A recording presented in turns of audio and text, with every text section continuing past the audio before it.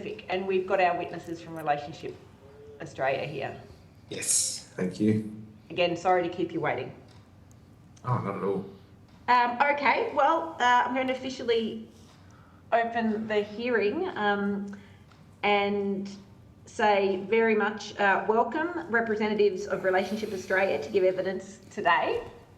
I'm going to ask you for the Hansard record if you would please state your full name and the capacity in which you are appearing before the committee today. Sure. Good morning. My name is Nick Tebby. I'm the National Executive Officer of Relationships Australia. I'm Dr. Susan Cochrane and I'm the National Policy Manager for Relationships Australia. Thank you very much. And because I'm a little bit discombobulated and we had another witness before that was supposed to come on and didn't, I have forgotten, firstly, to do something which is very important and acknowledge the traditional owners of the land on which we are all meeting from one side of Australia to another today, from Perth to Melbourne and Sydney and regional Australia. Pay my respects to their ancestors and elders past, present and emerging, and extend that respect to all Aboriginal and Torres Strait Islander peoples and their cultural and spiritual connections to Australia's land and waters. Joel or John, do I need to move for a subcommittee? Yes, Chair, that would be a good idea. We have quorum now, but some people will be sort of coming and going throughout the day and throughout tomorrow. So it'd be a good idea to set it up now. And the names that you've given me in the papers are still the right ones? Yep, Chair, anyone you can see on your screen now would be fine, but the names in the papers are good, so. Okay. Can I ask that one of the committee members present move the following: that a subcommittee be formed consisting of the chair, Mr. Conahan, Ms. Cheney, Ms. Ware, Ms. Miller-Frost. I'll add Mr. Woolahan in there for safe measure, for the purpose of conducting public hearings and taking evidence on 28 February and 1 March 2023 for the inquiry into online gambling and its impacts on those experiencing gambling harm. I'll move that, Chair. Thank you. Thank you, Ms. Cheney. So as everyone already knows, this hearing will be broadcast and the transcript of proceedings will be published on the Parliament's website. I might now we'll briefly introduce ourselves. As you've worked out, my name's Peter Murphy. I'm the chair of the committee. I represent Dunkley, which is southeast Melbourne. Deputy Chair, would you like to introduce yourself? Chair, Pat Conahan, Deputy Chair, member for Cowper. Good morning, everyone. I'm just going to go around the way I see you all on the screen. Ms. Ware. Good morning. Jenny Ware, MP for Hughes, down in the south of Sydney. Ms. Cheney. Hello, Kate Cheney, independent member for Curtin in Western Australia in Perth. And Ms. Miller-Frost, last but not least. We also cover Adelaide now. You do. Hi, Louise Miller-Frost. I'm the member for Boothby, which is suburban Adelaide. I'm going to turn my screen off because I've got very bad reception here at the moment, but I'm here. Thank you. Now, thank you. Back to our witnesses.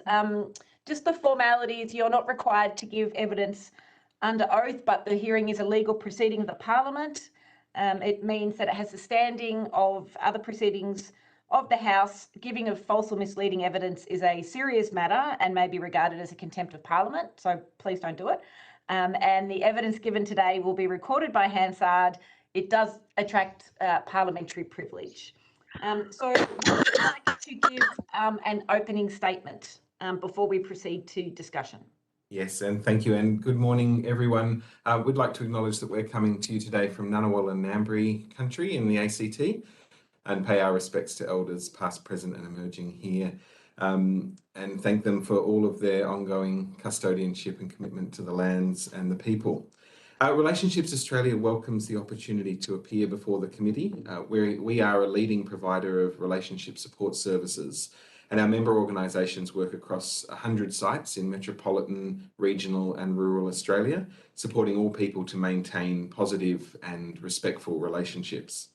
Our members have been providing gambling help services for approximately 30 years, And the services, these include counselling, education and financial counselling for people experiencing gambling-related harm and their families.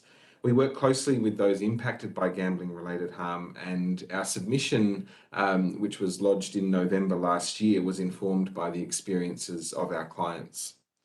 We know that the expansion of online gambling has been rapid, sustained and escalating.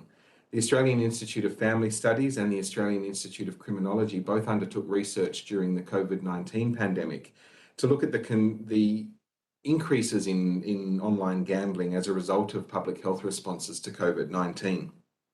ACE noted that 1 in 3 participants had signed up for new betting accounts, and that online betting accounted for 78% of participants betting, which was up from 62% prior to COVID. The place of online gambling in our society is a contentious and emotive issue. In preventing and minimising online gambling-related harm, we recognise that no single strategy could ever be totally comprehensive. However much is achieved, there is always much more that can be attempted. The regulation of online gambling through traditional consumer provider conceptualisation is inherently flawed due to the asymmetries of information and power. And gambling-related harm almost always includes a complex mix of health, financial, relationship and social issues that can span family violence, mental health issues, substance misuse and homelessness. Addictive behaviours on which gambling thrives are not easily countered without comprehensive understanding of those triggers and the symptoms that drive them. Relationships Australia notes the developments in recent years which signal policymakers' intention to put in place appropriate regulation. However, a consistent and fearless commitment to action is necessary to ensure that the regulatory framework remains appropriate in response to emerging technologies and products.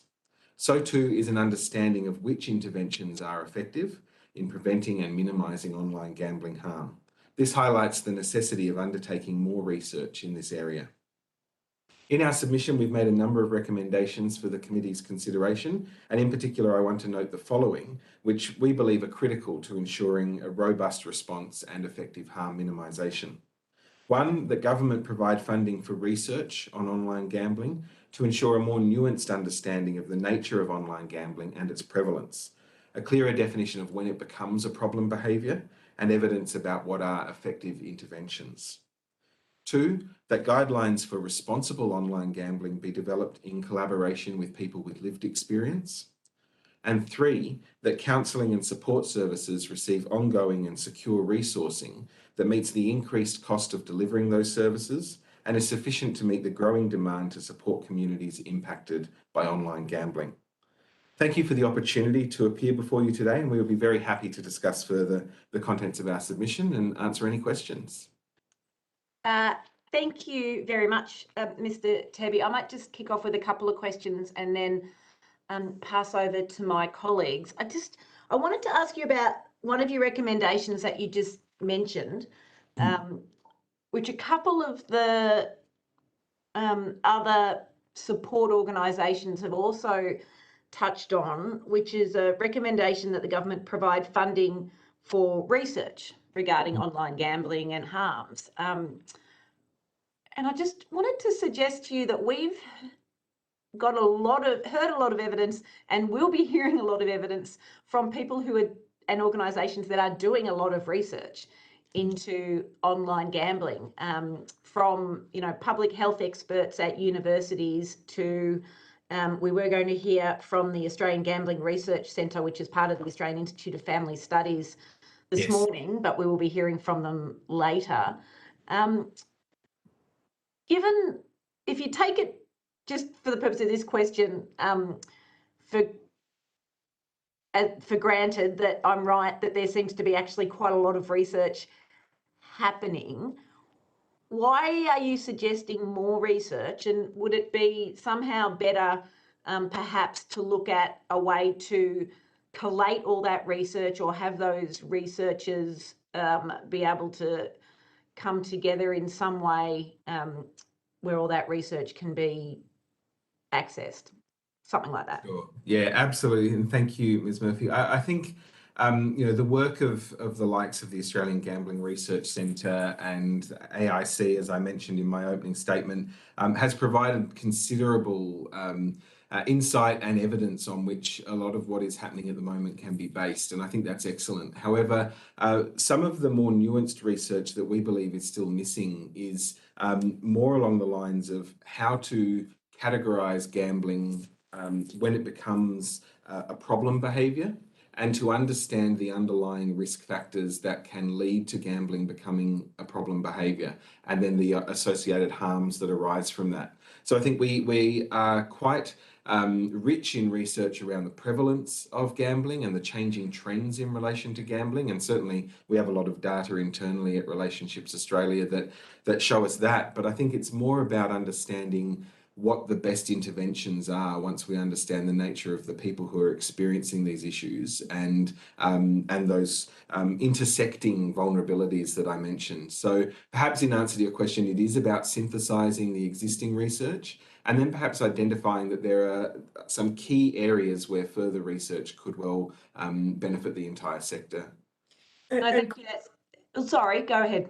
And if I could add to that, Chair, I think also there's one of the things that's brought out very clearly, both in our sub and also the submission from the Australian Institute of Family Studies, is that online gambling is dynamic. It's constantly changing and evolving. The kinds of features that it has is also evolving. So it would be useful to start building in a research component that is longitudinal and that monitors the emerging tech and is able to pinpoint the ways in which emerging tech can elicit harmful gambling behaviour, can perpetuate harmful gambling behaviour, and what interventions might best counter that. As long as we're doing interventions, we really do need a research base that's contemporary and up to date to enable ongoing evaluation of the efficacy of interventions. We know that money for support services is always going to be finite. We want to make sure that we're putting that money into the most effective interventions we can, and research is a huge tool to enable us to do that. Yeah, no, thank you for that. That's helpful. I mean, teasing that out, it does seem like what might be useful is some role for bringing researchers and academics and bodies together to talk about what research might be useful and how to design something ongoing. Sorry, did I interrupt you? This is No, just agreeing with you. All right, I've just got one more question before I hand you over to Mr. Conahan. In your submission at page 3, which is essentially your, starts at page 2, your point number 3 about the effectiveness of existing consumer protections aimed at reducing online gambling harm, you say a couple of things. One is that it is difficult to determine when online gambling becomes problematic. And you also say that we know there are many impacts common to online and offline gambling, but in our experience, online gambling appears to increase the scope and intensity of problems for gamblers and their families. I was just wondering, in relation to both of those assertions, if you might be able to just expand on them a little bit. Why is it difficult to determine when online gambling becomes problematic, and how would that be different to gambling at a club or a race course or wherever? And from your experience, which I take it isn't necessarily research, but is sort of the lived experience of working with people, why would you say that online gambling appears to increase the scope and intensity of problems? Sure. And I think in answer to both those questions, it's important to note the inherent nature of online gambling as private, very much something that can be contained within a person's smartphone or other device and is not on display in the way that, say, more traditional modes of gambling were and are. And with that in mind, it is much easier for it to stay hidden as a problem for longer. That combined with the fact that it is with the increase in ease of access of online gambling means that it is available 24/7 to a person who wants to use it. And so this nature of its availability, both ease and in terms of private and independent, makes it both difficult to monitor and therefore to understand when that has become an addiction or is having harmful consequences. And often, as you will have seen in some of the client stories that we've reported in our submission, it's only when someone has for years been caught in the trap of online gambling, unable to extricate themselves, that their loved ones or their family discover that, you know, life savings have been lost and you know, salaries have been devoted to that perpetual cycle. So it's harder for it to become obvious, I think, is the main answer to your question. And I think also the online and the private nature of that escalates the disinhibition that people feel in terms of gambling. And another, related to that, another very important difference is that in terms of online gambling, you can use your credit card, whereas most offline gambling, most of what I think APES calls land-based gambling, you cannot. So there's a greater scope to spend money you don't have on online gambling. And because of the online nature, there's a heightened sense, or there can be a heightened sense for some people of unreality of it all. And I think particularly if you look at someone who has started as a child or a young person, gaming online, gaming for skins and doing loot boxes and all of that, and then they transition to gambling for money online, that can heighten the sense of unreality in terms of what they're losing. Okay. Just quickly, just in terms of credit cards, my understanding is, I mean, that's been a recommendation before to get rid of credit cards, and that the government, I think, has said that that's something it's looking at or adopting. If we took out the credit card part of it, there's still all the other things you've mentioned, but it would be not as bad. It would be not as bad, and at least people would not be able to use money they don't have. And so that it would definitely be a harm reduction measure that would be helpful. Thank you, Deputy Chair. Thanks very much, Chair. Dr. Cochrane, I'll just go back to what you just raised, and that was the link between online gaming and later on online gambling. The data that you've gathered over the past, let's say, decade, could you give us some insight into the increase and whether that is a tenuous link, and you know, the propensity of people to go from gaming to gambling? I don't agree that it's a tenuous link. I think that that the evidence that we've put forward in our written submission and that I've seen in other submissions does demonstrate that there is a link.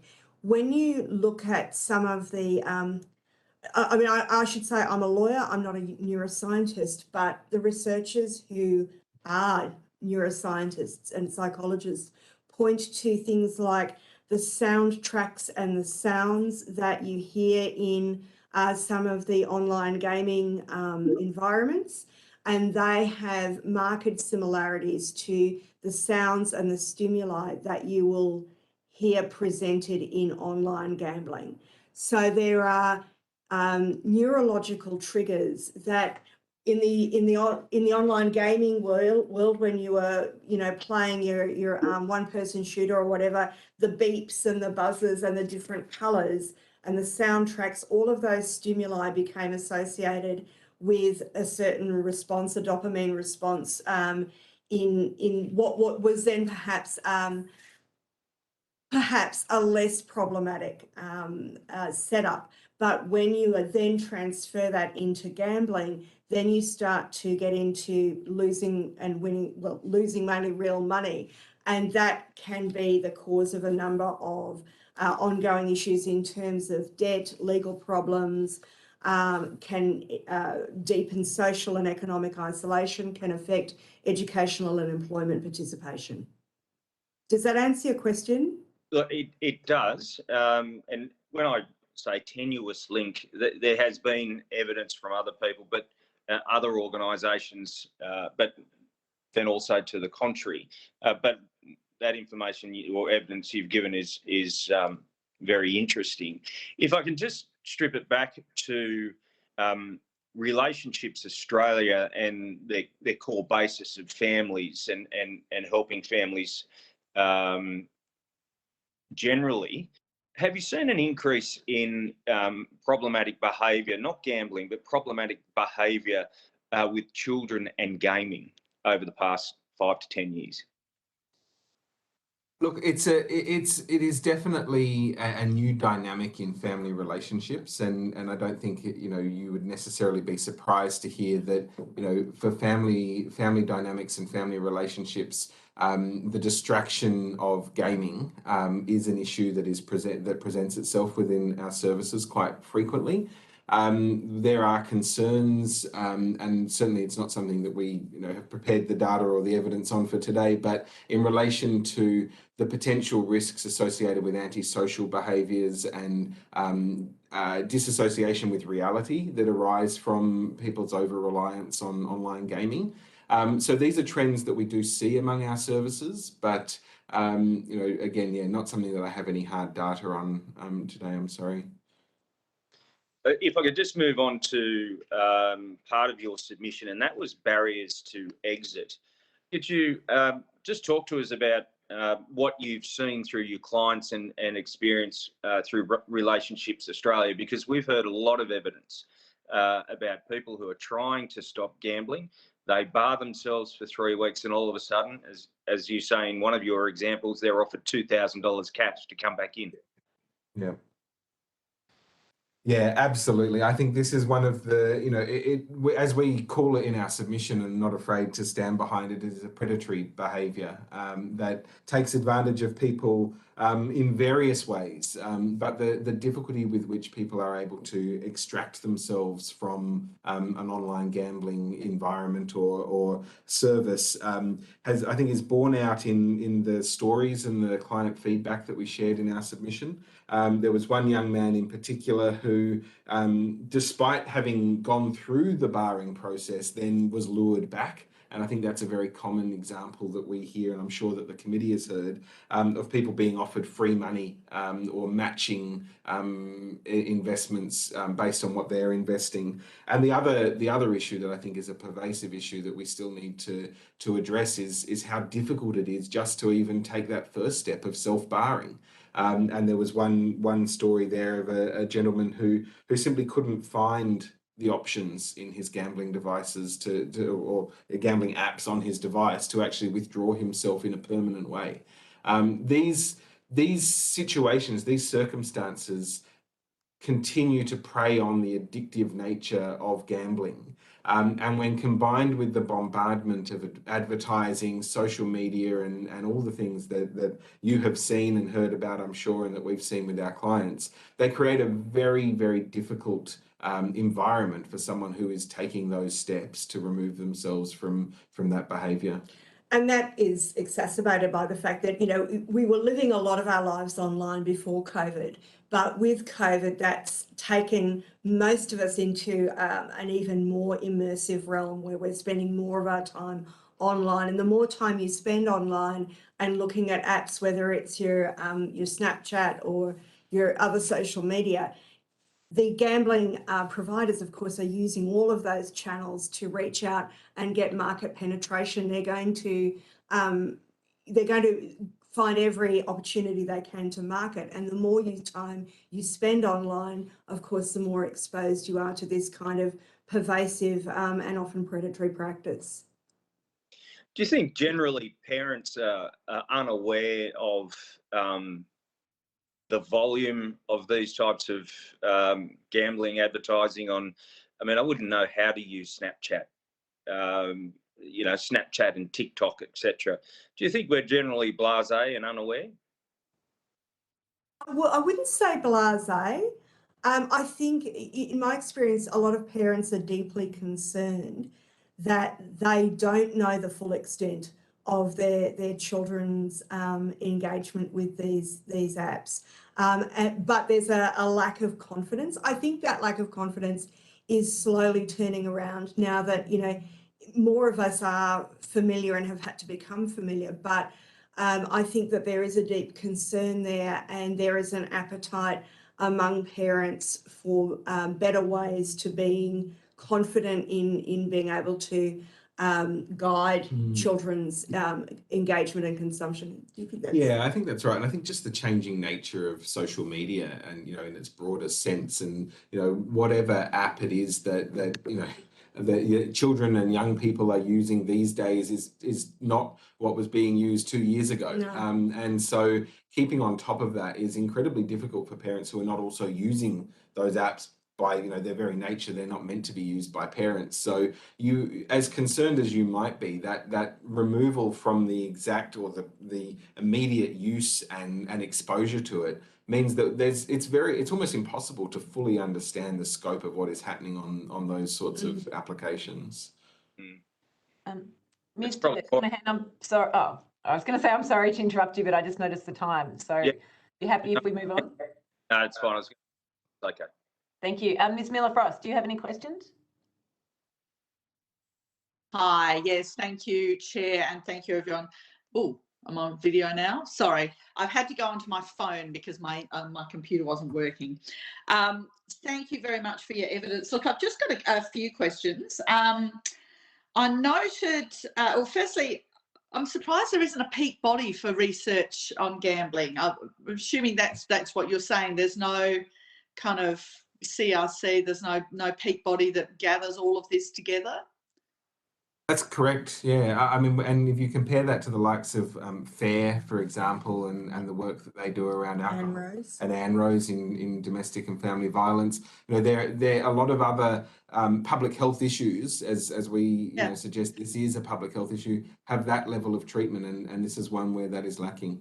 Yep. Okay. In your recommendation around an awareness campaign, you have the notion of promoting tips for safer gambling. What we've heard from some of the other witnesses previously is that this is almost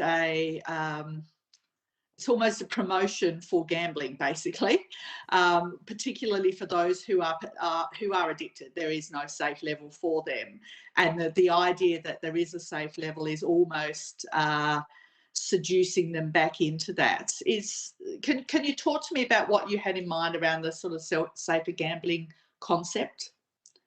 Absolutely, and look, I think those are really valid points, and I certainly would not, we would not detract from them at all. I think, you know, certainly some of our members, and I think, you know, it bears out in our submission, the view is that removing gambling advertising altogether is the utopia, is the ultimate goal. And if we take a true public health response and we learn from the response to tobacco and other harmful products, that is where this could lead. And we certainly at Relationships Australia, we would not stand in the way or oppose that in any way.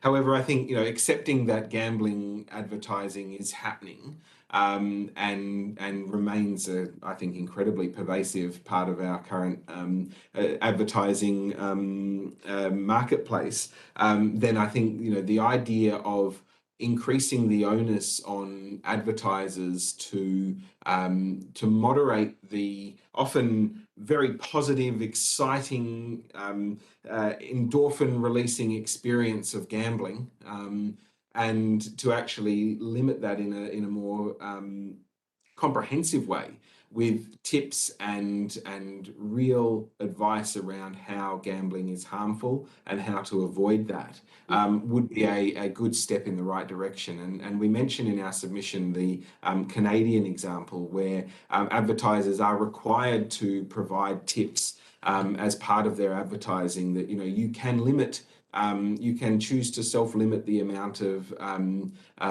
money that you will spend in gambling. Here are some ways that you can do that. So to actually include that as part of their advertising campaign would signal that, you know, over and above the current sort of addition at the end of a quick one-liner about the problems of gambling, would signal that actually this is being taken more seriously, and that people who are engaging with gambling should pay attention to that. I mean, it's definitely not as good as banning advertising altogether, but we think it's an important step. Yeah, thank you. And just one more question. Some of the evidence that you've just given includes kind of the all-encompassing nature of gambling addiction. And we've heard from other witnesses pretty much the same, that, you know, everything in their life is they can't go to sport, they can't go on social media, they can't Google, they can't watch TV, they can't watch radio. In terms of the programs you run for people who are experiencing gambling addiction, like how do you actually, how do they have a life in this modern world when we are so bombarded by messages in so many ways, and particularly, you know, with the social media sought out? Because I have to say, I don't gamble, and I never see those gambling ads because I'm clearly not their target. Well, okay, I'm glad to hear that on your behalf. I'm not They are targeting the people who are gambling, so, you know. Well, yes. That's right. But I mean, but to your point, I mean, you can't watch free-to-air television without seeing an advertisement for gambling. So I think even as someone who's not targeted, they are there, and that just makes your point even stronger. It is an incredibly challenging time to work not just with the person affected by harmful gambling behaviors, but with their family, because often if they can't go to sport or watch TV or listen to the radio, then nor can their family if they're living together. And so it is a difficult process, and the work that our counsellors and support workers do with these families and with the people who are impacted by this is to really reset the relationship first and foremost, and to create that situation or support network of the people around them, and give them not only the important and, you know, highly beneficial support that they draw from that, but also something to enjoy. You know, if you've got strong relationships, if you have respectful relationships, you can rebuild. And over time, people are able to re-enter those various, mechanisms and avenues for entertainment, because they'll have developed coping strategies and they'll have the support of their family. But the family is a crucial component of resetting someone who is experiencing harmful gambling behaviours. But the aim is, from a strengths-based approach, to capacity build both of the person who has the addictive behaviour and those around them. So it's a whole capacity building piece for the relationships that person has. Thank you. No further questions, but I will just say I really liked the concept of primary, secondary and tertiary prevention from a public health perspective. I think that's a good categorisation. Thank you. Thank you. Thank you. Ms. Cheney. And my first question is just a follow-up on that. Can you speak more about that primary, secondary and tertiary prevention approach? So yeah, absolutely, and thank you. I think, you know, as any public health approach would tell us, and there've certainly been, you know, studies and research into this previously in other areas, that if you don't take a holistic approach to a public health issue, then there remain risks for whatever you do to come unstuck and to not have the desired impact. So the way that we've categorised it, and I know in their research and their submission, AFES have also put forward a similar proposal as something that really does look at primary prevention as a starting point, and how to work with at-risk people and build that capacity prior to gambling becoming a problem as a crucial step in preventing ongoing harm from online gambling and other forms of gambling. And then as a person becomes involved, there are obviously interventions that are necessary that can work with them around and scaffold around the experiences that they're having. And then there will always obviously be a need for crisis interventions and tertiary support for people who are significantly impacted by gambling harm. So it is about taking those multiple different approaches at the same time to try and tackle this as a public health issue. And it's also those layers of prevention, and we work at each of those. The magic in primary prevention, or a big part of the magic, is that it's a universal service. It's a soft entry. It lacks, because primary prevention is directed at the whole population, regardless of level of individual risk. Because it's directed at the whole population, there's an absence of stigma and shame there, because it's being directed, those measures are directed at everyone. And so that offers perhaps a shame-free approach for people to come and raise their hand and ask for help.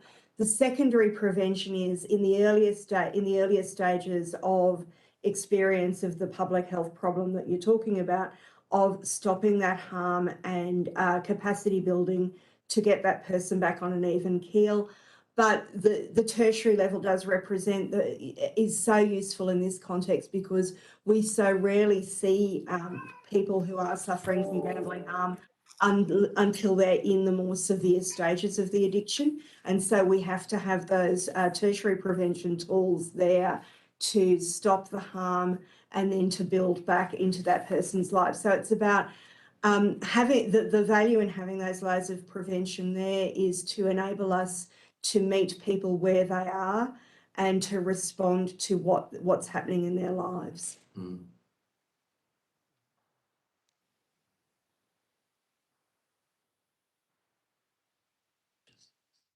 And Kate, we can't hear you if you are talking currently.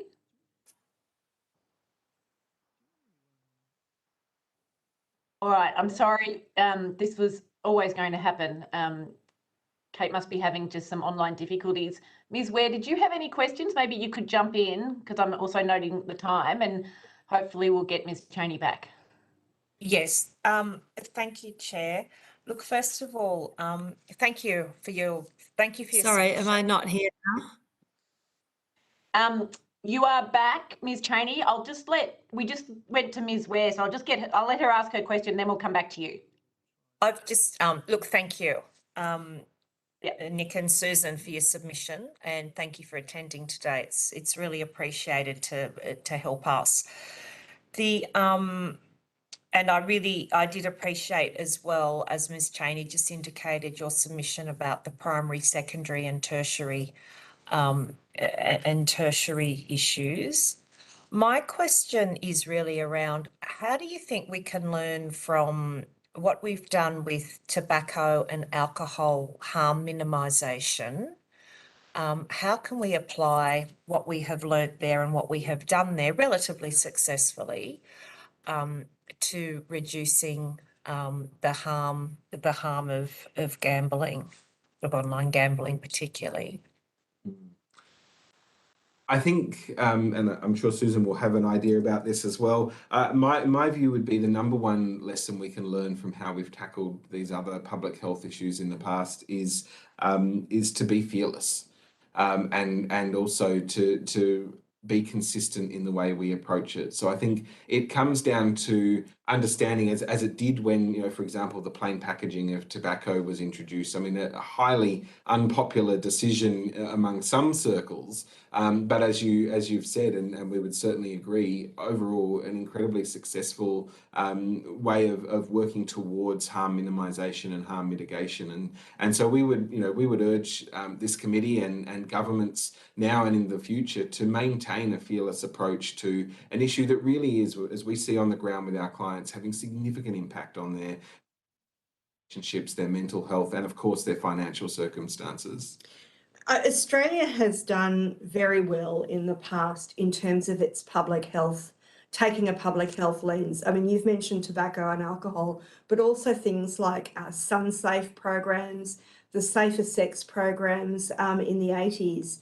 Treating those issues as public health issues was really key to empowering people to come forward and ask for help without shame and without judgment. If you position this as a gambling issue, if you position the online gambling as a public health issue, it becomes exponentially easier to allow people to seek help where gambling has moved from being a harmless diversion, as it is for some people, and we recognise that, where that has moved from a harmless diversion to something that has potentially devastating effects across every domain in someone's lives.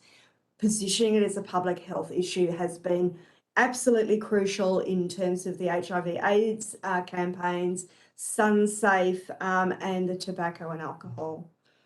And I think just sorry to follow that up, it requires a really nuanced approach. And I think, that model of primary, secondary and tertiary is important here. But, one of the issues that we've made in our submission and would make again is that, the support services for people experiencing gambling related harm need to be front and center in that response. And I think one of the issues we have at the moment with low uptake of people reaching out for support is because of the sorts of things Susan has mentioned: the shame, the stigma, the associated issues with actually asking for help. And so if we approach this from a much more public, universal approach, then we would hope that the variety of support services that are available to people will be better used and will become a really critical component of helping people overcome the harms that they're experiencing. And of course, the more effective you are in your primary prevention, the less expensive tertiary prevention tools you need. Yes. Thank you. That was all that I had, Chair, but I just wanted to say I particularly liked your word fearless, that we have to have a fearless approach to this. I think that's right. So look, thank you. Thank you both very much. Thank you. Thank you. Now, Ms. Cheney has one more question. So we've got her back, I think. So I'm going to throw to her. Yes. I'm just going to note that we are already a little bit over time, which happens when I chair everything. So you give very thorough answers. We've got a bit of time, but We'll be we quick. are a little bit over. Thank you, and I won't turn the video on. My question is just about whether you see people seeking help, or at what point it gets bad enough so that people seek help, and whether there are differences between help-seeking behaviour for online gambling versus land-based gambling. Yeah, look, help seeking is an issue we could actually spend the next day talking about. So I'll try and be very brief given the chair's comments, but I think there are real significant issues around help seeking. And I know that our submission is not the only one that's raised those, because it is a low uptake or a low set of numbers of people seeking help. Often it is only discovered when there are other issues that are often the presenting issues. And so we conduct at some of our sites universal risk screening, and often harmful gambling behaviours are only identified as part of that, and then people are referred appropriately. So it's very rare that people will seek help. I think in the online space, potentially even more so because of that private and hidden nature that we talked about. I was really taken by, I think it was the Australian Institute of Family Studies submission, in which they said that perhaps we need to think about other ways of providing that help, particularly if online gambling is an online problem, then app-based counselling and online counselling. I mean, we do that already in family relationships. There's online counselling, there's telephone counselling. So maybe expanding the scope of services so they're more available will be helpful. But coming back to Susan's point before, I will be quick, is that community education, community outreach, group work, all of that primary prevention work that builds capacity and empowers people to stop before it becomes a harmful behaviour are going to be just as important because of the trends we see around help seeking. And we, as I mentioned before, we often see people only, I mean, and as Nick said, when they're presenting for something else, they're presenting because of mental health issues and they haven't been able to get in to see a psychiatrist or a psychologist. Privately, they're presenting because of family violence, they're presenting because of family separation. So often we see someone only when they come to us, only when the rest of their life has been completely devastated. They've potentially lost their partner, they've potentially lost access to their kids, they've lost their job, they're perhaps in legal problems with debts. and their life is in shreds around them. And we would really like to be able to pull levers at a much earlier stage. Thank you very much. As you can see, Thank we're you. very interested in this topic and we could ask you many more questions, but we have another witness who we must get to very soon. We really appreciate you giving your time today to the committee. I'm sure you know this. You will be sent a transcript of the evidence and have an opportunity to request any corrections to transcription errors. I don't think you asked to take anything on notice, but if there is anything that you think of that you would have liked to expand on or clarify, please feel free to send that through to the Secretariat. And again, on behalf of the committee, thank you for your time. Professor Gordon, I see that you've logged on. We're going to take a quick 3-minute break and we'll be back on at 10 o'clock. Thank you very much. Thank you. Bye-bye. I can see you, Louise is here. Kate, I know you're still having trouble, but are you online? Yes, I am. Excellent. I'm going to try on my phone. Look. No, we can hear you. So that's terrific. And we have a witness. Great. All right. Well, we might resume the hearing now then. And I want to welcome Queensland University of Technology to give evidence today, not the entire university, obviously. Professor, for the Hansard record, could you state your full name and the capacity in which you appear before the committee today? Thank you. I'm Professor Ross Gordon from Queensland University of Technology, and I lead a programme of research in gambling at QUT, particularly focusing on sports betting. We've been running an Australian Research Council funded project over the past 3 years, looking at how technology and marketing are driving sports betting behaviours, particularly looking at apps and so on. So in that capacity, obviously, this is a very relevant inquiry for us to submit to. No, thank you very much. Absolutely on the money for the inquiry that we are holding. I'll just tell you the formalities very quickly. You're not being required to give evidence under oath, but the hearing is a legal proceeding of the Parliament, which means that giving false or misleading evidence is a serious matter and could be regarded as a contempt of Parliament. I know you won't do that. Your evidence will be recorded by Hansard, so there'll be a transcript. I understand that you're appearing from outside of Australia, is that right? Yes, I'm currently on research leave in the UK at the moment. Half your luck.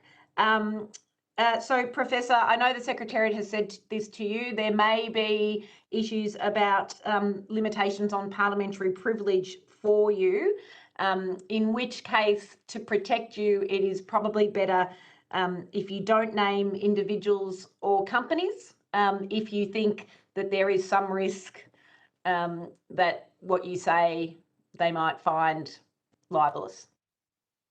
Understood. And I know you understand that. Yeah, understood. Terrific. What time is it in the UK? It's 11:05 in the evening. So, but Well, thank you. I'm used to this. It's, you know, we work with people around the world, so it's pretty normal. Okay, great. Well, you're in the middle of your workday then. Thank you for giving evidence. Did you wish to make a brief opening statement before we turn to discussion? We've got until about 10:40 for your evidence. Sure, absolutely. I just basically kind of introduced myself and the background to the work that I do. So the area that I work in is really health and social behaviours and behaviour change. So that's my area of expertise. I'm a member of the WHO's Technical Advisory Group on Behavioural Insights and Sciences for Health, and I work across a number of health and social issues, including gambling, but also alcohol, tobacco control, mental health, and also energy consumption behaviours.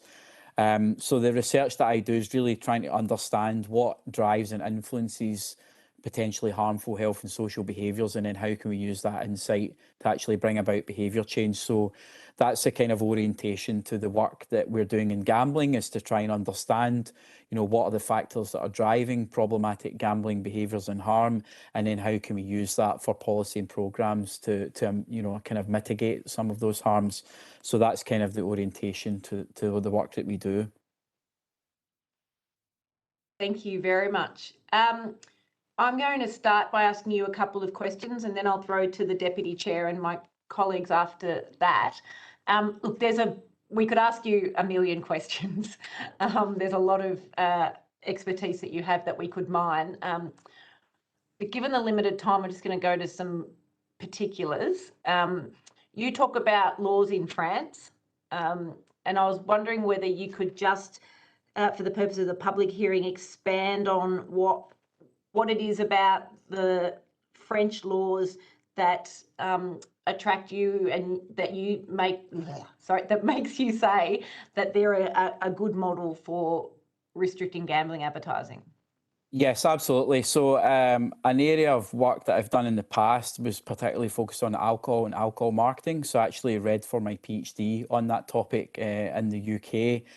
And when I did that research, we looked at what are the different regulatory environments around marketing of alcohol. And that obviously this kind of relates to other potentially harmful products like tobacco and gambling, which is the focus of this inquiry.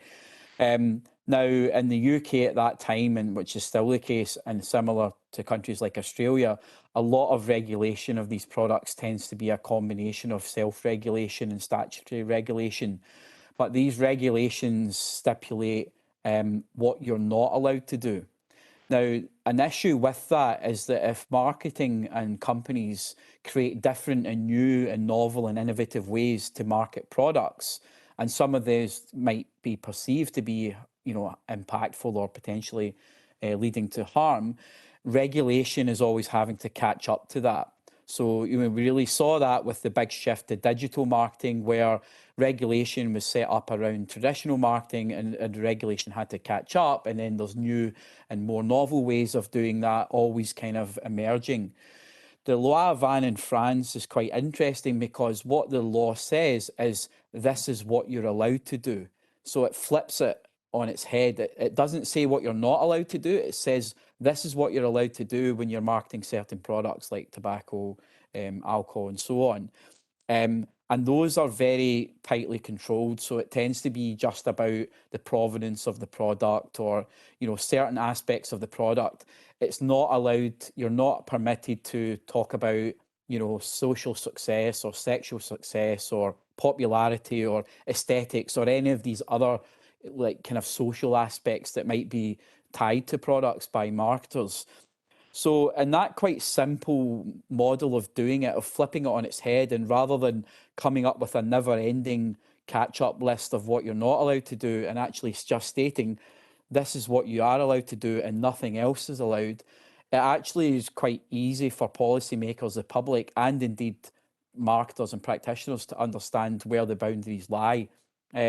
So that's been held up as a model of success, particularly around regulating alcohol marketing, and the WHO has referenced that in a lot of its policy work. And there are some emerging conversations in gambling around how to regulate gambling marketing where that has been suggested. It also very much aligns with the World Health Organization's best buy policies in terms of regulation of harmful products. Again, a lot of that's come out of work done on tobacco and alcohol control, but I do note that the World Health Organization has now set up a committee looking at gambling, and they are recognising that gambling is a significant global public health harm.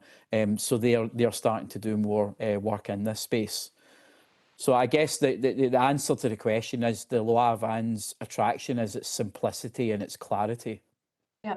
And so who or what sort of body in France then is the regulator or monitors whether the alcohol advertisements do things that are outside what's permitted? Well, this is set up as a legal kind of document, so it's not necessarily that you have kind of a voluntary or self-regulatory body like advertising standards agencies, as you do in other countries. Ultimately, this falls under the Ministry of Health. So the Minister of Health is ultimately the arbiter, and they do the monitoring. But in the French context, it's much rarer for companies to actually try and test the boundaries or see whether they can push beyond those boundaries, because it's statutory regulation and it's enshrined in law. It's the penalties for flouting that are much more severe. So we don't tend to actually see a lot of issues coming up in the French context where companies try and circumnavigate the law. And we actually see that to the extent where even when professional sports are played in France, you have teams that have sponsors from alcohol, even gambling brands. When they go and play matches in France, they actually have to take the sponsor off the jersey. So it is pretty well enforced, and it's pretty well adhered to as well, I would say. So does it apply to gambling as well as alcohol in France, or just alcohol? Though there has been conversations in France about whether gambling should be added to that, but no, it was primarily set up in the early 1990s to regulate alcohol and tobacco marketing. So when, with respect to gambling, it's been suggested as potentially an effective model, but no, it's not in place in France specifically to gambling. Okay. I'm going to ask one more question and then I'm going to throw to Ms. Cheney. We've heard a lot of evidence and we are aware of the inducements that are offered by online betting companies, matching bets and bonus bets. And we've also, I don't know how much evidence we've heard yet, but I know there's a flip side, at least in Australia, where people who are successful at using some of the inducements and win are then banned from the using that online betting company. What does your research say about the impact of those sorts of inducements and how they are used? Look, marketers are very good at their job and they're very effective at changing human behaviour. So they're the behaviour change experts, right? They know all the levers and tools to use. And, gambling companies are very, very smart in what they do and creating different opportunities, inducements and motivations to bet. Some of the latest product developments we're seeing are very interesting and very kind of still not as well understood in terms of what impact they're having on consumers. But some of the data that we've been collecting recently, for example, on group betting, things like Bet with Mates and online betting groups that can even go global, are actually creating that kind of social norm and social dynamics around betting, which are very powerful. We know that consumers are often influenced by peers and social norms.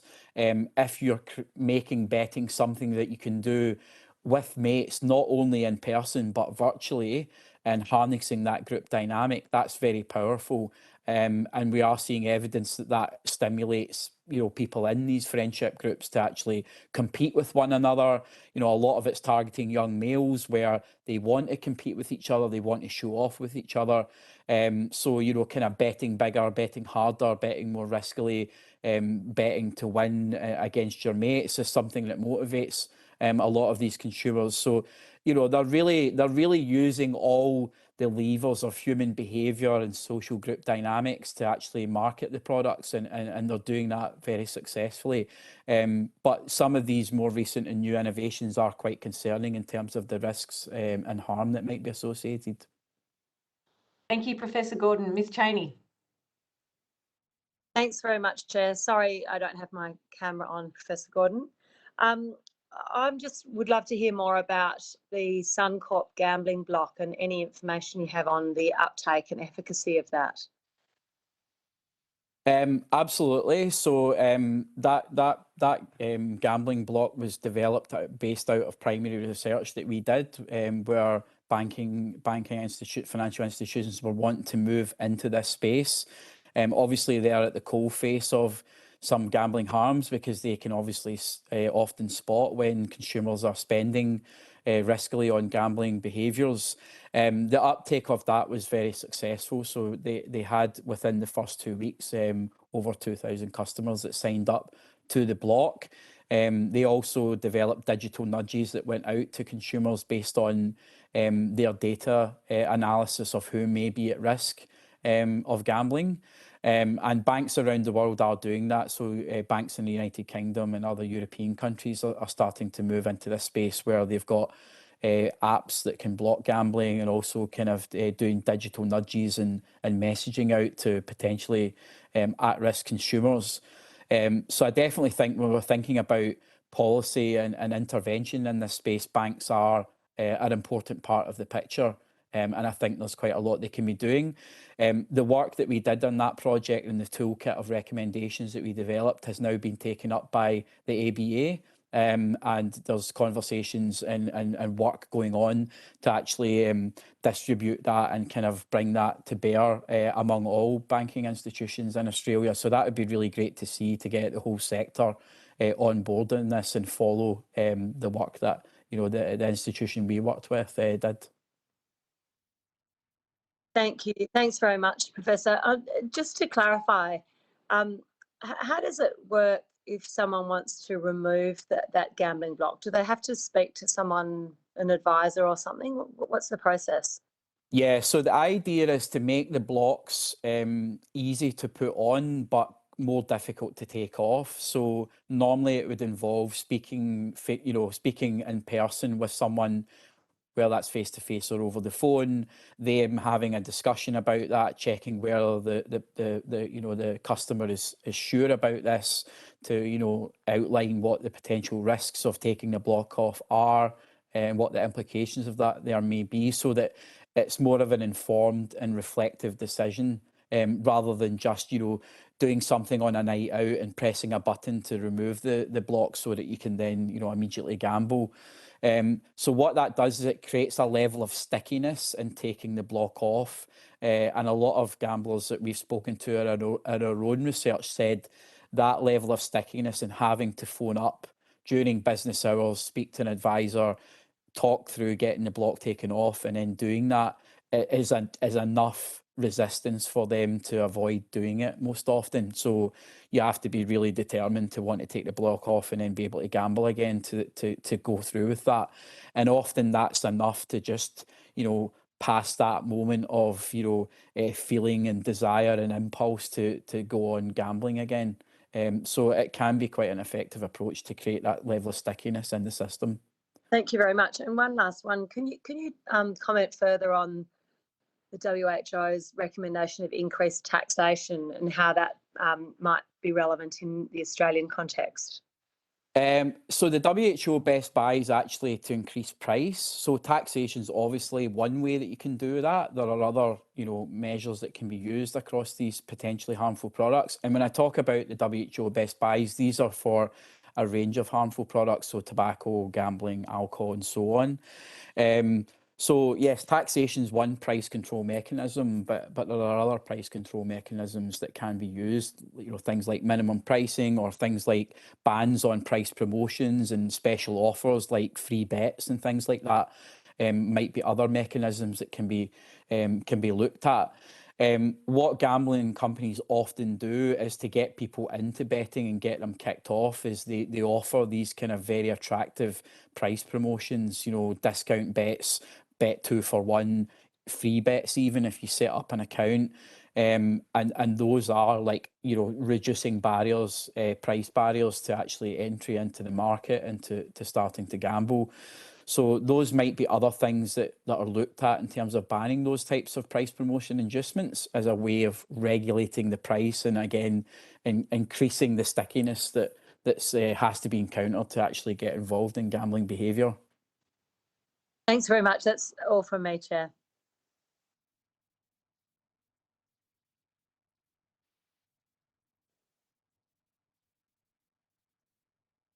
You're on mute, Chair.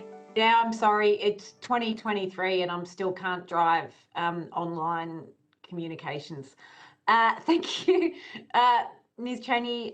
Ms. Miller-Frost. Thank you, Professor, and thank you for getting up in the middle of the night. Look, I'm also really interested in the WHO committee. We heard from the previous witnesses that there isn't really a peak research body in Australia in terms of putting all of this international or national evidence together. Is that sort of what the role of the WHO committee will be? And how will those recommendations, I mean, I presume they're kind of opt-in, here's some best practice. Is that how it will work? Generally, the WHO is there to give advice to member states about, policy and practice in these particular areas. The work in gambling is still quite nascent, so it's quite a new area for WHO to be going into. So at the moment, it's kind of foundational work. What is the evidence? What might be the best practice that we recommend to member states? What is the impact of gambling on health? And health from quite a broad perspective. So you've got mental health, you've got physical health, you've got family health and social health as well.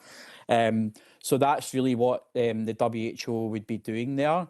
Obviously, that would be trying to make sure it's evidence-based. But in terms of a clearinghouse for the latest research insights and knowledge, not necessarily that's what its core function would be. So I think in the Australian context, having a body or a hub or an exchange of the latest insights would be an excellent idea. We do need to be right up to date on what's going on in this space. As I mentioned in the submission and earlier today, the gambling market is very, very dynamic, fast-paced and changing, especially the online online part of gambling. Online sports betting is the fastest segment of the gambling market globally. If you look even at countries like the United States, where they've legalized sports betting, it's growing exponentially there. So this is a global policy issue, and policymakers are grappling with this around the world. In Australia, but even more so globally. I think all policymakers around the world would love something like that, but something like that doesn't really exist at the moment, no. Mm. And is it your view that the French framework, flipping the positive to the negative in terms of what's legislated, is kind of best practice in this area? It's often held up to have been best practice, particularly in tobacco and alcohol marketing, and a lot of the same phenomena are playing out when we talk about gambling. If we look at gambling marketing, it's growing exponentially. The market is growing. We're starting to see these health and social harms. We're starting to realise that voluntary and self-regulation is not being that effective. These were similar, events that played out in tobacco and alcohol marketing until eventually, bans were introduced. I'm not to say that that's going to happen immediately in gambling, but we're now seeing the really significant health and social harms that this explosion in gambling is creating. And I suspect that, where we might end up is in a similar space to that. So an attraction of the Loi Van is, it has been held up as being a very successful model for regulating tobacco and alcohol marketing.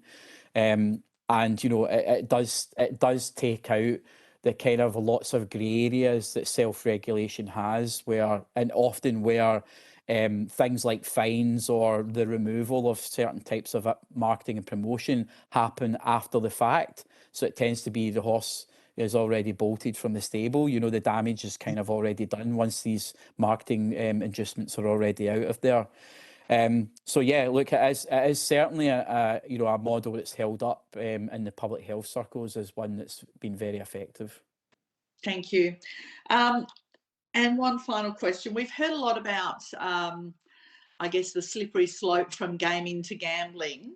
And I feel like I probably should know the answer to this, but are the gambling companies themselves getting involved in gaming, or are we looking at fundamentally two parallel industries that both have an interest in locking in their consumers through whatever means, and it just happens to be, I don't know, they're learning from each other or the similarities? Like, is this a design feature of the slope, or is it just a little bit parallel coincidental? There are some overlaps. So some companies operate in both spaces, some do not, and they're separate. The other thing that we're seeing in the gambling realm, and we saw this with alcohol and tobacco as well, is you get kind of a lot of mergers and acquisitions, so that you get bigger global corporations that tend to control the market. So we're starting to see that in the gambling space, and that's been accelerating over the past several years. In the Australian market, for example, we've got one of the big UK players, Ladbrokes, has entered the market, and they've bought up a couple of Australian-owned operators. So we're starting to see these global corporations that are starting to have a stronger power and control over the market. And obviously they can then use that market power to lobby, to influence, to develop products and technologies very effectively, because they've got those economies of scale, and they've got that financial muscle to do that. So I would say there are synergies and overlaps and links between these two domains, and there is increasing concern that in effect gaming is acting as a gateway, especially for younger people, for youth that might get into gaming that end up into gambling. And there are concerns around things like loot boxes, where it's gaming, but there might be money that's getting spent and money that's being effectively gambled as well. So there are very blurred lines and overlaps, and I think that it's definitely important to consider gaming within the wider gambling environment and stratosphere. Okay, sorry, Chair, I've got another question out of that one. You said at the beginning that your area of expertise was particularly around behavioural. That gaming for children and teenagers at a developmental stage of their brain, are we actually, they, training them basically to be the future consumers? Is that what we're talking about here? It's actually is it changing the way their brain works, basically? Well, it's partly about changing the way their brain works, but it's also environmental conditioning, right? I mean, what marketers want to do is create a normative environment for gambling in Australia, right? It's everywhere, it's every day, it's part of sport, it's part of everyday life, it's part of what you do with friends, it's part of what you do on a night out, it's part of what you do as a teenager.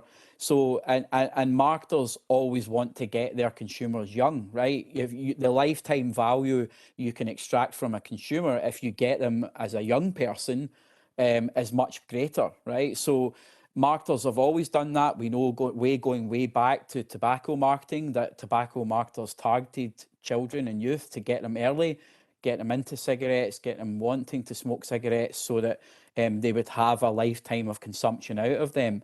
Alcohol has been similar. My PhD research was on alcohol marketing to teenagers. We're talking about under the legal age of consumption, and we found strong evidence that marketers were using tactics that would be attractive to children and adolescents, and kind of inducing them to start drinking. And we are seeing that with gambling as well. Gambling companies will deny this. They'll claim that marketing's only about brand choice. It's not designed to influence behaviour. It's not designed to attract people to start gambling or gamble more. But there's overwhelming and consistent evidence across various domains that marketing does influence behaviour, and the reason why they spend billions of dollars on it around the globe is to get people to consume their product. Otherwise, why would they do it? Correct. Yeah, thank you. Chair, I'll leave it there. If we have time, I have another question, but I'll let someone else have a go. Thank you. Deputy Chair, did you have a question? Or? Look, I was going to ask about the professor's statement, understanding what drives the thinking and how can we use that, but I think Louise has just asked that. I guess, Professor, just on how we use that information in terms of people rather than policy, is there anything you can give us any insight into that, changing behaviours rather than changing it through policy? Look, I mean, I'm going to quote what we've been working on with the World Health Organization around behaviour change. This has been a very interesting initiative set up by the Director General to try and correlate all the knowledge from across the behavioural and social sciences to think about how do we change behaviour to improve health. And we kind of distilled that round to 3 pillars. So you need to make sure the motivation's there at the individual level. You need to create a socially supportive environment for behaviour change, and then you need to create an enabling environment. And that's why it's difficult to think about things in isolation. If we want to change behaviour, we can't just pick 1 or 2 things. We need to kind of do it all and kind of holistically. So we need to change policy. We need to create that socially supportive environment to get people to stop gambling or gamble less harmfully. And we also need to kind of create the motivation to do that as well. And those things have to occur in combination. That's what we saw in tobacco control, so that we're at the point now in Australia where tobacco smoking has been denormalised and rates of smoking have fallen dramatically over decades, is that we used those different levers in combination. So yes, policy change is going to always be critical there. A couple of other reflections on what we could do in that space. I think we also need to be looking at and recognising that the offer by gambling companies is attractive, right? It's fun, it's engaging, it's exciting, it's exhilarating, it's something to do. It's an escape from the drudgery of everyday life, work, things like that, stresses that you've got. And what alternatives are we offering if we are saying to people, don't gamble? Some behaviour change programmes that have been very successful, I'm thinking about alcohol cessation programmes like Hello Sunday Morning, one you might be familiar with in Australia. They use a lot of positive framing about alternatives. What can you do on a Sunday morning if you don't have a hangover and you haven't been out drinking all night? You can go out and do all these activities, get out and involved in life, live your best life. A lot of the Hello Sunday Morning marketing is through Instagram, and it's very much about, look at the exciting things that you can do and these alternatives to drinking alcohol.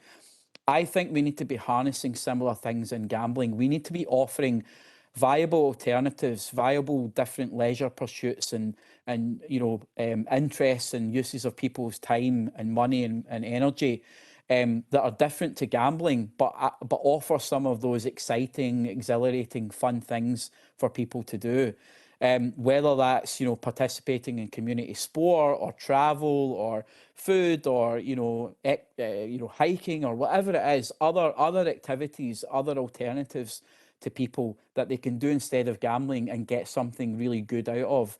And it gives us a competitive offering in the marketplace for behaviour change that means we compete better with what the gambling companies are offering. The evidence from behavioural science suggests that positive framing is more effective than lecturing people about all the negatives. Gambling is going to lead to bad things, bad outcomes for you. It's going to lead to harm.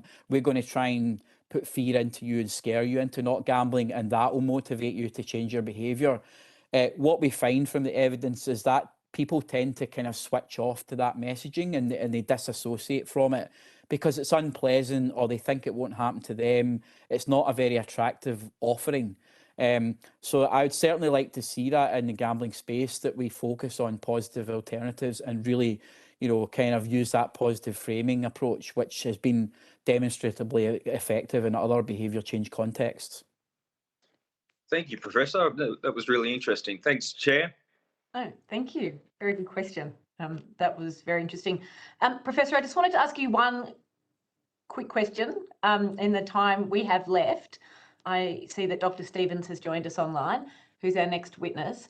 I see from your submission that you've done some very recent research on counselling services and help services for people who are experiencing gambling harm. And a lot of what you said, I think, is what you're getting at in the conclusionary sentence in that paragraph about, focusing on the individual level behaviour change are difficult to achieve without addressing the social and structural environment that shapes gambling practices in Australia. Yeah. So I think you've covered that, but I guess I wanted to just ask you, your research, looking at services sort of across Australia? Was there a particular state that was focused on? And if there was something in particular, in addition to more funding, which is always part of the answer, that you would suggest a government should look at to improve services for people who have already fallen into problem gambling or experiencing harm? Yeah, I mean, look, you touched upon that. A big issue that came up repeatedly. We spoke to gambling stakeholder services across Australia to talk to them about some of the issues and challenges in service provision and service uptake. We also spoke to gamblers about that as well, and noted that a lot of gamblers just said they would never think about wanting to access these services because they weren't attractive to them, or they had negative experiences with them. Yes, funding matters. I think service experience and service quality matters as well. If someone does actually reach out to a gambling support service and then they have a bad experience, that's very off-putting, not only to them, but they're likely to tell other people. We know from marketing research that in terms of word of mouth marketing, people are far more likely to relate to others a negative experience than a positive one. So if you go out to a restaurant and you have a terrible meal, you're likely to tell all your friends. If you go to a restaurant and have a great meal, you might tell one friend, right? So that's really corrosive impact when people have a negative service experience in gambling support services. And unfortunately, we picked up in our research that that was happening quite often. People would have, a lack of responsiveness, have to wait a long time for an appointment, often be felt that they have to drive the conversation rather than actually get support, kind of tell me your story and you're in charge of kind of where we go in the direction. When they said, actually, I'm calling you needing help, I need you to direct things.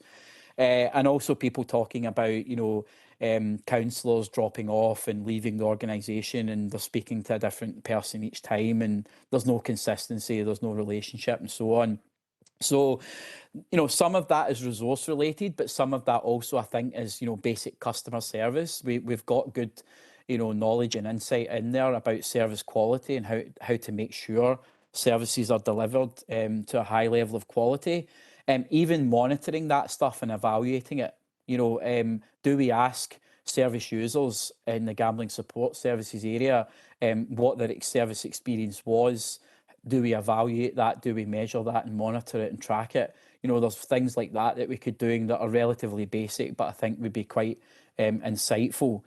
But in terms of how this fits into our more overall approach, I think what we really need is a coherent national strategy on addressing gambling and gambling-related harms, and kind of illustrate where support services fit into that as part of an overall more holistic environment that touches on policy, behaviour change programmes, services, and so on and so forth.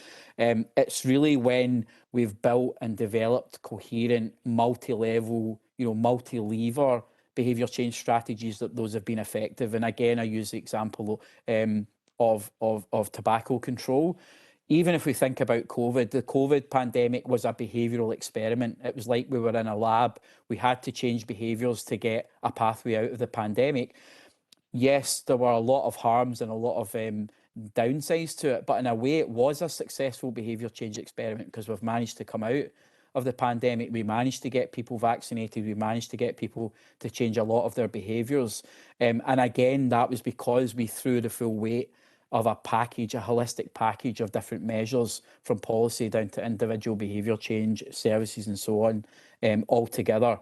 So that's what the evidence consistently says. We need a holistic, coherent, multi-layered approach to change behaviour for any of these social issues, and we need one for gambling, I suspect. Thank you, Professor. I think that's a very good point to finish your evidence on. Thank you very much for your submission and your evidence today, and for doing it, must be very close to midnight now, where you are. You will be sent a copy of the transcript, so if there's transcription errors you'd like to suggest be changed, please do so. If there's anything that you wish to clarify or add to your evidence, please just do so through the Secretariat. And wish you well on your study break. Thank you. Thank you. Good morning. Thank you very much. Bye-bye. Okay, we're now going to turn to STRS Consultants, and I believe we have, there you are, Dr. Stevens. Nice to see you. Thank you very much for being here today. For the Hansard record, could you please state your full name? Yeah, hi, it's Matthew Ross Stevens, and I'm an independent private researcher based in Darwin, and mainly focusing on gambling and public health and harm minimisation in general. Thank you very much. We've quite gone from one accent extreme to another, haven't we? We're very much back in Australia now. Back in Australia, yes. Up in Darwin. Formalities, you are not required to give evidence on oath, but it's a legal proceeding of the Parliament. So if you were to give false or misleading evidence, it's a serious matter and you could be held in contempt. I'm sure that won't occur. And your evidence will be recorded by Hansard today, and parliamentary privilege does extend to you, which means you can, I'm sure you wouldn't deliberately do so, but you can, you know, name any organisation or individual in a reasonable way that you wish to do so. I invite you, if you would like, to make a brief opening statement before we proceed to discussion amongst the members that are here. Look, generally, not a big opening statement, just to say that with the growth of online gambling, essentially it's just making gambling a whole lot more accessible to people. And what we're seeing is that in general will lead to people gambling more frequently, people gambling on more activities, and also people spending more money because they're gambling on more things and more frequently. And currently it's a really piecemeal approach, so it's not easy for the consumer to track how much money they spend at all. So, you know, there's a lot of talk about a cashless gaming card for pokies down in New South Wales and in the casinos. We've seen the inquiries which have showed that. But I tend to think that really needs to be considered the cashless gaming card for all gambling, whether it be lotto, because now you can do Keno online. It's essentially continuous lotteries. You can do scratchies online. You know, you can do all of these things online now, and there's no way for consumers to really keep track of what they're spending. Thank you. I might kick off. I might ask you a question arising from that. What's the difference between buying scratchies online and buying them at the local news agency in terms of tracking what one is spending on them? Well, one, it's a physical activity. You're actually going to a venue to bet. So to buy a lottery ticket, you're betting that you're going to pick some numbers and you're going to win. So it's a lot more conscious activity compared to just sort of jumping on your computer or on your phone and going click, click, click, bang. Suddenly you've got your numbers and that money's spent. So I think that that's an element of it. But again, it's the ease. You can do it anywhere you want at any time of night online on your mobile. Whereas news agents for a lottery, I mean, I don't know why you're talking about lottery tickets. Lottery tickets about the only gambling activity that isn't associated with a negative, harmful aspects. It doesn't cause harm. So lotteries is probably your least of your concern. But when it comes down, I just picked up the end of your opening statement. That was all about. Yeah. When it comes down to it, like at the same time, if someone's spending $20 on a lottery, then they're also going, okay, I'm going to spend $50 on my sports betting. I'm going to put $20 on a racetrack betting. So suddenly this will add up to, you know, $100 a week. And I don't think many people can really afford to be spending $100 a week on gambling and losing money, which is essentially what happens when you gamble. You lose more than you win. So it's all it's doing is draining people. And we've got a situation here, I guess, where online gambling is essentially regulated through the NT. We've seen gambling inquiries more around pokies and other forms, but we've seen them around Australia and we've seen what they've uncovered. And here we have the smallest jurisdiction in Australia managing all of online gambling for Australians. And I think that is problematic in itself. They get given a favourable tax regime where essentially they're paying an annual fee rather than a tax on their turnover to the NT government, which I find utterly surprising given our territory level debt. And it's been suggested in numerous reviews into how to improve our debt level in the NT to tax online gambling, but the government still doesn't do it. They get pressured by the industry up here, and the industry threatens to take away the 400 or 500 jobs that they provide up here, which I don't think is a great deal of jobs personally, but yeah, it obviously does contribute to our economy.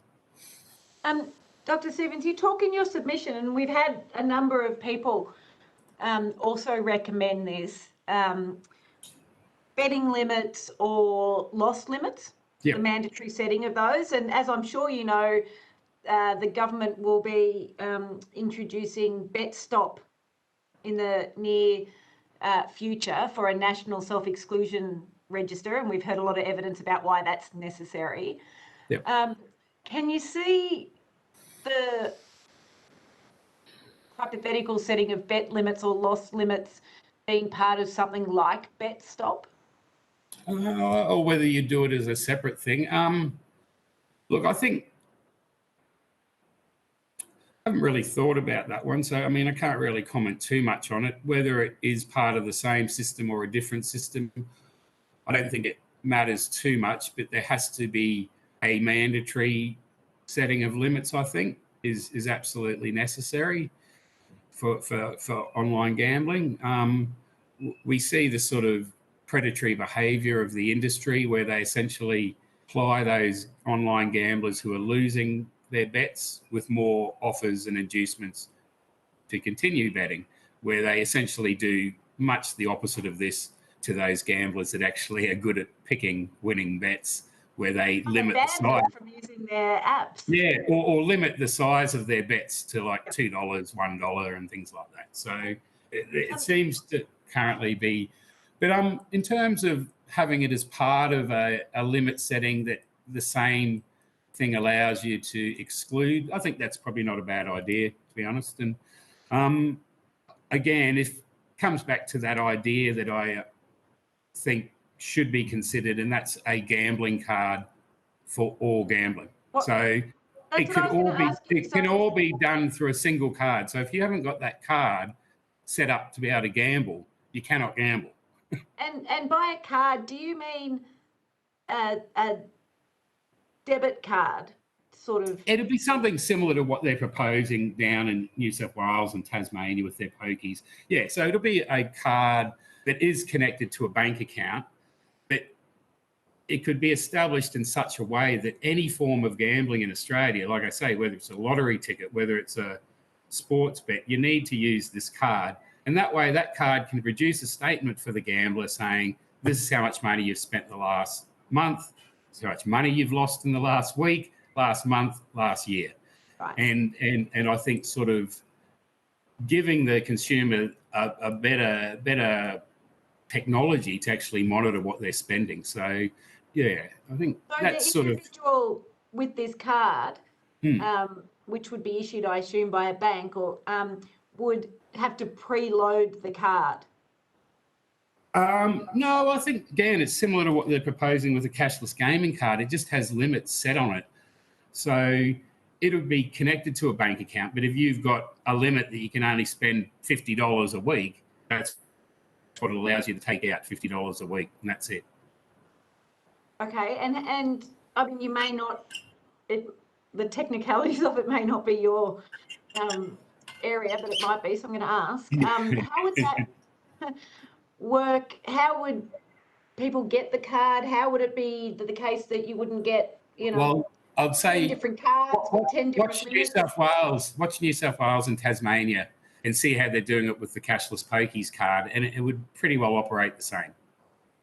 Do you know how they're planning to do it? No, I haven't been asked to be involved in anything there.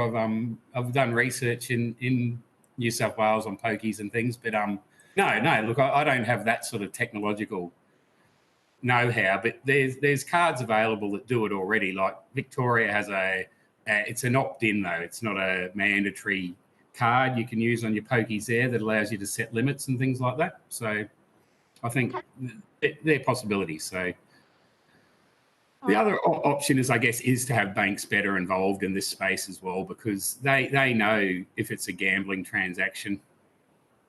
Yes. Yeah. No, thank you, Dr. Stevens. That's something we can follow up with banks and other witnesses. Mr. Conahan, well, I'll throw to you. Yeah, thanks, Chair. Thanks, Dr. Stevens. Dr. Stevens, your submission says that your research is focused on the Northern Territory predominantly. Is that correct? Yeah, that's right. Yep. Right. And what research formed the basis of your findings that you've given us in the report to start with? Okay. Oh, look, certainly I completed a report specifically looking at online gambling, problem gambling and harms using the 2015 and 2018 gambling survey data up here. So that survey is a survey of 5,000 Territorians. It's sort of up around the largest survey that's conducted in the NT. It has its limitations. It is based on a mobile and landline telephone sample, so essentially does not capture our remote community residents. So that's one weakness of it, but it does do quite a good sample of our Darwin and Alice Springs, both Aboriginal and non-Aboriginal populations. And we see it's a very strong pattern, I guess, in that just shows comparing like a sports bettor who doesn't do it online to a sports bettor who does. The one who does it online has higher rates of problem gambling risk. They also gamble more frequently. And we see the same trend essentially across all the activities. So if someone's gambling on one or two online activities, it sort of increases the amount they gamble on other activities because of that. Again, I think it comes back to the ease of access, and therefore they're gambling more frequently as well. So our online gamblers, for example, had... Sorry for interrupting. If I could just clarify, those surveys that you referred to were specifically in relation to online gambling. Is that correct, or was it gambling in general? They were just general gambling prevalence surveys. So they captured information on 10 or 11 forms of gambling, but pretty well all types of gambling you can do. So, right. Okay. And one of it asks, do you do this activity online? So we're not actually capturing how much they do online versus how much they don't, but we see a really consistent, very consistent trend. And it doesn't matter what activity you look at, the online gamblers have a higher rates of problem gambling risk. So you're talking about, 5 to 6 times higher amongst the online gamblers compared to your non-online gamblers. So, and also they experience those other harms that come with their gambling as well. So, yeah. When you say the other harms that come with online gambling, what are you referring to? Well, there's lists of harms we now use in a lot of the gambling research. I hope you can hear me all right, because there's a pretty massive storm going on here at the moment.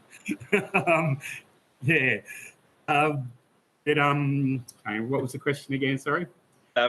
What are the other forms of harm? Oh, okay. So we have things that cover things like financial harms. So that's like running out of money for food, running out of money for your rent, running out of money for your bills and other essentials. Kids going without something, for example, missing out on a school trip. We have the emotional, psychological harm. So that's your depression, your stress and anxiety and those sort of things. And we find all of those sort of up here in the NT. I ask a list of about 16 of those harms that cover your financial, they cover family and relationship harms. So arguing with your family and things like that. They cover the psychological harms and they cover criminal harms as well. So we see amongst our online gamblers, pretty well everything gets elevated. So there's just more harm in general. And again, from my reading of the data and what the analyses I've done up here, it would seem to be, like I said, that factor that it's more accessible. People are more likely to have a bet and gamble on something. And then they're doing more activities as well, again, probably because of that accessibility. So it's that combination of things. So it may not be that the activity itself is more dangerous, but the fact that it's accessible and then it's easy to access all these other betting products. And we've, particularly amongst your racetrack and sports betting companies, we've seen they're incredibly dynamic and the way that they aim to appeal to that, particularly the younger male audience, sort of 20 your 18 to 40-year-olds. It's sort of yeah, there's a lot of just a lot of exposure to the advertising as well, and that all contributes, I think. Okay, thank you, Dr. Stevens. Thanks, Chair. No worries. Thanks, mate. Thank you. Ms. Miller-Frost. Thank you, Dr. Stevens. Look, just picking up on one of the lines that you have in your submission, you talk about the Northern Territory, you talk about the gambling companies not participating in research.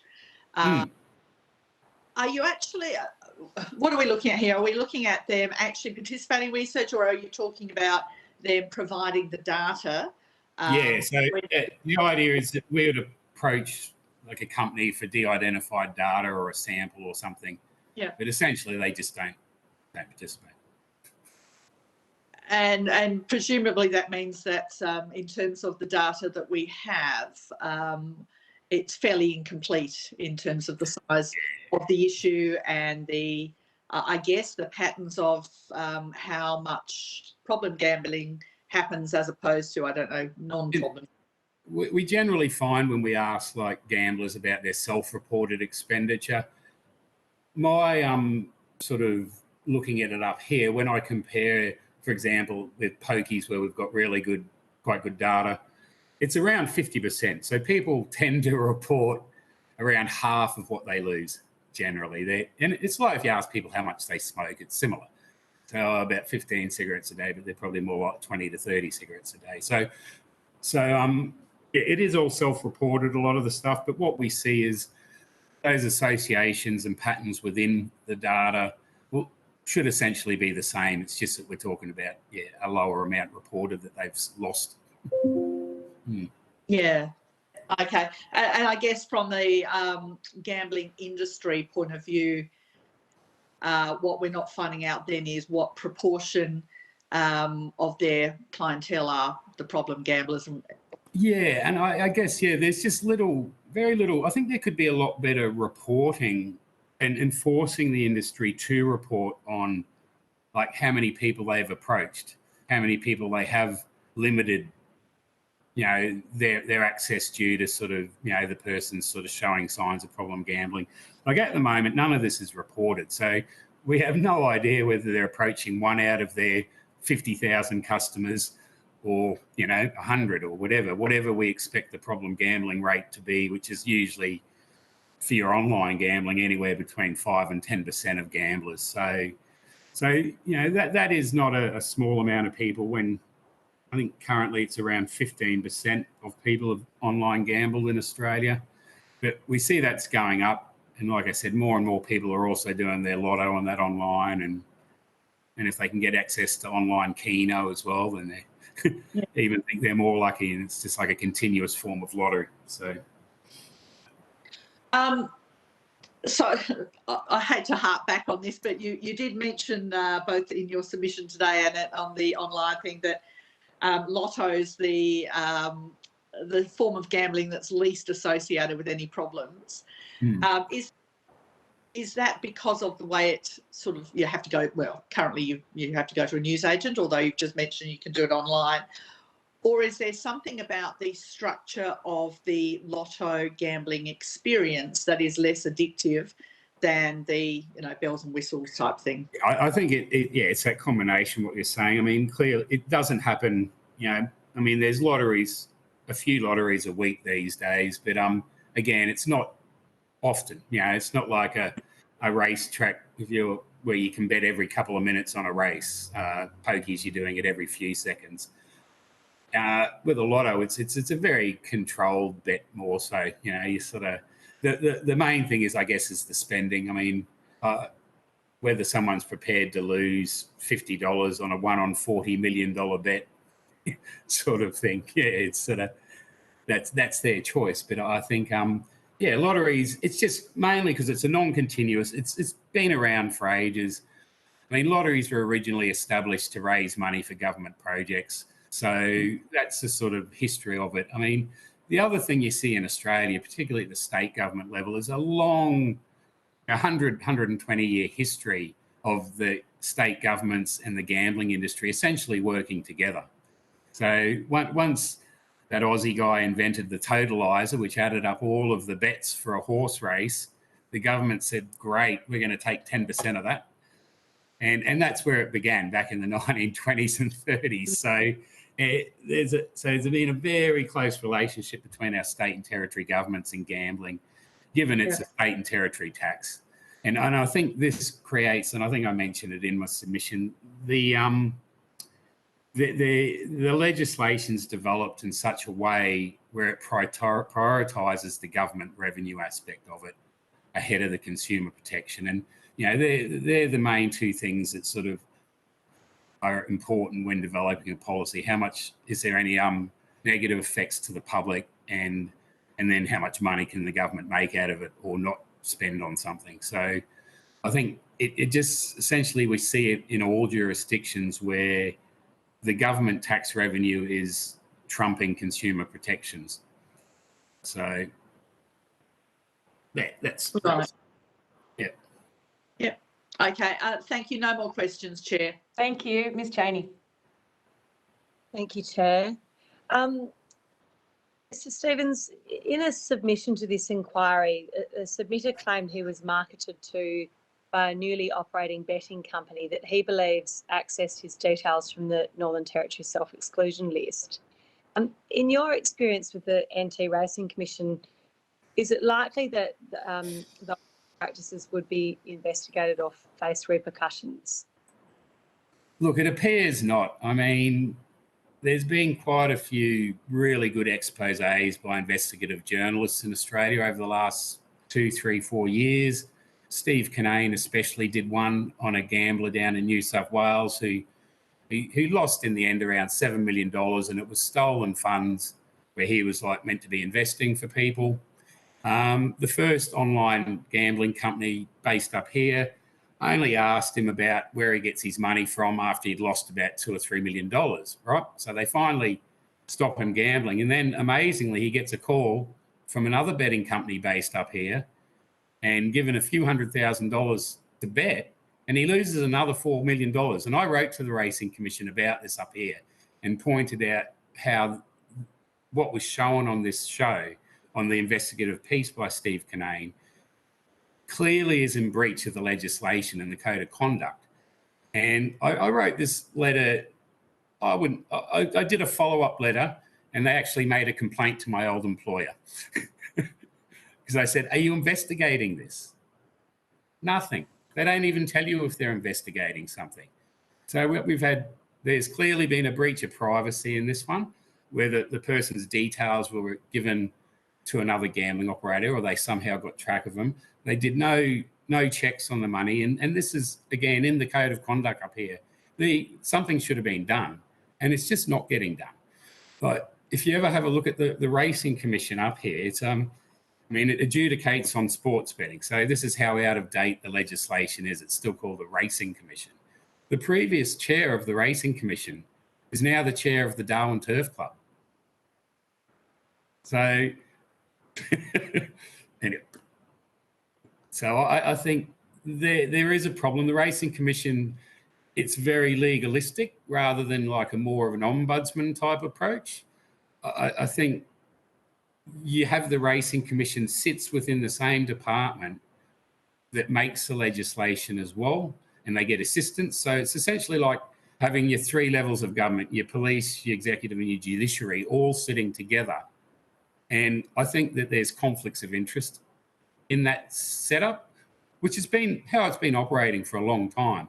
But I don't see it as a fit for purpose type of body. And it's incredibly legalistic. And for people, it's very much in favour of the gambling companies, and they're smart enough to have good lawyers write their terms and conditions, which essentially those terms and conditions get allowed and approved by the regulator up here. And that's what happens. So they can do what they do. Thank you. Are you aware of the current level of financial contribution by gambling providers registered in the Northern Territory to treatment or prevention programs, and how that compares to different jurisdictions? I don't think that there's not anything formal at all with the online gambling. So most of the gambling counselling services, you'll see this in all states and territories, is funded by pokies tax, bar WA obviously, which don't have pokies outside of their casino. So usually it will be your pokies tax that funds gambling counselling services. Up here, the online gambling companies, rather than generally you'd be paying sort of between 3 and 5% of their turnover as a tax rate, for example. Whereas up here, it's a capped license fee essentially, and it's in the government legislation. They use that point system, but it comes out to between 300,000 and 500,000 a year. And this compares to, like, the turnover is just growing and growing and growing. It's like, yeah, it's in billions these days. So I think it seems like there might be a few informal processes where a gambling company might sort of throw some money towards something, but it's informal. It's not formalised. It's not like a formal, like up here, the pokies, 10% of it goes to what's called the Community Benefit Fund out of our pubs and casino pokies, and that funds gambling research, counselling services and community grants. Whereas there's nothing formal like that for the online gambling sector. Every time the NT government suggests more tax or anything like that, the industry just threatens the government with moving out of the NT. And that seems to worry them immensely. I mean, I've spoken to the minister up here and, yeah, they don't know what to do. So just to clarify, you said generally they'd be paying 3 to 5% of turnover towards support services.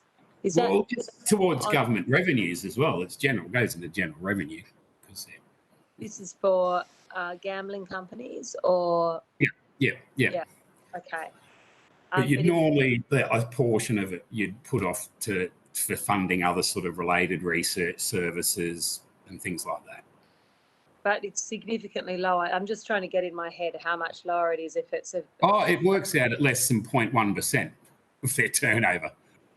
Right. Okay. So Like it's a drop in the ocean. Right. Less than 0.1% goes towards support services, whereas in other jurisdictions it's more like 3 to 5%. Yeah, and essentially all of that licensing fee they pay, it would just go into what the government needs to do to regulate them anyway, if it even covers that at all. So. Okay. Thank you. That's fine from me, Chair. Cool. Thank you, Dr. Stevens. That's been very helpful evidence. I've just got one question for you. I don't think it's been touched on. If it has, I'm sorry. But out of your submission, you report that Aboriginal and Torres Strait Islander people experience more gambling harm than others in the Northern Territory, but have similar participation rates in online gambling. Yeah. I don't think we teased that out when you were answering some questions previously from one of my colleagues. So just firstly, similar participation rates in online gambling, does your research tease out the increased gambling harm? Is that all gambling, so including pokies, or is that increased harm from online gambling?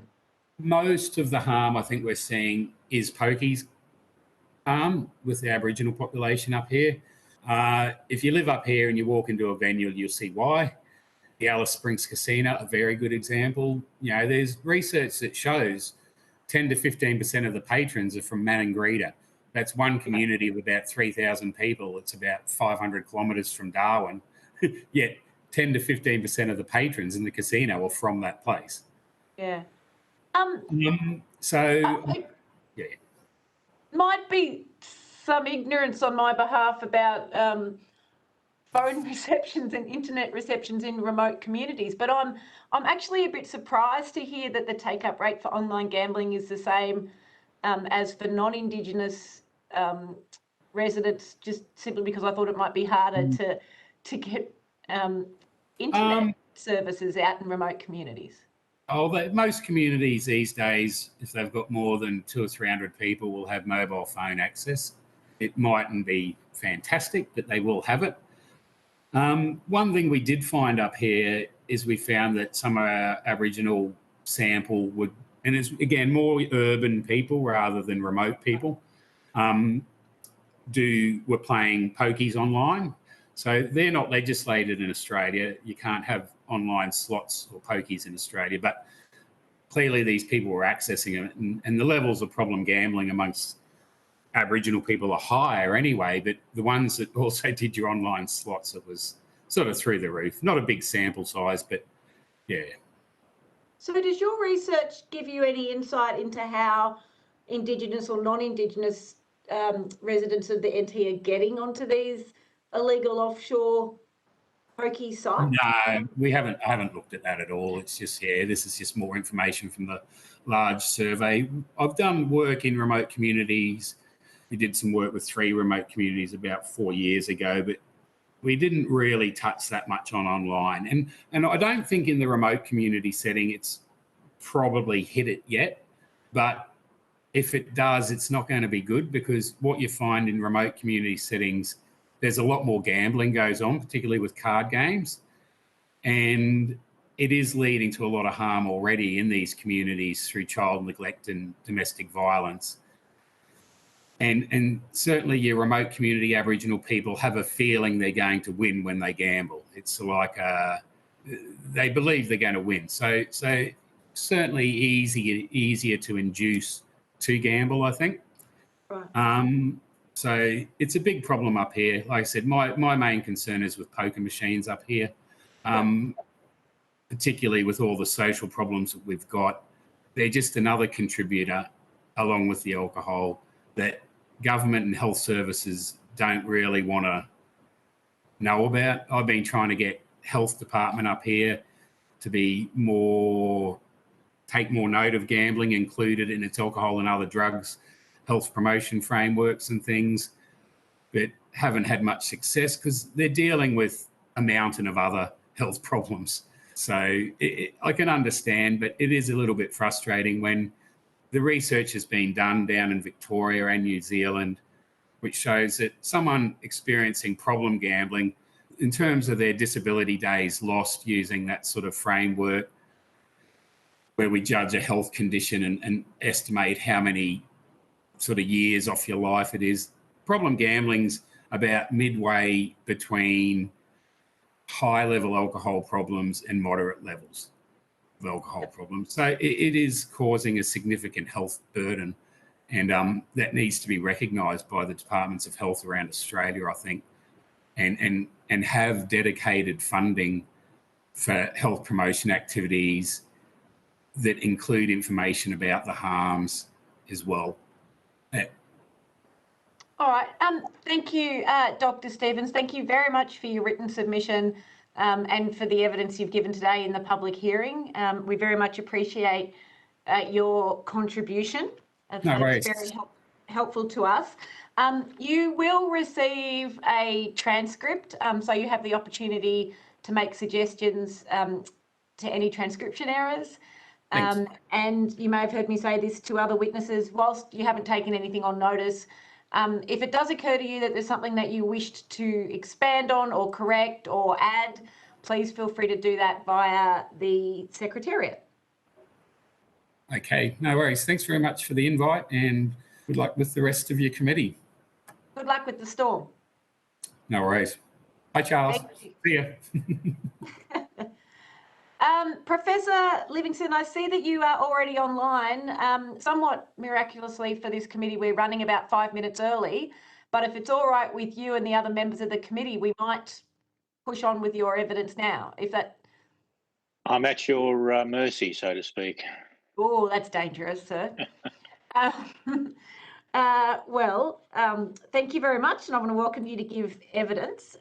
For the Hansard record, could you please state your full name? Yes, I'm Associate Professor Charles Livingstone. I am a gambling researcher specialising in gambling policy regulation, and I work at the School of Public Health and Preventive Medicine at Monash University. Thank you very much. Is that at the Clayton campus? No, we're located at the Alfred campus. The School of Public Health has a long-standing association with the Alfred Hospital, so that's where we happen to be. Oh, terrific. I'll get you moved to the Peninsula campus soon. Oh. I've spent several years there, thank you. I represent Dunkley, which includes the Yes, Peninsula yes, campus. no, it's a lovely spot. Professor, I just have to give you the formalities. You are not required to give evidence under oath, but it is a legal proceeding of the Parliament, and as such, if you were to give false or misleading evidence, it would be considered a serious offence and you could be held in contempt of Parliament. As I'm sure you are aware, the evidence you will give today, will be recorded by Hansard and attracts parliamentary privilege.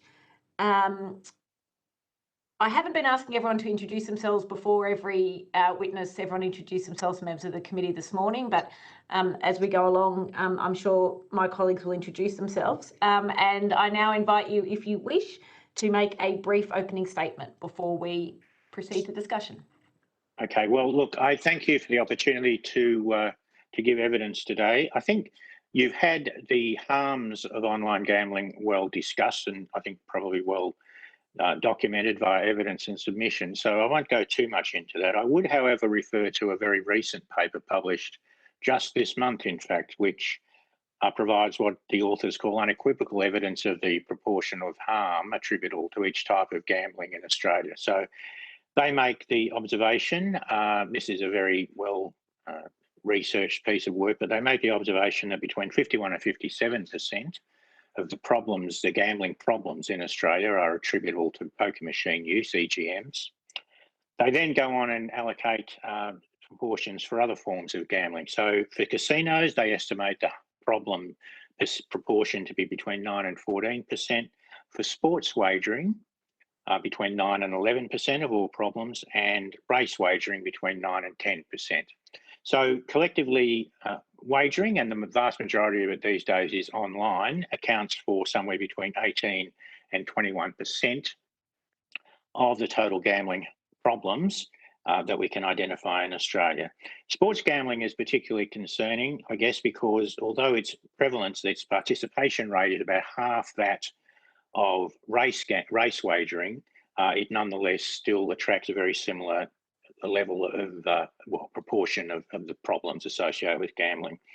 So, I mean, obviously the biggest problems in gambling in Australia are with poker machines, and I appreciate that the committee is not focused on that, but it's important to remember that, you know, second place goes to online wagering with a much smaller proportion. But 20%, 21% of problems is not insignificant, and it is, of course, growing rapidly. So it's something that needs to be addressed seriously. There's no question of that. I would also like to quickly go to the need for a national framework. The national framework, the National Consumer Protection Framework, has been, I think, very successful.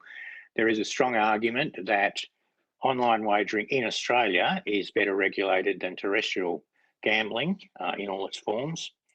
But I would argue that that framework must be extended and fully implemented. I noticed that there has been a bit of chain dragging on the behalf of some jurisdictions with regard to the self-exclusion program, which the universal self-exclusion program, which should have been rolled out by now, but it hasn't for some reason.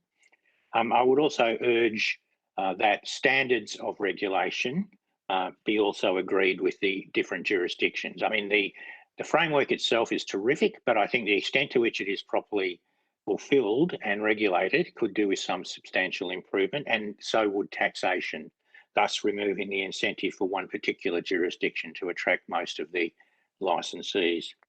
And I think the two other quick points I would like to make. Firstly, if we want to tackle the inherent problems of online gambling outside Australia's jurisdiction, then I think it's important that we start pursuing an international agreement. There are two reasons for this. We cannot get on top of the dangers of unregulated offshore gambling if we don't have agreements in place that can at least provide some minimum standards. Now, I'm not suggesting this happen overnight, but I think we need to be taking serious steps in that direction. And the second aspect to that is the protection of the integrity of sport. We have, of course, the World Anti-Doping Authority. We don't have a World Sport Integrity Authority, which could implement reasonable standards across all of the Olympic countries. And I think that would go a long way towards providing impetus for better regulation of online gambling globally. And my final comment is, I think, in relation to advertising.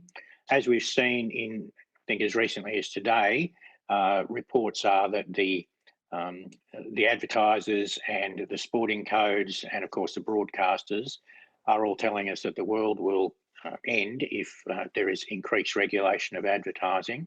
I think you will have before you enormous evidence as to the harms that are associated with this, and particularly the harms that can be directed towards children who are, of course, all watching football games on a Friday night at 8:30 when the watershed ends and the barrage of gambling advertising begins. And I think the evidence is that there is enormous harm being done to those young people, and their desire to gamble becomes fairly obvious. So I think we need to wean the sporting codes off that revenue for fear of creating a degree of reliance which is both unhealthy and means that in future it will become harder and harder. So I think that's my opening statement, and of course I'm happy to answer any questions that the committee may wish to bring to me. Thank you very much, Professor. I'm going to start with a couple of questions and then go to my colleagues. I actually want to start where you left off about the reliance of sporting codes and arguably free-to-air TV and public radio, who we're hearing from today, on the revenue from either advertising or sponsorship from online betting and sports betting. And I think it's fair to say we are cognizant of the amount of evidence we are receiving about the harms and almost as importantly, the views of the community about this. But as part of the discussion, whether or not one accepts that the sky might fall in if there were restrictions on advertising or sponsorship or further restrictions, there is no doubt that, of course, there would be a loss of revenue to sporting codes and broadcasters. Have you turned your mind, and I realise your research is about the harms and so forth, but as to if a government was interested in looking at further regulations in those areas and restrictions, how they might go about doing that? I know, and you do touch on things like staged introduction to avoid some of the negative consequences that could and may well happen in terms of loss of revenue? Well, I think, the best example of all of this is tobacco. Now, tobacco used to be a prominent advertiser in the major football codes, for example, in Australia, and motor racing and everywhere else. And it's not so long ago that the NRL trophy was known as the Winfield Cup. The Fitzroy Footy Club, I think, was sponsored by Winfield. There was a Benson and Hedges Cup in cricket and so on. So there was, a huge amount of sponsorship involved with the tobacco industry. We realised that that was unsustainable because it was providing an avenue for the marketing and promotion of a very dangerous product. And I think the codes themselves finally came to the view that it was a good idea not to be associated with such products. Now, in Victoria, of course, one way forward was the establishment of the Victorian Health Promotion Foundation, and its initial task when it was founded was to wean the sporting codes off their sponsorship from tobacco. And they did that by imposing an excise on sales of tobacco in Victoria, and that money went to the Victorian Health Promotion Foundation, and that money was used to buy out some of the sponsorships. Now, it was never the same amount of money that was associated with the tobacco sponsorship, but it provided a buffer until the sporting codes could get their act together and organise different types of sponsorship. In Victoria at the moment, the Victorian Health Promotion Foundation provides modest funding to clubs, football clubs, AFL clubs, who decide not to take a sponsorship from an online bookie.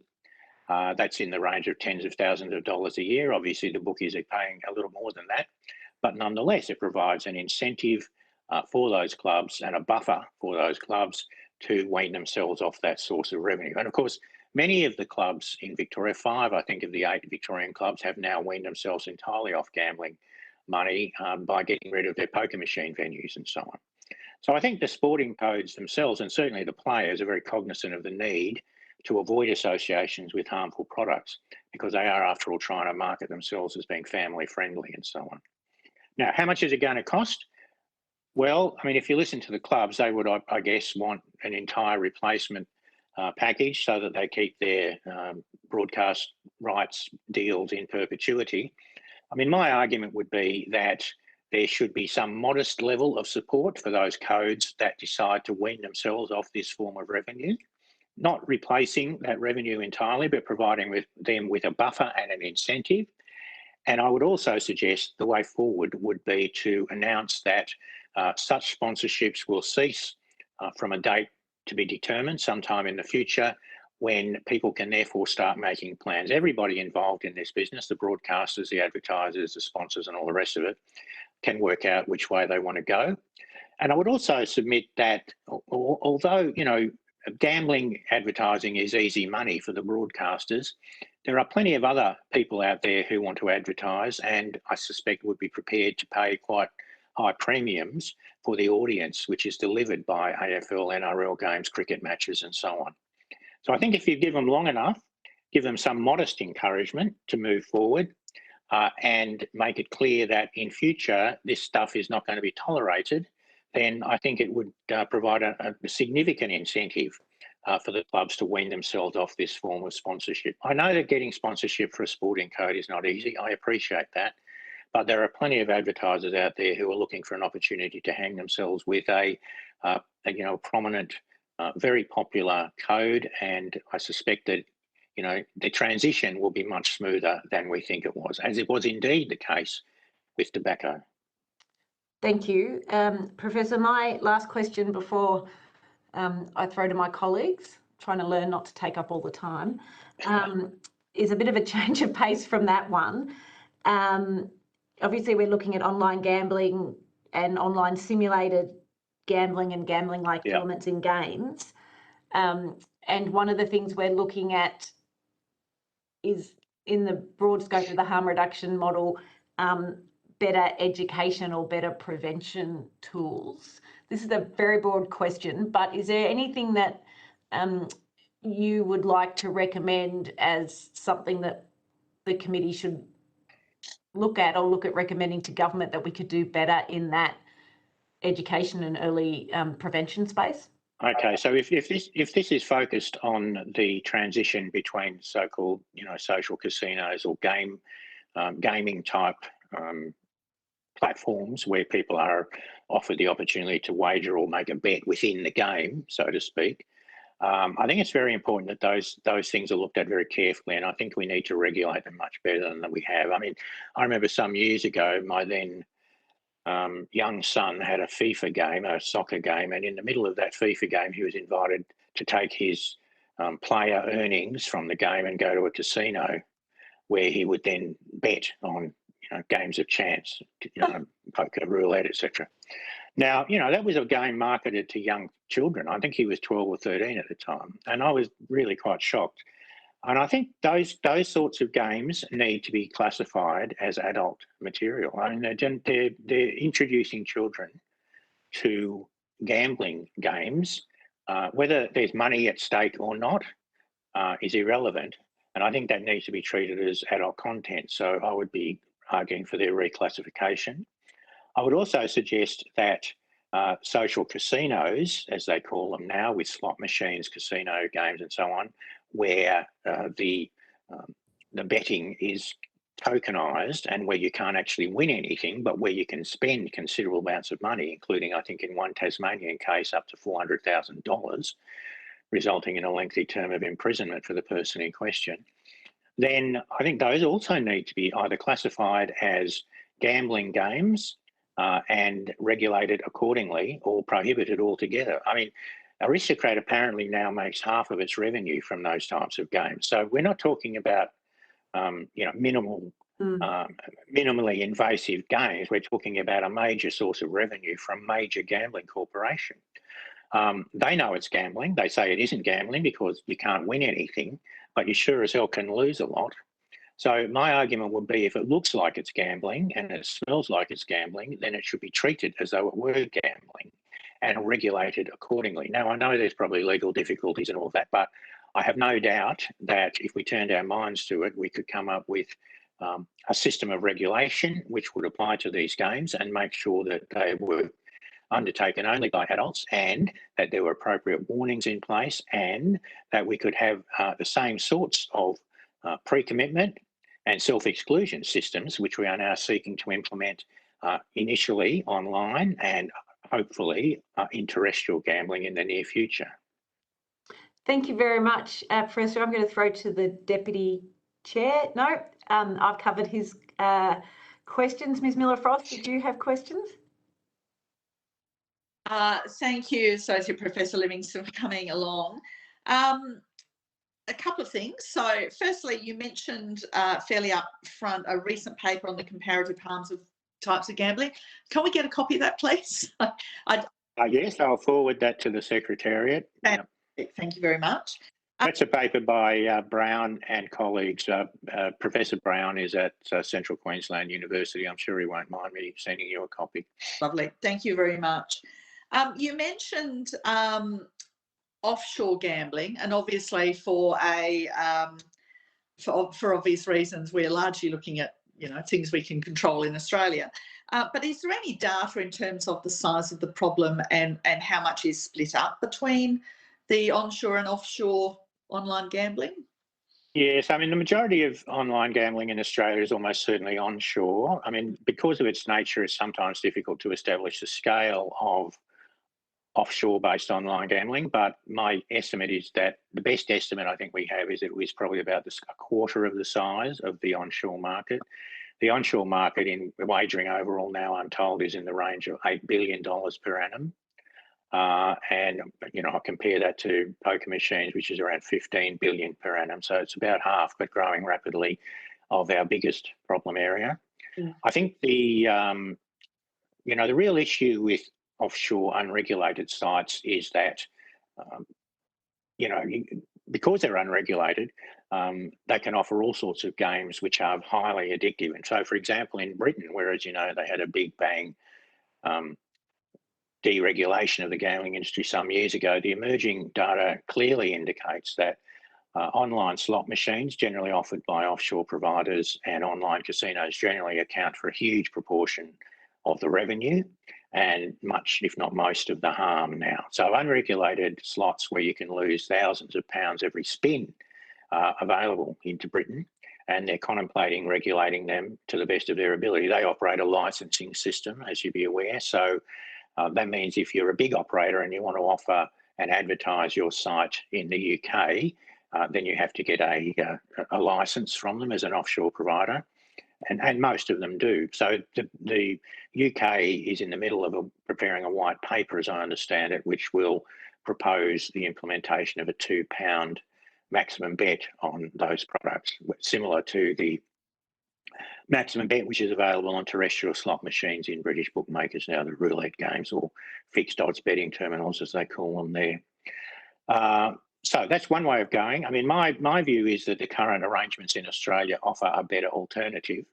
As difficult as it is to prohibit people from gambling offshore using VPNs and so on, it is still probably preferable to send a signal that if you want to go online to gamble, you're better off doing it with an Australian-based and reasonably well-regulated provider than to go somewhere else. But this comes back to the other point I was trying to make, which is in the long term, and I appreciate it is long term, but in the long term, I think we should be using our best endeavours to encourage international agreements, hopefully multilateral agreements, to regulate online gambling providers to at least a reasonable minimum standard, providing people with the options for pre-commitment, self-exclusion, and so on. And I just don't see any way around it other than doing that. Just as we have, agreements in all sorts of areas, I think this would be an important step forward. It's not going to happen overnight, as I said, but it is very important that we do it. And I think the impetus, as I said, for that can be provided by a focus on the issues of integrity in sport. Now, gambling and sport are very bad bedfellows. They have produced massive scandals already in rugby league, some scandals in AFL, not quite at the same standard, certainly massive scandals in international cricket involving some of the world's best cricketers, sadly. And if we want to protect sport, and that is, of course, a great Australian obsession, then I think we need to push for international regulation to ensure the integrity of sport against gambling operations, and also, in the wake of that, if at least, alongside that, a system of international agreements which will better regulate the provision of online gambling. Thank you. I like that concept of protecting sport as an Australian tradition. We've certainly heard from some witnesses that they have had to now avoid sport because of their addiction. One of the other things that you mentioned in your written submission was the concept of providing information about how gambling odds, what the odds are, etc. And I like this, particularly the nudge-free. Not, as we say, it's not almost an inducement for those who are susceptible to come back. We heard from the previous witness that lotto is one of the least addictive forms of gambling, or least harmful. And I wondered whether, to some extent, that might be, and I'm asking you to speculate here, I guess, whether that's because there is an understanding of what the odds are, and there's no way, unless you think you're psychic, that you can think you're good at picking a winner. Whereas some of the sports, there's an element that you might think you're good. You know the sport, you might be good, or you know the horses, you might be good at it. Well, thank you. That's a good question. I think Lotto is an interesting example because I think people significantly overestimate the likelihood of a win, just as they do with most forms of gambling. It's also a particularly bad bet because only about half of the prize pool at best is returned to the players. The rest of it goes to the operators and to the government as taxes. So on the other hand, if you do pull it off, you win $10 million or more. So, for most people, that's not a bad deal. The economist Keynes argued once in a paper long ago that the best way to quell the illegal gambling market in Britain was to introduce a national lottery, which would have a ticket sale once a week and people could gamble harmlessly on that with low price tickets, and occasionally somebody would win, and that would be a good thing. And I think he was right. That paper I was discussing earlier, Brown and colleagues, discusses this issue and points out that although the participation rate in lotteries is about the highest, overall it's around 40% of the population regularly buy lottery tickets, but it has very low rates of harm because it is a very low intensity form of gambling. Now that's changing as they have lottery draws every day, and in some places you can buy lottery draws, every few minutes. As that intensity increases, the frequency of events increases, then we're likely to see more harm.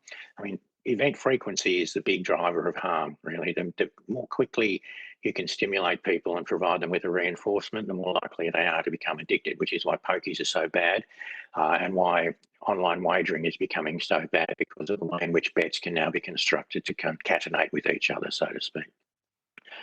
So if we wanted to educate people better about the odds, then I guess the lotteries is one place to start. Most people know that they sell 10 million tickets, so the odds of winning the top prize in a lottery game could be at least 1 in 10 million. They're worse than that generally, but at least people understand that conceptually in their gut. They know that not everybody's going to win every week. People who use poker machines have a series of erroneous beliefs about their ability to influence the machine. I know that's not your focus today, but I mean, it's a good example. When it comes to racing and when it comes to sports, people dramatically overestimate their ability to work out who's going to win a game, who's going to win a horse race or a dog race, who's going to kick the first goal and all the rest of it, which is why the integrity of sport is important to maintain, the inability to predict these things with great certainty.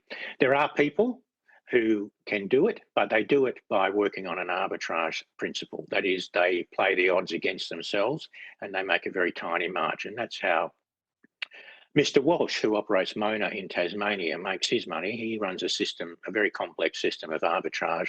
So he bets the bookies against each other, which is not easy to do. And my understanding is he has a very large staff who help him work it out and how to do it. But he manages to pull in, I'm told, around $200 million a year, but he's probably wagering at least 10 times that, if not more. So, you know, the chances of winning in that are higher because you can predict them, just as the chances of winning at blackjack are higher as long as you can remember the cards. But if you can remember the cards, they kick you out of the casino. So, you know, it's very rare that you find someone who has a really good understanding of the odds of any particular wager. And it's very rarely that you find someone who understands how the bookies construct the odds. So the bookies always include a margin in their favour in their construction of the odds. Anyone with a sort of reasonable and basic understanding of statistics, probability, mathematics even, will be able to work that out. But most people who gamble lack that acuity, I think. So I think what we need to do is if we are going down the path of educating people, we need to have a very clear, as I say, nudge-free program, which provides people with very simple, easy to understand facts and examples about how the odds work in wagering, how the bookies are guaranteed to make a profit, and how it's impossible over time to beat them. Even though occasionally you might pull off a win by studying the form carefully, you are not going to be able to repeat that time in and time out unless, like Mr. Walsh, you have a staff of, I understand, hundreds of people who are helping you do it. So it's rare, it is possible that people can make a living out of race wagering. It's very unlikely that you might be able to do that outside that domain, although some people in the United States, I'm told, are able to make a living out of predicting baseball scores and so on, because it's such an overanalyzed sport.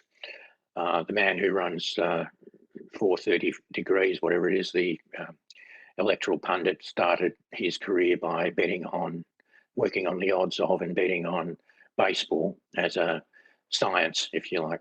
But lacking those sorts of advanced skills and computer capacity, I think the average punter is well behind the 8 ball. So yeah, something that gives people the unvarnished facts and reality about betting against a bookie would be good. I don't know how you do it, but it would also be good if we could run a campaign to persuade young men in particular, but increasingly young women, that they don't know everything there is to know about how football works. Thank you very much. No more questions, Chair. Thank you. Maybe we should run a program to suggest to some commentators that they don't know everything about how football and sport works too. I'm going to throw to Ms. Chaney, but Professor Livingstone, interestingly, I'm sure you are aware of this, the online sports betting companies who run promotions and matching bets and so forth, if I understand that if customers are too good at understanding arbitrage and odds and use those promotions to win, they also get banned from the platforms. That's exactly right. And I think, you know, we need a national system of regulation, which means that people who are successful at wagering need to be able to post at least a reasonable amount of money in order to realise their skills. Now, you know, most of those people are already out of the business, and you know this is a real scandal in the United Kingdom, and has given rise to a very successful advocacy network called Justice for Punters, which is constantly advocating for you know reasonable minimum bets for people who are good at predicting outcomes of sporting events or whatever. And I think it's, you know, if the punters are able to win consistently, I mean, my view would be they should be rewarded for that up to a point, bearing in mind that they are few in number and as a proportion of everyone who bets, minuscule. But I don't see why the companies should be allowed to continue excluding them just because they happen to know what they're doing. But it is the same with casinos. As I said, if you can develop the ability to count the cards in a blackjack hand, then why should you be kicked out of the casino? The only obvious conclusion is because you know what you're doing and you will win. Thank you. Sorry, Ms. Chaney, to jump in there. I'll throw back to you. Thanks very much, Chair. Professor, in your submission, you comment on how tobacco companies used political donations to influence favourable policy making and skew research findings.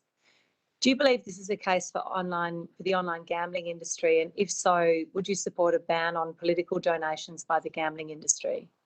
I think, thank you very much for that question. Yes, I mean, one of the key aspects of policy regulation in Australia is the power, unfortunately, of vested interests, whether we like it or not. And those vested interests operate a number of techniques and tactics, which collectively we call corporate political activity. They are very good at it. They have enormous amounts of money at their disposal. They can hire the best people. Many of them don't appear on the lobbyist register because they're directly employed by the companies themselves. And so keeping track of them can be very difficult. As we have seen with a recent news item about Ms. Rushworth, the responsible minister, I mean, it's a fairly pernicious an unfortunate example, but it demonstrates the extent to which these companies can. I'm not suggesting that they gained unreasonable access to the minister as a consequence of their donation, but the perception of such can't be avoided. So I think for the protection not only of the integrity of the parliament and the ministers in question, I think it's necessary that we put strict limitations and if not outright prohibitions on donations from companies whose entire business model depends upon a system of regulation operated by government. So, you know, if a favourable decision is made in favour of the way in which sports betting is regulated, these companies stand to make literally tens of millions, if not hundreds of millions of dollars as a consequence. And, you know, a donation of a few $1,000s can gain access to a minister and the opportunity to be persuasive in their own way and to persuade that minister, perhaps quite innocently, that their way is the best way. And we've seen that time and time and time again with the gambling industry generally. And my understanding is that the big online operators are very active lobbyists. They are very active donors. They're not quite in the same league as Clubs New South Wales or the AHA at present, but I have no doubt that they would be if they felt it was in their interests to do so. I would be really, really, really strongly in favour of reining in the donations from what I would call the harmful commodity industries, notably, obviously tobacco, but also alcohol and gambling. And going along with that, of course, it would be excellent if we could have open diaries from ministers and members of parliament and an understanding of who exactly is lobbying that goes beyond our current definition of lobbyists, which is very restrictive and probably captures only a fraction of those persons who are engaged in lobbying at state and federal level.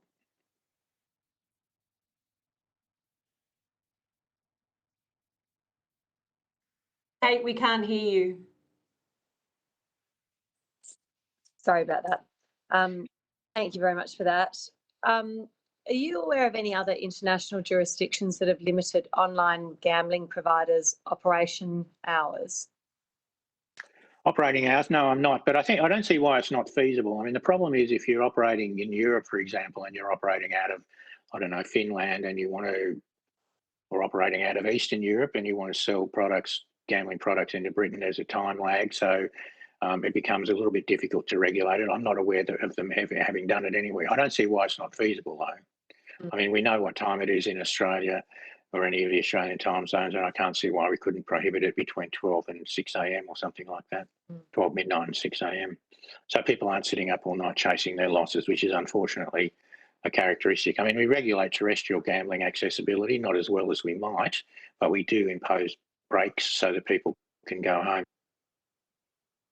Thank you. And sorry, just one. Get some rent casinos if they're fewer and further between the poker joints. Sorry, a bit of interference there with my reception. Just going back more on my earlier questions, I'd love to hear your thoughts on the Northern Territory, why you describe the Northern Territory as a low taxing jurisdiction. We heard from a previous witness about some of the connections between the Gambling and the Northern Territory government and the challenges that creates.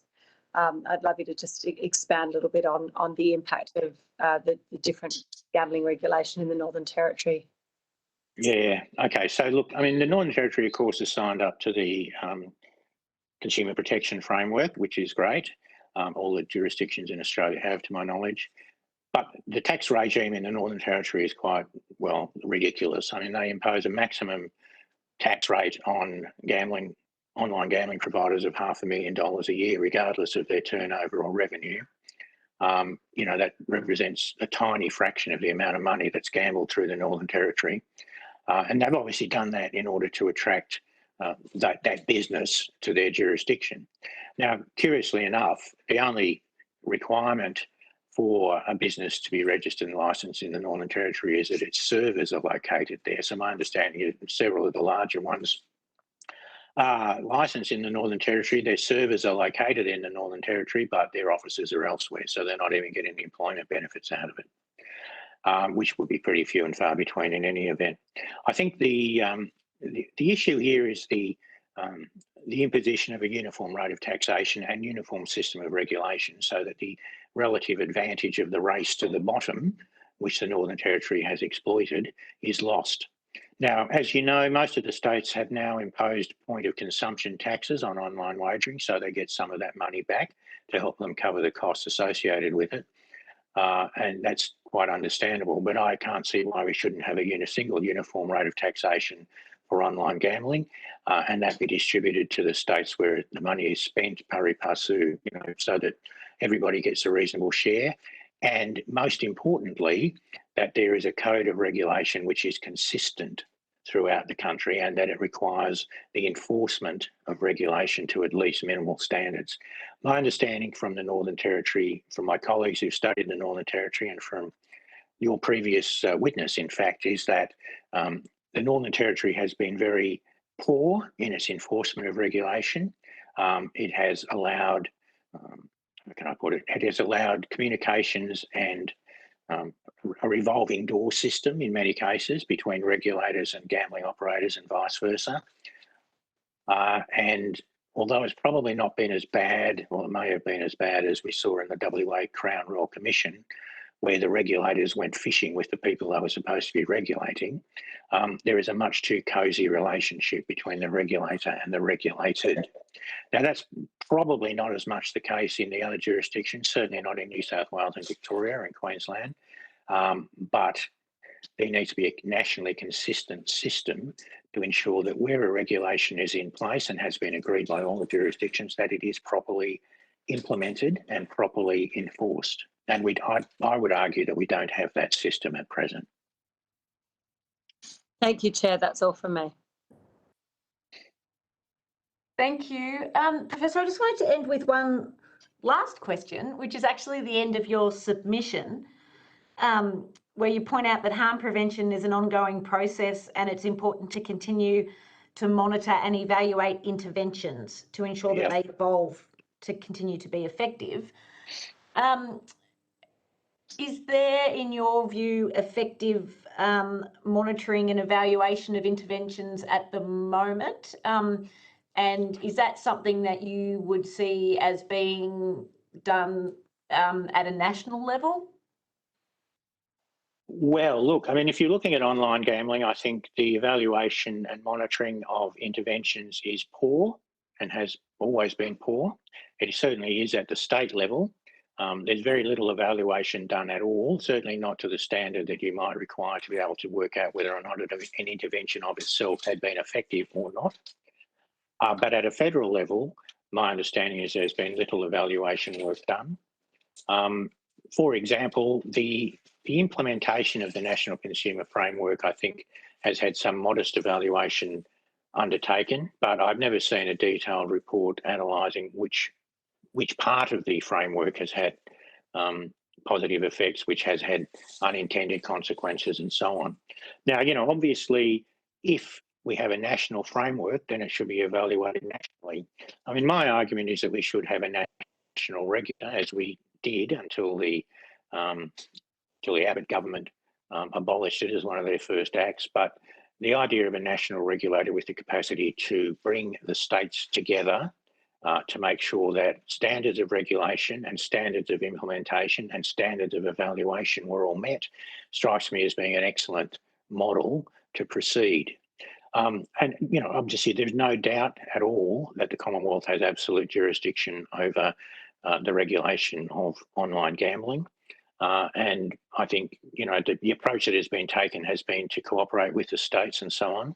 I don't think that's been successful. And I think what we need is a system which either, you know, knocks their heads together and brings about the sort of situation I was referring to earlier, including evaluation of implemented interventions. And if that can't be done, then I would argue strenuously that the Commonwealth should step up and start regulating and undertaking that work directly. Thank you very much. Thank you, Professor, both for your submission and for your evidence today. It's been very helpful to all of us in our inquiry. As I'm sure you know, you'll receive a transcript of your evidence, so you have the opportunity to amend any transcription errors. And if there's anything that it occurs to you subsequently you would like to extend on or correct or add to your evidence, please feel free to do that through the Secretariat. Thank you very much for the opportunity. You're very welcome. I might just ask my colleagues if you wouldn't mind staying on for a moment. We'll end broadcasting now, but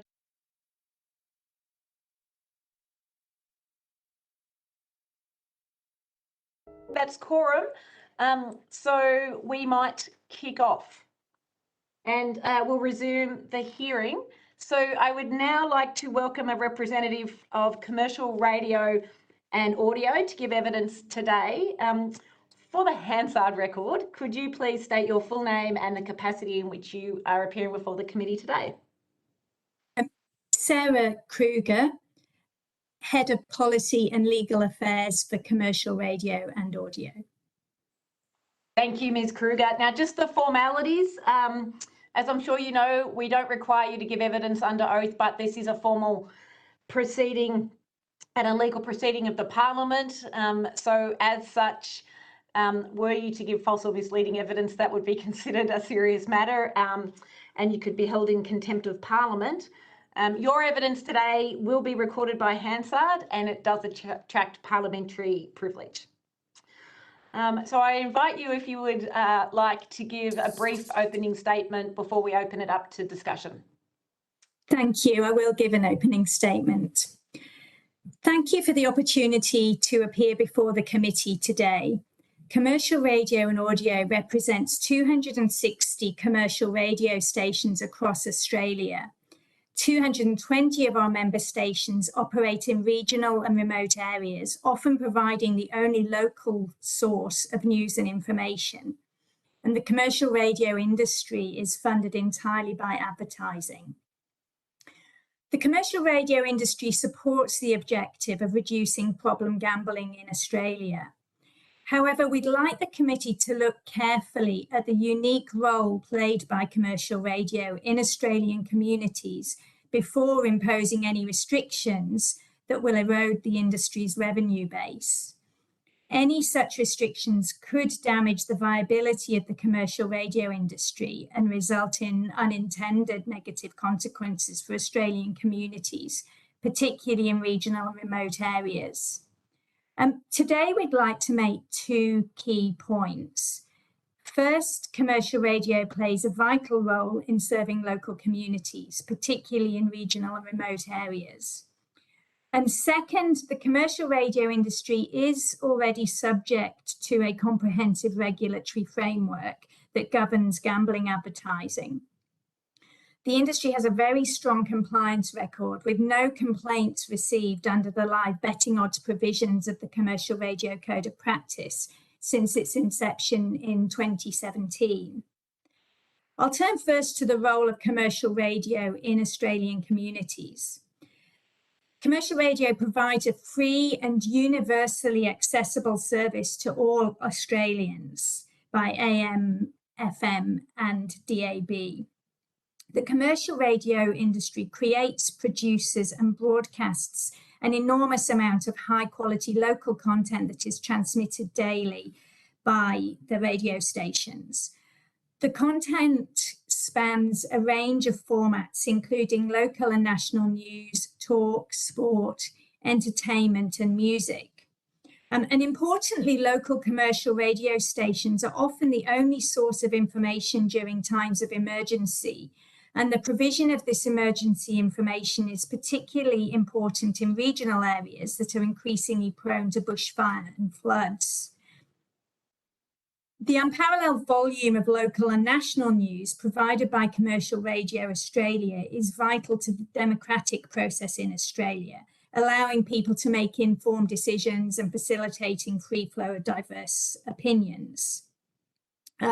Commercial radio is an important source of local content. Local regional stations have a legislated obligation to broadcast at least 3 hours of local content per day during peak listening times and up to 25% of Australian music.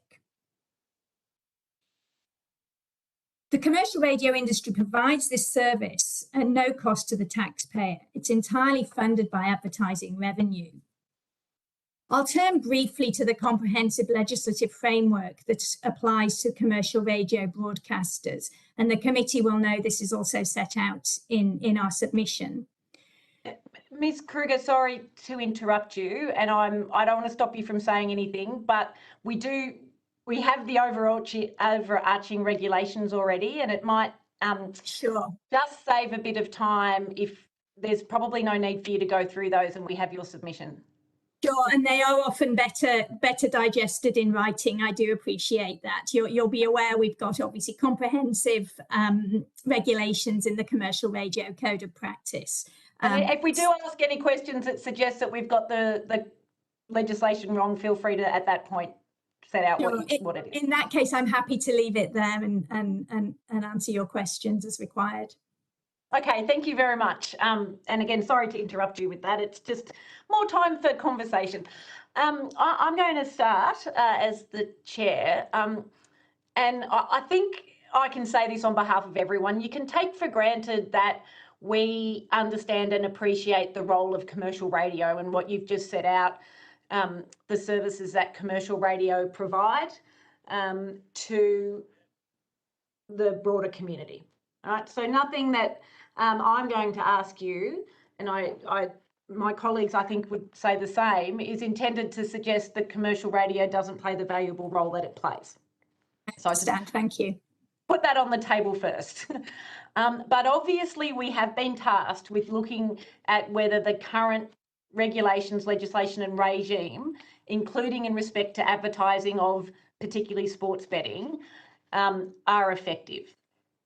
Now, the first thing I wanted to ask you was, you have said in your opening statement that you believe levels of compliance are high because there haven't been complaints received.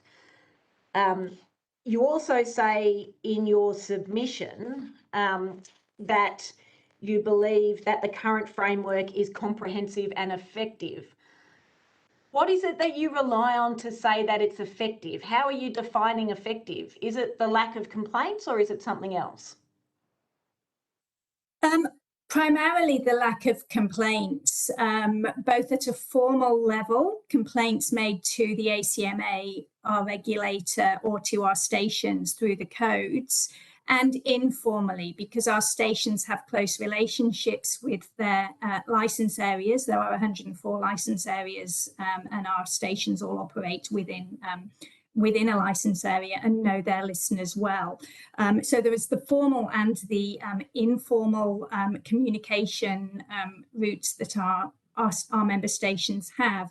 And we are simply not hearing that gambling advertising on radio is a problem in the communities we serve. And as you've just mentioned, we explain in our submission that there have been no complaints under the code relating to gambling advertising since it was introduced in 2017. So without wanting to get into a debate about whether a lack of complaints reflects compliance with a regime, satisfaction, or perhaps people just not complaining for various reasons, let's assume for the sake of this conversation that a lack of complaints indicates compliance with the current regime. It doesn't, though, does it, indicate that the current regime is effective in reducing harms from problem gambling or protecting vulnerable cohorts, particularly children and problem gamblers, from harm from gambling advertising, does it? Well, as broadcasters, I mean, our role is to consider the content that we broadcast and whether that is raising concerns in the community. Obviously, we don't conduct further research on gambling harm, but we can say that we believe that if the community considered that radio gambling advertising was contributing to harm, that we would hear about that. There is a lot, obviously, and we do support the objective of reducing gambling harm, and there is a lot of research that covers a lot of areas. What we haven't seen is research that points directly to radio, and we don't hear from our listeners or indeed complaints to our regulator that it is problematic. Apart from complaints to your regulator, how would you expect to receive or hear concerns from the community about gambling ads on the radio? They call, listeners call stations. So they call stations or they email stations quite regularly about a variety of matters, from announcers' voices to adverts to the type of music that we play. One of the great things about radio is that it has and always has had a very direct connection with its audience and to its license areas. And our listeners, particularly the regular listeners, are certainly not hesitant to come forward and communicate with stations when they hear content that they don't like. I think, with respect, Ms. Kruger, you are correct that the bulk of the evidence we've received, both in submissions and public evidence, has been focusing on advertising on television and online, which may be in part due to the way in which the terms of reference have been set out. It may be because, as you say, people aren't as concerned about radio. But and I'm assuming that you're aware of the weight of the evidence we're receiving. If it was the case that the committee considered that there needed to be further restrictions or recommendations of further restrictions on advertising for sports betting online and on television, why shouldn't those recommendations also apply to the radio, given, as I read it, the current regime is exactly the same, if not almost exactly the same for radio as it is for television anyway? Two reasons. Firstly, the damage it could potentially cause to the commercial radio industry, which, as we've discussed, does play a vital role in the media ecosystem in Australia. And secondly, the lack of radio-specific evidence. So just on the first point, in terms of the effect it would have on the commercial radio industry, it won't be news to you to know that it is a struggle for some of our particularly regional stations to sustain their advertising revenue. And any erosion of that revenue base will have an impact on the services that commercial radio stations can supply. And I won't go into, because I know it's been discussed, but obviously the emergency service announcements, the local news, the local content, the Australian music are all things that the commercial radio industry invests into. And some of our stations, the two small stations in Alice Springs, for example, what might not seem a huge impost by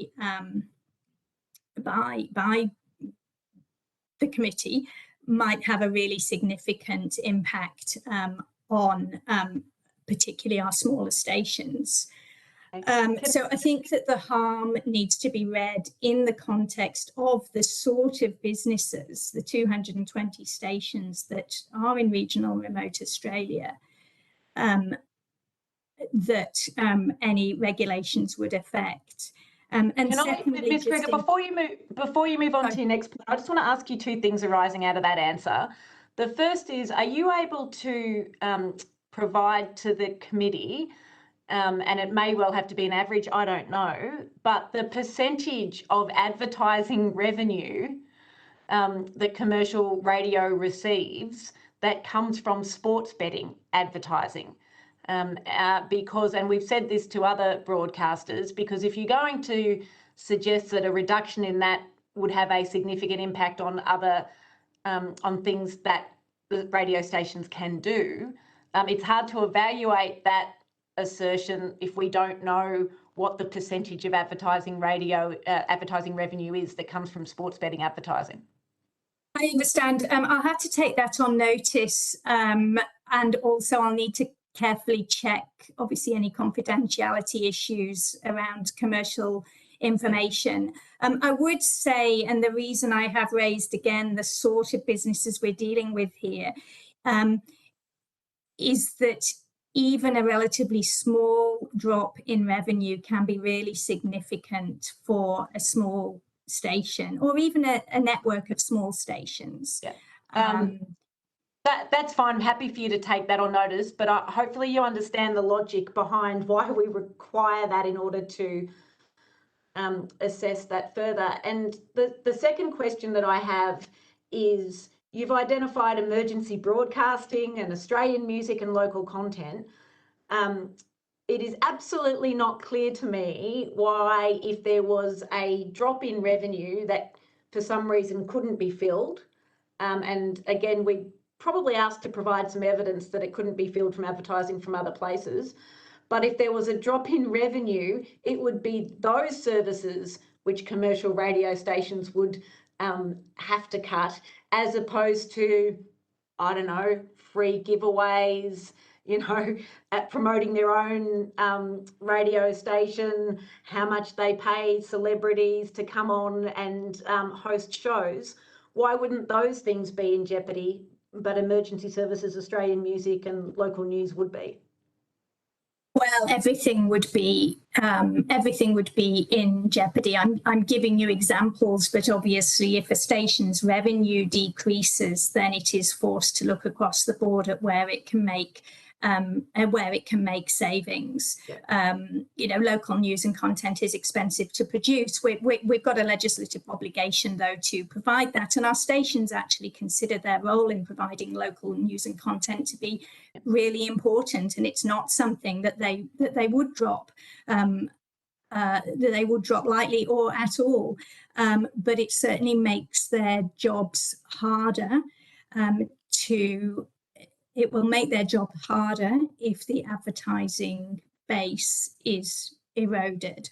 But I certainly don't want to minimise the importance or suggest that any commercial radio station will willingly sacrifice those areas. It is absolutely fundamental to the work that they do in Australian communities. Right. I'm glad to hear that.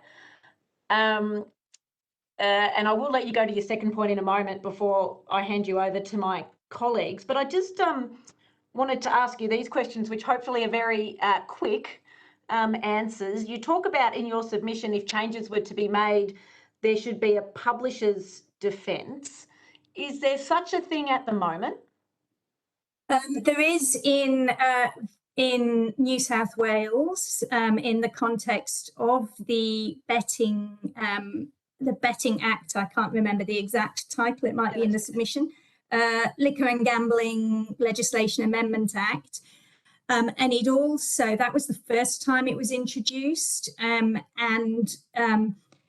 in New South Wales, when they were doing the lotteries legislation in the Community Gaming Act, I spoke to the department at the time about including a similar exemption, and they followed the wording in the Gambling Legislation Amendment Act. So it is in those two places. It might be in others, but they're the two I'm aware of.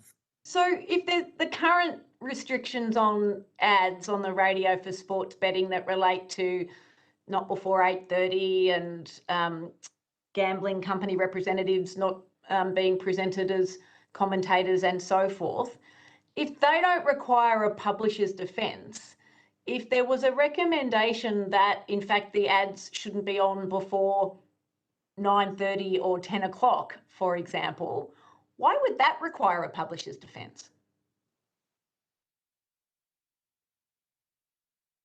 You'd have to look at the scope.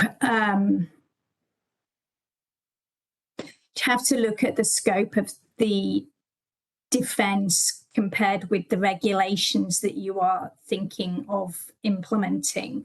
I mean, it was required in New South Wales where, from memory, the legislation concerned inducements, and the concern was that broadcasters would not be necessarily the right people to judge whether a particular product breached the regulations. Now, if the obligations were different, obviously, we might need to look at the publisher's defence to make sure that it fitted. But as a principle, that broadcasters should not be liable for content over which they have little responsibility, we would maintain that it should be used. Right, so that is directed towards a hypothetical recommendation that said any ad for sports betting could not include advertising inducements such as Match Your Bet. That's what the New South Wales, sorry. No, but I'm just trying to understand your submission. So you're suggesting that there should be a publisher's defence is in contemplation of a possible recommendation of prohibiting sports betting ads that have an inducement in them.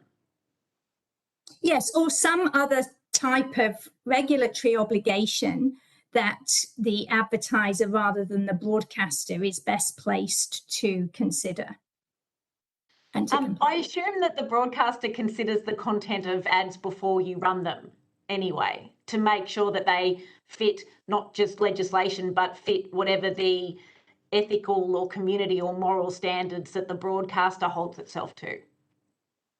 It does, and different stations have different internal policies on particular types of advertisements, and obviously there's the entire legislative framework surrounding certain categories of advertisements. But that said, there are limits to the broadcaster's obligations, and an example might be in the therapeutic goods regime, where it is not the broadcaster's responsibility to go out and do the scientific research and check and understand the detail of claims. But obviously, it is a question that a broadcaster might ask. So there are delineations between the expert, who is the advertiser, and the broadcaster, who is the publisher. And the publisher's defence is intended to go some way to relieving the obligation on publishers where the content is specialist and better addressed by the advertiser. Okay, so it might depend on what the restriction is. One can see the difference between a prohibition on saying if you place a $10 bet, we'll match it with giving you $10 in your account, which you probably don't have to be an expert to understand as an inducement. And, you know, this particular drug will cure colon cancer, which you might need to be an expert to be able to assess. Yes. Okay, thank you. My final question, before I move on, because I have about 300 more questions, but my colleagues deserve time to ask questions as well. racing radio exemptions, as I understand it, specialist radio and television stations which do nothing more than broadcast horse and dog racing are currently exempted from the other regime anyway. And I don't want to open up a discussion about whether this should be the case or not, but they're exempted anyway, and betting is an inherent part of those activities. We haven't received any submissions that I'm aware of, and the Secretariat or my colleagues can correct me, about looking at those particular specialist broadcasts which are looked at predominantly by the people that are engaged in that sport. Have you put in a recommendation of that just in case we're going there? Yes, correct. And it reflects the structure of our existing regulation in the Code of Practice.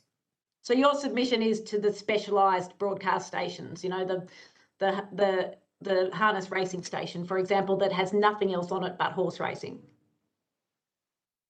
Yes, that's correct. So, sorry, finish. No, please go. Sorry, I thought I'd interrupted you. So I stopped you before you made your second point, which you probably don't remember now. But if you wanted to go to your second point, please do. Otherwise, I'll hand you over to Mr. Conahan. My second point, and we might have covered it, was my first point was the damage that it would do to the industry. The second point was the absence of evidence that we as an industry have seen to suggest that gambling advertising on radio specifically is causing harm. But you have seen the evidence about the harm that can occur from online gambling. And I want to ask, have you seen, we've received evidence that would suggest, knowing what we know at the moment, that why would you wait 10 or 15 years before looking to regulate to prevent that harm from spreading, you know, even if no one has done any research about radio advertising?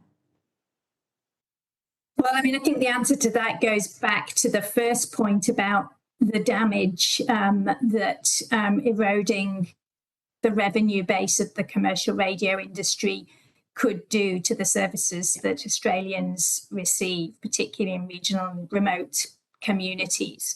I assume you're not suggesting that there's no other sources of advertising out there, like when tobacco was not allowed to be advertised, the hole was filled by other advertising products and companies. And no, but I mean, of course, there are many other advertisers, but it is difficult, particularly for smaller stations who are only, remember, broadcasting in relatively small communities without perhaps big towns, certainly without big cities around, that there is a finite pool of advertising revenue.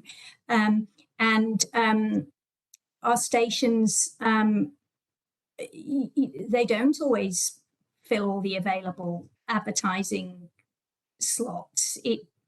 There is always, there's a finite pie. So if you take any advertising away, it won't simply be, or it won't necessarily be filled by another advertiser waiting to step into the previous advertiser's shoes.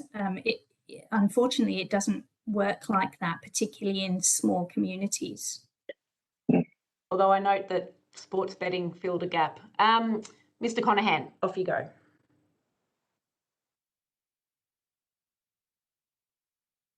Pat, can you hear us? I think Apple EarPods are letting you down. They are. Thanks, Chair. I have to say I do take a somewhat different position than the Chair in relation to the TV advertising and as opposed to radio advertising. And I do so simply from my own experience of 4 years being in this role and not having had one complaint to my office. I don't know if other members take that position. But having said that, and I said the same thing to Free TV Australia, isn't it in your interest to demonstrate what the loss would be should the committee make a recommendation of changing the regulations or legislation affecting you financially? The difficulty with that is simply the confidentiality of the information, but you know, I have taken that question on notice and I will have a look at what we can provide. We represent competitors, and that's what makes it trickier than if we were a single broadcaster. But I will take that on notice and have a look at what we can Isn't it as simple as saying we will lose 15% of our revenue and therefore we will not be able to cover these services, or this will see 2 NVR in Nambucca Heads closed down because we can't fund that? Why does it have to come down to confidentiality or competition between competitors or providers? We'll have a look at that and see if there is something along those lines that we can provide. Okay. I think, Chair, you did cover everything that I was. No, that's okay. We've all got the same questions. But I do wish to reinforce that we understand what radio stations do for our remote communities, and I've got a number of them in my electorate.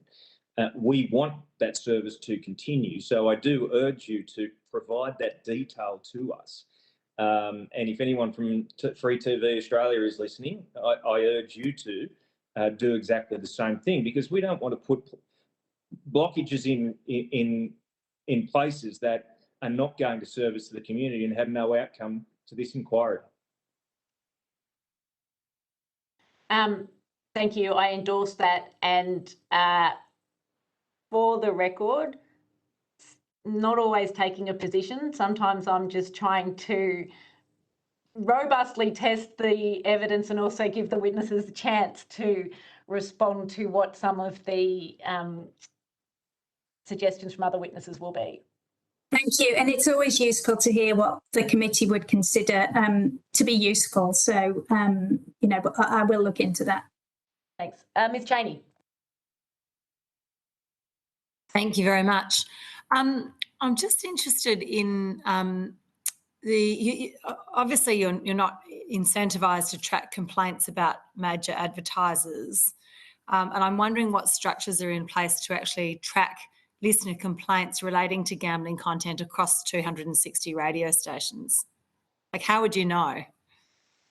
Because we are obliged to report to the ACMA our complaints, and we report that each year under the Code of Practice, and we divide it into the various sections of the code. So we do actually track very carefully what our listeners are complaining about.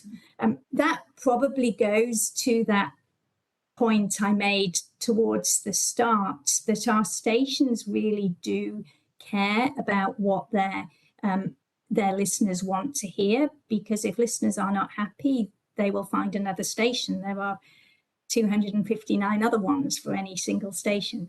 Yes, but I suppose if you're saying it threatens the sustainability of radio stations, then if they're choosing between a small handful of listeners not being happy or an existential threat, you know, may not be incentivised. But that's actually a good answer. Yeah, so but the you know, whatever the outcome, they track the complaints very carefully. They have to do it under the code, and they you know, they choose to do it as well so that they understand their audiences. Thank you. We have had repeated evidence that gambling advertising is ubiquitous, and for people who've experienced problems with gambling, it's very hard to escape it. It's, you know, TV, radio, social media, sponsorships at sport. Is there anything inherently different about the medium of radio that means that it should be treated differently or somehow exempted from changes that would affect other media that also say that it has financial implications for them? I think 2 points. One I will make very briefly because I have made it already, but one is the benefits that radio provides to communities are unique. I think I've talked enough about them today, so I won't go into that in more detail.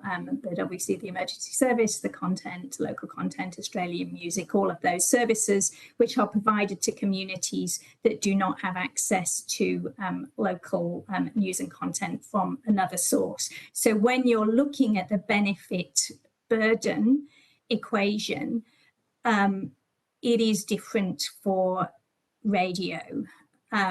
Secondly, radio does not target, does not have any programming targeted at children, which is probably a distinction from a lot of other platforms. A lot of radio, for example, in-car listening, and about a third of listening takes place in the car, is by its nature supervised by an adult. Children can't drive. So there are some differences in the way that radio is programmed and consumed. Okay. That's it for me for now. Thanks, Chair. Thank you, Ms Chaney. Ms Miller-Frost. Thank you, Chair, and thank you for coming in and giving your evidence today. I wanted to, I actually just wanted to comment on your last comment about not programming for children, and children don't drive, but children are often captive in a car when you're driving, and I think it's, in this day and age, it's probably unusual that people don't have the radio on when they're driving. Perhaps just that might be an assumption about my life. And one of the issues that we've heard from many of the witnesses is, and it was referred to earlier, the ubiquitousness of advertising, that people are saying, I can't put the TV on, I can't watch sport, I can't drive with the radio on in the car, I can't go on social media, it's just everywhere. So I'd just perhaps reflect on the fact that it may not be targeted at children, but children are often captive audience to that as well. That's more of a comment than a question. I did actually have a question as well, though. Okay, quickly.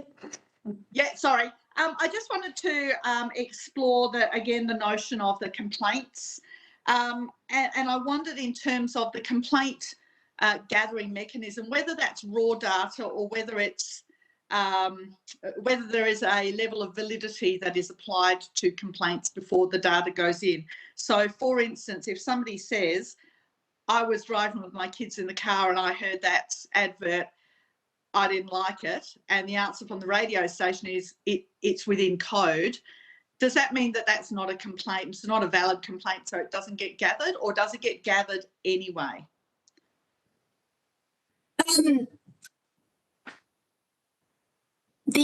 The answer in terms of the code is that would not be caught by as a code complaint, conceivably, if it really were just a comment. There are various elements that need to be satisfied for it to be classified as a code complaint.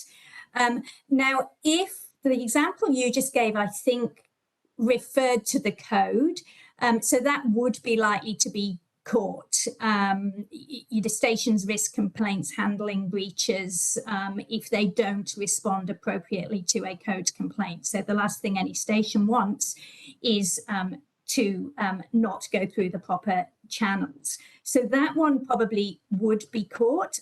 If you're talking about something that really is just an off-the-cuff comment, it may not, but I know a lot of stations still track those sorts of comments because it is of interest to them. And in terms of track, would they track that internally, or are they actually reporting that centrally? No, if it were just, a caller chatting about the weather and just saying, oh, by the way, I don't like this or that, or I like this or that. That would not be formally tracked. But if it were, and the sort of communication you mentioned, where someone mentions the code or mentions they think it breaches a regulation, then that sort of one would be caught. Right. So it's a fairly, to answer your question, I am comfortable in saying that the complaints caught by the code do reach. It's a fairly wide net. It would only be the informal comments that would not be. Right. Okay. Thank you very much. That's all, Chair. Thank you. Ms. Kruger, thank you very much for giving evidence and for your answers to some of the probing questions that probably came from me, and I apologise to my committee colleagues for taking up so much of the time. You have taken questions on notice, and you can answer those via the Secretariat. If there is anything that you wish to elucidate, amplify, or anything else that occurs to you that you think you maybe should have said in answer to any of the questions, please also feel free to provide that through the Secretariat. You'll get a transcript from today, and you can also have the opportunity to make suggestions of any changes you might want to transcription errors. So again, thank you, and to your association for making your submission and making yourself available to give evidence today. We appreciate it. It's been very helpful to us. Thank you very much for your time. You're very welcome. I'm now going to move, I believe we have the Attorney General of the ACT, Mr. Rattenbury, online. Yes, good afternoon, Chair. I'm here and ready to start when you are. Terrific. I'm sorry we kept you waiting a little bit. I appreciate you waiting for us. I'm now going to ask you, and if you have any other representatives from the government or the department there who may be answering questions, to just identify yourself for the Hansard record with your full name and the capacity in which you appear before the committee, please. Yes, certainly. Good afternoon. My name's Shane Rattenbury. I'm the Minister for Gaming in the ACT, as well as the Attorney General, and I was expecting to have some officials with me, but they seem to have not joined the call yet, so we'll see how we go with that. Oh, you're off the leash, sir. Well, exactly. Quick, let's go. You know this, but I have to say to you, you're not required to give evidence under oath, but the hearing is a legal proceeding of the Parliament, has the same standing as other proceedings, and as you know, giving of false or misleading evidence is a serious matter and may be regarded as a contempt of Parliament. Today's evidence will be recorded by Hansard, and it does attract parliamentary privilege. So having got that out of the way, I invite you, if you wish, to make a brief opening statement before we proceed to having a discussion. Look, thank you, and I appreciate the invitation to join the public hearing, and also that this inquiry is taking place. Obviously, the ACT government has made a submission, and so my remarks will be brief because you've obviously got that in writing already. The evidence on the growing prevalence of online gambling, advertising and harm caused, I think, is very clear, and you'll have heard that from a range of witnesses. In our view, it does impact individuals, families and our broader communities in many respects of health and wellbeing. And we very clearly, when we think about gaming policy in the ACT, are conscious that it is not just the individual who is gaming who might be affected, often those around them, be it family, friends, workmates and the like. The 2019 ACT Gambling Survey identified online gambling as growing and corresponding with higher frequencies of gambling harm. So again, these detailed comments are in our submission, but it particularly identified that people who gamble mostly online reported one or more harms from gambling at double the rate of people who gamble mostly offline. So that is an interesting prevalence and impact issue that I think is worthy of further consideration. Certainly the pervasiveness of online wagering service advertisements, both through television, radio and the internet, is becoming increasingly disturbing. These ads particularly appear to target young men, They do portray a degree of social inclusion in their advertising, and I think it does play on the social insecurities of that younger group of males in our community in particular. I also note that there is a correlation between the placement of advertising and gambling harm. Research demonstrates that gambling advertising does increase gambling-related harm by inducing people to gamble more than they had intended. So with that sort of basis of evidence and, I guess, understanding of what's happening at the moment, we think that there are two things that need to be done. We feel that for too long the responsibility has been placed onto the individual to gamble responsibly.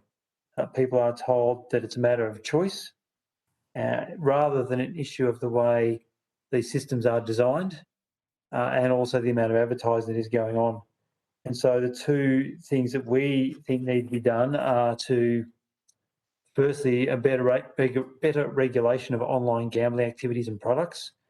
And then secondly, the banning of advertising across all platforms, including online television, radio, and in sport itself. And we are seeing examples of where that sponsorship and promotion is happening literally on the sporting field. On the first issue of online gambling activities and products, obviously the National Consumer Protection Framework is a necessary set of harm reduction measures, and we've worked very diligently with the other states and territories in the Commonwealth to implement the agreements under that framework. But as the implementation of that is reaching that point of fulfilment, there is an interesting question about what happens next. And we believe there is an opportunity to put in place stronger measures to better protect consumers from harm. On the issue of gambling advertising, I do draw the committee's attention, and this came up in your last conversation, the comparison with tobacco advertising, where go back some period of time and it was extremely common, both direct advertising and through sponsorship, and it was considered quite normal. But we did move to ban it, and I think these days most people would look back and wonder why we ever allowed it, given the harms that arise from smoking. And we consider there's a strong parallel there to the way that gambling advertising operates at the moment. We do think there is a role for the Commonwealth to play, particularly in this space. As a state and territory jurisdiction, there are limits to what we can do. There is a limit to the levers that we have available. And we would like to see a concerted national effort, so partnership between the Commonwealth and the states and territories to use the levers that are available, particularly to the Commonwealth, but then the states and territories play a role there as well and work collaboratively. We think this is a better approach to gambling policy, that using the collective levers we have will both avoid inconsistencies in approach, provide a clear national response, and also, particularly for the states and territories, help us overcome barriers in the limitations we have under the Constitution of the roles that we can play. So we are keen to work with the Commonwealth on that level. Let me simply conclude by saying, and I'm sure perhaps members of the committee have had similar experiences, certainly we are getting very clear messages that our community is telling us they do want to see change. We're hearing this in the conversation with our constituents, who frankly are fed up with having their kids particularly bombarded with online gaming advertising. And we are very keen for governments to step in and address this issue before it is allowed to continue for too long. We think it is timely to act now before this becomes a problem. Frankly, we look back and think we should have addressed this sooner. My officials have now joined me, and I'm very happy to just go into a discussion with the committee now, and thanks again for the chance to appear. Terrific. Thank you very much, Attorney General. And certainly I'm happy to say, I've been saying it on the record, getting the same message from the community loud and clear. I wanted to invite you to expand a little bit more on those Commonwealth levers that you are keen to have pulled, and perhaps give us some examples of the things specifically that you would like to see the Commonwealth look at doing. Yeah, certainly. Perhaps the best way I can illustrate this is through what we have been trying to do and then the gaps that highlights. I imagine you have had evidence about the restrictions that are in place in South Australia, where the South Australian... Sorry to interrupt you. The South Australian Government has made a submission. Yes, which so you will see from that they have put in place restrictions above and beyond the advertising code of practice, where they have put in place further limitations on the ability to advertise on television and radio for gaming. We are exploring whether we could do a similar thing in the ACT. We are, and I'm seeking legal advice from our agencies at the moment, but potentially there are limitations there. We are a bit different to South Australia geographically, of course, and so we wonder whether, because some of our television signals go into another jurisdiction, you can imagine the constitutional issues that might arise from that. And so if that is the case and we are constitutionally unable to do it, that I think illustrates an example where the Commonwealth, with particular responsibility for telecommunications under the constitutional arrangements, could probably provide greater capability to intervene than we could particularly as one of the smaller jurisdictions in Australia and one surrounded by New South Wales. Okay, so as one politician to another, what you're suggesting is that the Commonwealth should be looking at further restrictions on advertisements for sports betting, akin to what is happening in South Australia. Absolutely. We would like to see far greater restriction, if not an outright ban, on a range of gambling advertising, particularly obviously in hours where younger people are watching, but across the board. I mean, I spoke earlier of my views on the way that I believe this advertising is particularly targeted at young men.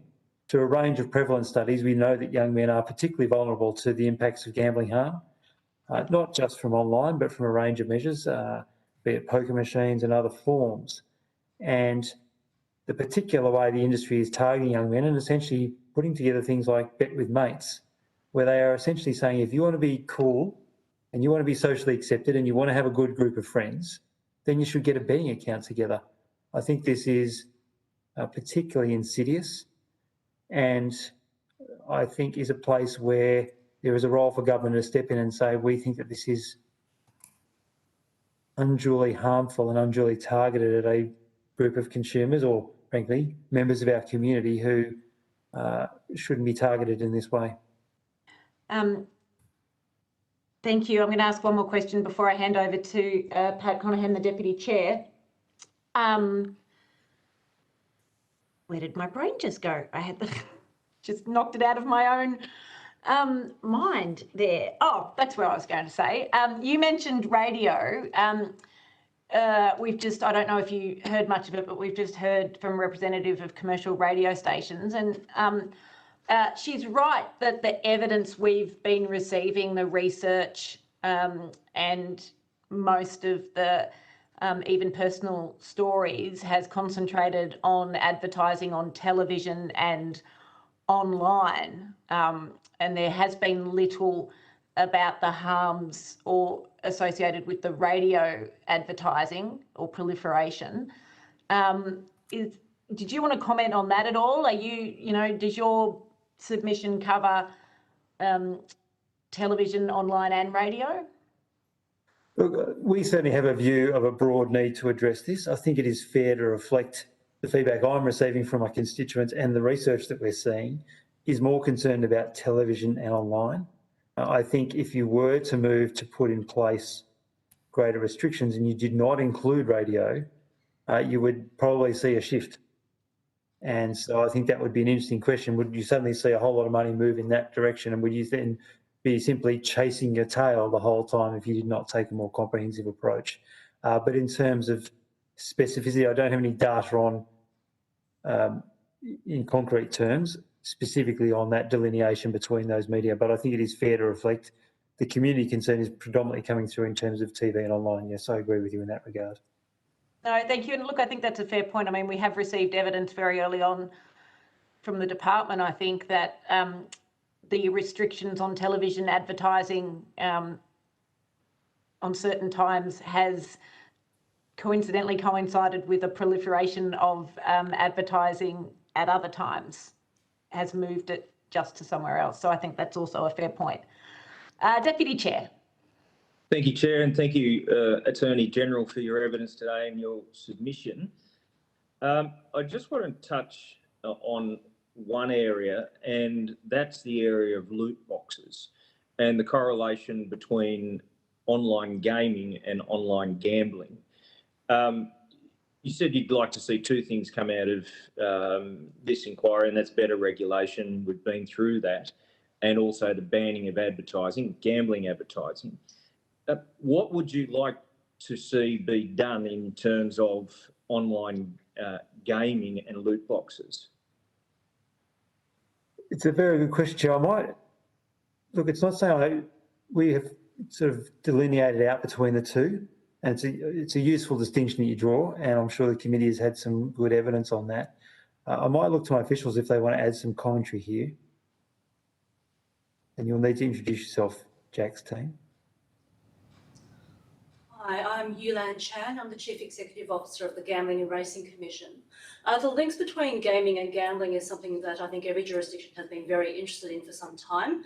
It's an area, however, where there's not a lot of completed research. We are aware there are a number of universities that are looking into that, and that is something that we're monitoring closely at this point.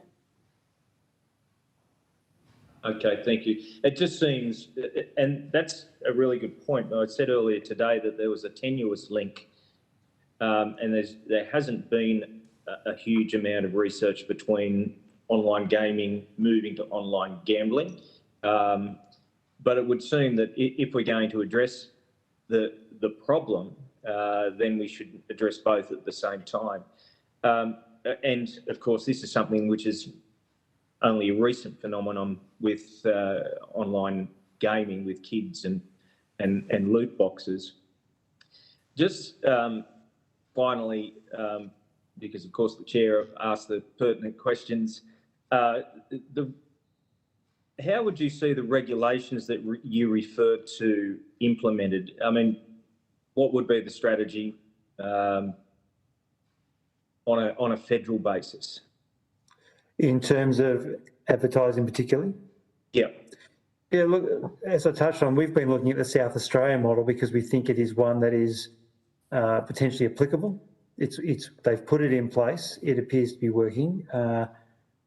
Yeah, so a model like that, which sees greater restriction using Commonwealth powers, I think is certainly what we're looking at. And we are in a research phase where we're trying to get more details on what our opportunities are and what restrictions might apply to us. But as I touched on, because of that trans-border or cross-border issue in particular, or cross-jurisdictional issue, that's where we think there's a particular role for the Commonwealth because of that ability to overcome those issues that state and territories face.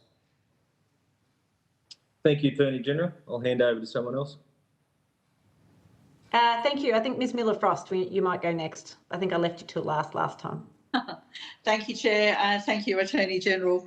I noted in your written submission that you had a 2019 gambling survey which had 0.8% diagnostic criteria. Was that self-reported or did people sort of, answer a whole load of questions and you went, yeah, okay, you meet the criteria? Sure. Let me ask Ms Chan to give you the details of how that survey is conducted. Thank you for the question. The survey is conducted every 5 years by the ACT Gambling and Racing Commission. The latest survey was in 2019, so we are due to do our next one very soon.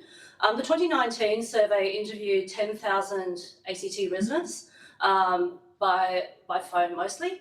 They asked a range of questions. It was quite a comprehensive survey. Part of those questions were taken from the PGSI, sort of the questioning about that. So the PGSI is a clinical measure of gambling harm.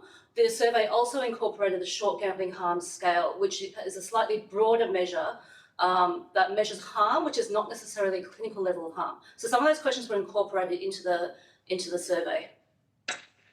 Okay, and so the survey itself was specifically around gambling or gambling activity. It wasn't a kind of a lifestyle sort of survey as such? No, that's correct. It was commissioned by the Gambling and Racing Commission every 5 years. It is to look at what behaviours, for example, what types of gambling behaviours, where do people gamble, what types of gambling, how often, and also about help seeking. So how many people have sought help for gambling in the past, how many people, where they sought help, and how often across their lifetime they might have sought help. So it's definitely focused on gambling prevalence and activity.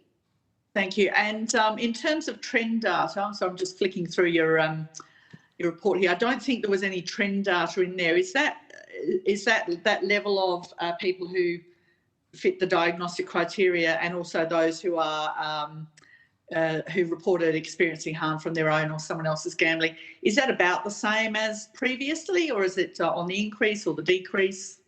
We changed our survey methodology, so it's hard to draw a correct, like an accurate correlation. The 2019 survey compared to the 2014 survey was the first time we'd included mobile phones in contacting people, and we think that has affected some of the results. We also increased our sample size. So 2014 survey was 7,000 people, 2019 survey was 10,000 people. So there are some things which, it's not easy to draw a direct correlation between. We're hoping to have a better correlation in our next survey. Sure, thank you.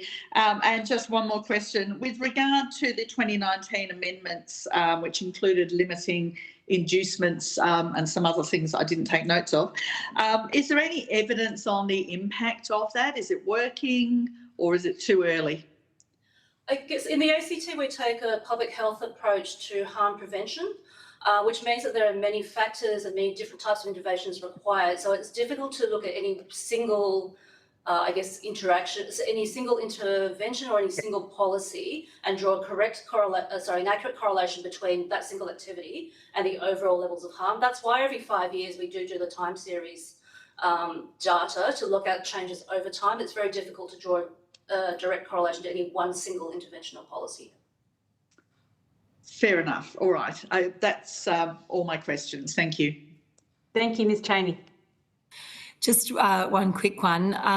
I'd love to hear more about some of the other barriers to states in regulating gambling without federal intervention. You talked about broadcast, geographic broadcast limits, but interested in your thoughts on taxation or any other barriers that you think there are to states effectively regulating in this area.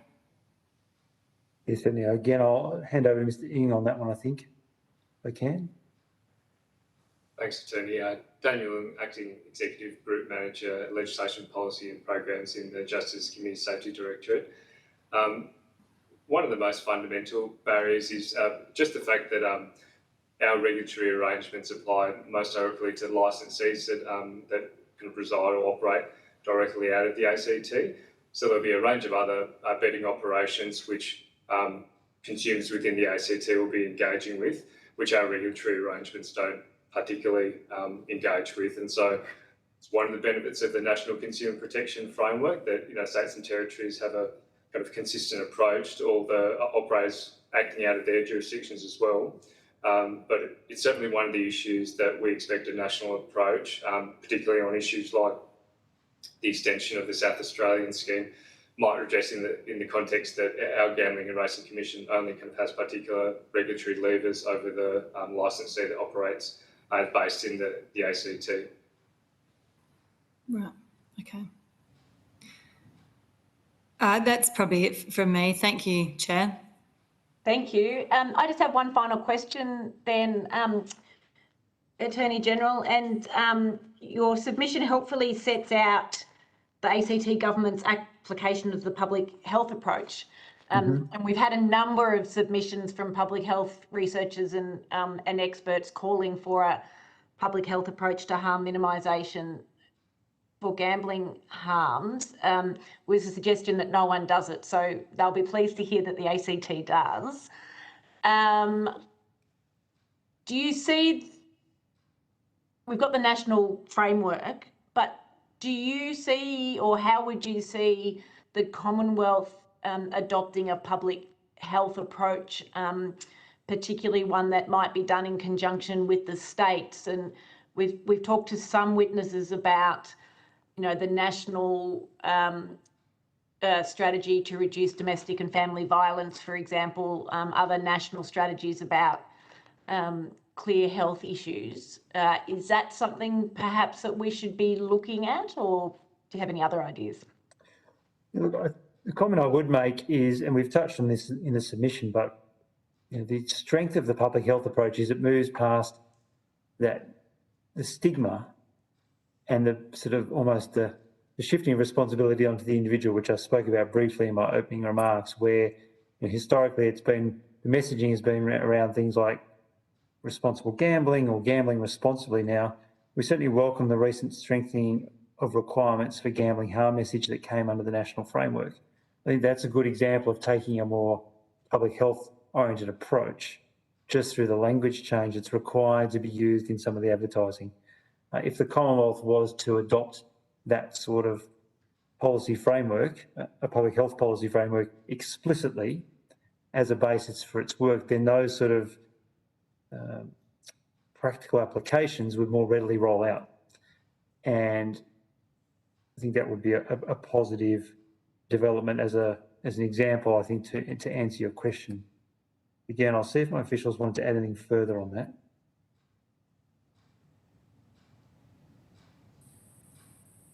Doesn't look like it. No, sorry, they seem to be declining the opportunity to answer my very fluffy question there. Sorry, is the mic on? Yep. Sorry, it's Yulan Chan again.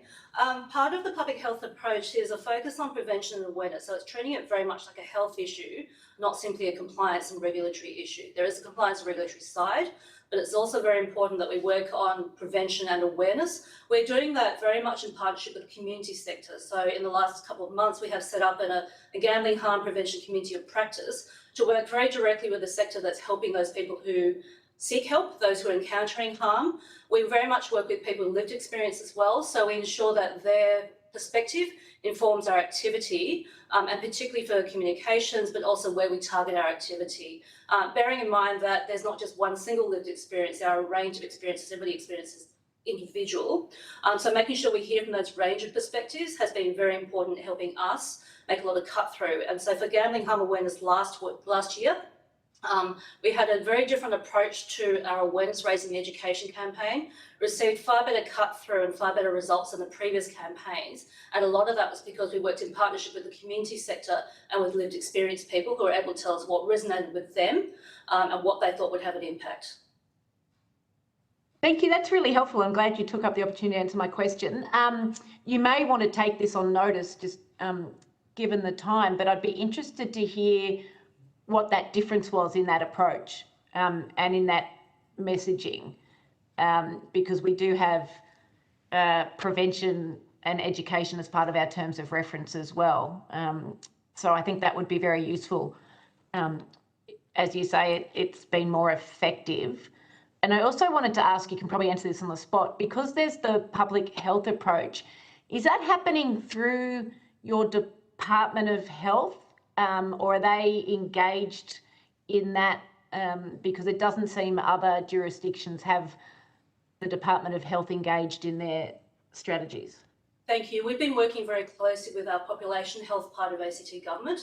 So last year they issued the ACT drug strategy action plan for the next 4 years, and we had gambling health recognised as one of the factors in drugs, alcohol and other alcohol, tobacco and other drugs. So it's recognised as one of the co-occurring factors from that. So that we are starting to make more traction on our community of practice. We have a number of sort of health-related bodies who are also working with us and giving their perspectives, and we're also working through them to give them information so that they can better talk to their constituents and their members to better recognise what gambling harm could look like and where to refer for more specific health help.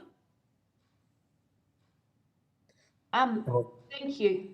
Chair, we'll take your first question on just a bit more of that detail on notice, and we will just send through a bit more detailed update for you. Thank you. I think we'd all appreciate receiving that. And if there was anything additionally about the community of practice, that would be helpful. I'd be interested in looking at that and seeing whether that's something that was practical to look at a federal level as well. Sure. Thank you. Unless any of my colleagues have anything else to ask, I want to thank you very much for your time. I know you must be incredibly busy, so we do very much appreciate the ACT government putting in the submission and you appearing here today, as well as the officials who joined you. You'll receive a transcript. If there's transcription errors, please feel free to suggest changes. You've taken those questions on notice. You can provide those answers through the Secretariat. And if there is anything that you consider that you had might assist some of the questions we asked or you would like to have raised, also feel free to send that through to the Secretariat. Thanks very much and good luck with your deliberations. Thank you very much. Thank you. Okay, we are surprisingly, again for us, running 5 minutes early, but I think perhaps we might have the Northern Territory Racing Commissioner online. Is that you there, sir? Yes, it is, Chair. Alistair Shields. Thank you, Commissioner Shields. Is it all right with everyone if we just keep pushing through? And we'll have a short break after this witness. Great. All right. Sorry, I think you're the chairperson rather than the commissioner. I gave you the wrong title. Chair Shields, for the record, could you please state your full name and the capacity, for my benefit, in which you appear before the committee today? Thank you. I'm Alistair John Shields. I'm here today as Chair of the Northern Territory Racing Commission. Thank you very much. Just the formal stuff. You're not required to give evidence under oath, but the hearing is a legal proceeding of the Parliament. As such, it has the same standing as other proceedings. The giving of false or misleading evidence is a serious matter for which witnesses can be held in contempt of Parliament. Your evidence will be recorded today by Hansard, and it does attract parliamentary privilege. Having said that, I invite you, if you would like, to make a brief opening statement before we proceed to questions and discussion. Thank you, Chair. I will make a brief statement. So firstly, I refer to our submission dated the 21st of February, which I think is numbered 143 on the inquiry website. I won't cover what's in that submission, but I thought it might be useful to briefly introduce the Commission to you and the work that we do. So there are 6 members of the Commission. Of those, 3 of us are legally qualified, 2 have accounting qualifications, 3 have past regulatory experience, including with the Commonwealth and with the Northern Territory Government, and we also have a former police officer, and we have 4 with public administration experience. You'll see that adds up to way more than 6, but that means quite a few members, have 1 or more of those attributes. In carrying out our work, we're supported by licensing NT within the Northern Territory Government. That includes licensing and compliance officers, administration and secretariat. Also, quite importantly, given that we're talking about online gambling, we have a gambling systems team. And it's a requirement of each licensee that they must satisfy the technical requirements of our licensing or gambling systems team before commencing their activities and prior to commencing any significant changes to their system. A key to the requirements from the gambling systems team is that there be an independent audit log for each transaction for each sports bookmaker, which effectively means that all bets are recorded in real time on an audit log, and the audit log traces any amendments to those bets over time once they're struck, so they can always be referred to and considered by the Commissioner.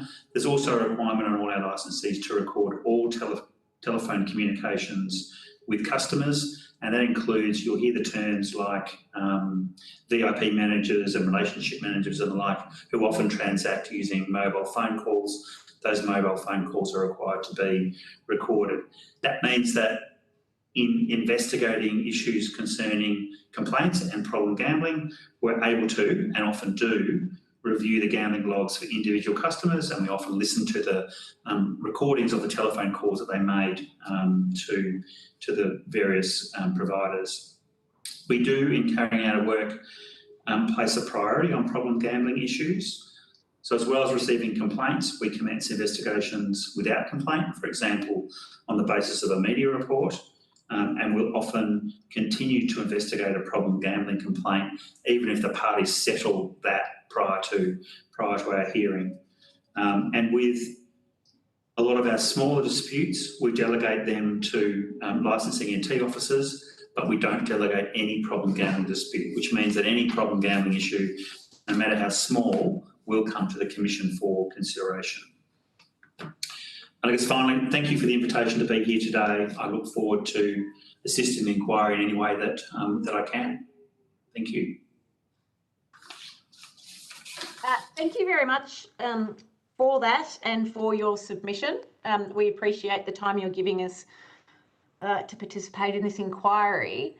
I'm going to start with something that's not in your submission, but has been in the media very recently, which is the issue with Better and contacting people who had self-excluded. And I think, in fact, correct me if I'm wrong on this, but had self-excluded via the Commission's register, but yet somehow managed to have their details provided or obtained to Better and received emails. And I think I'm right in saying there's been a couple of fines imposed, which has amounted to $75,000.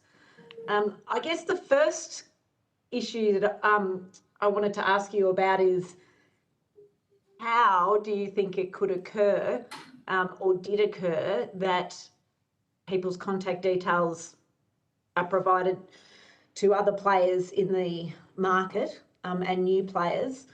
And then the obvious question, what sort of percentage of Better's profits is a $75,000 cumulative fine, and what sort of disincentive could that possibly be to the sort of behaviour they engaged in? Okay, well, thank you for the questions. To deal with them separately, the industry is one we've seen from our experience where people regularly do move from one licensed operator to another. And so there is quite often an understanding of who might be clients of other bookmakers because of past employment, where people are generally aware that a person may have had betting activity.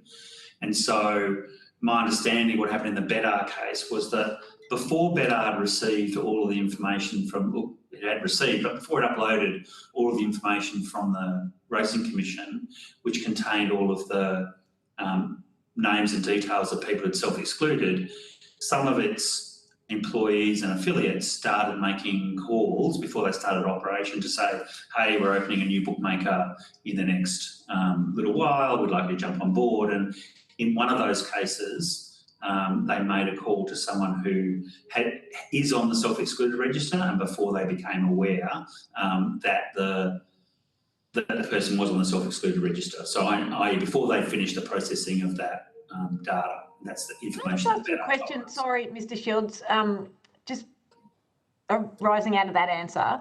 Are you saying that employees of one bookmaker, online bookmaker, take with them the contact details of that bookmaker's clients when they go and work for another online bookmaker?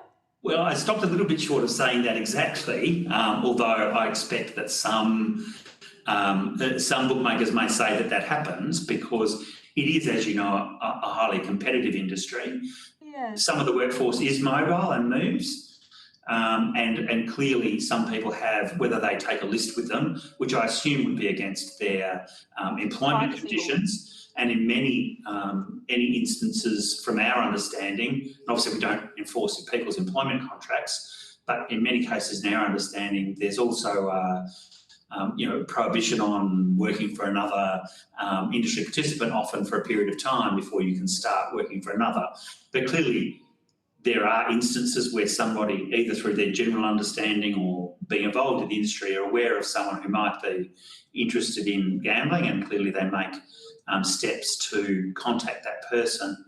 Of the Betr decisions that you mentioned, Chair, one of them was a finding by the Commission that Betr had breached the Code of Practice for Responsible Online Gambling that requires, it's a prohibition on urging non-customers to buy effectively, and that was one of the breaches we found at Betr, that the person shouldn't have contacted the various people that were, so there's one self-excluded, but some other persons who had been customers of another bookmaker registered in another jurisdiction, we've made a finding that those unsolicited contacts without consent breached our code of practice.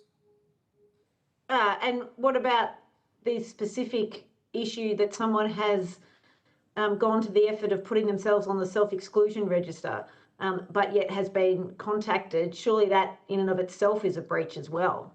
Oh, absolutely. So there were actually three breaches found against Betar in 2 separate decisions, and they total, as you said, Chair, around $77,000. So one was a unsolicited contact, or a contact of someone who's on the self-excluded register, which is not permitted. One was a breach of the urge to buy, and the other was unsolicited marketing material, sending unsolicited marketing material without consent. So they're the 3 separate breaches of the code. As to your comment concerning the quantum of the fine versus the potential profits that a bookmaker may be making, that is an issue, and you may have noted in our submission, we welcomed the NT Government's priority on new legislation to apply in the Northern Territory, and one of the things that we are expecting that legislation will contain was increased capacity for higher fines, but also other enforcement activities like enforceable undertaking. Bodies like ACMA and the like have the power to issue enforceable undertakings as part of a disciplinary action, and we would welcome the opportunity to be able to have greater fines. You might have seen in the notice, the second notice we issued to Betar, we sort of said, if you keep breaching this, we'll be looking at other sanctions, but the next level of sanctions we have suspension or cancellation of licence, and I guess a suspension of a licence, even for a short period of time, would be a significant impact on any of our licensees, but it's certainly one that we are prepared to use in the case of repeated breaches. Did you have to impose a penalty on the assumption there were only 3 individual instances of breaches, or were you able to say it's highly unlikely that only 3 people were contacted in this way? Better tell us how broad spread your breaching activity actually was. Look, in the normal course of events, that's exactly what would happen. Betar's is slightly unusual in that it was a direct approach by a person to someone who turned out to be on the self-excluded register.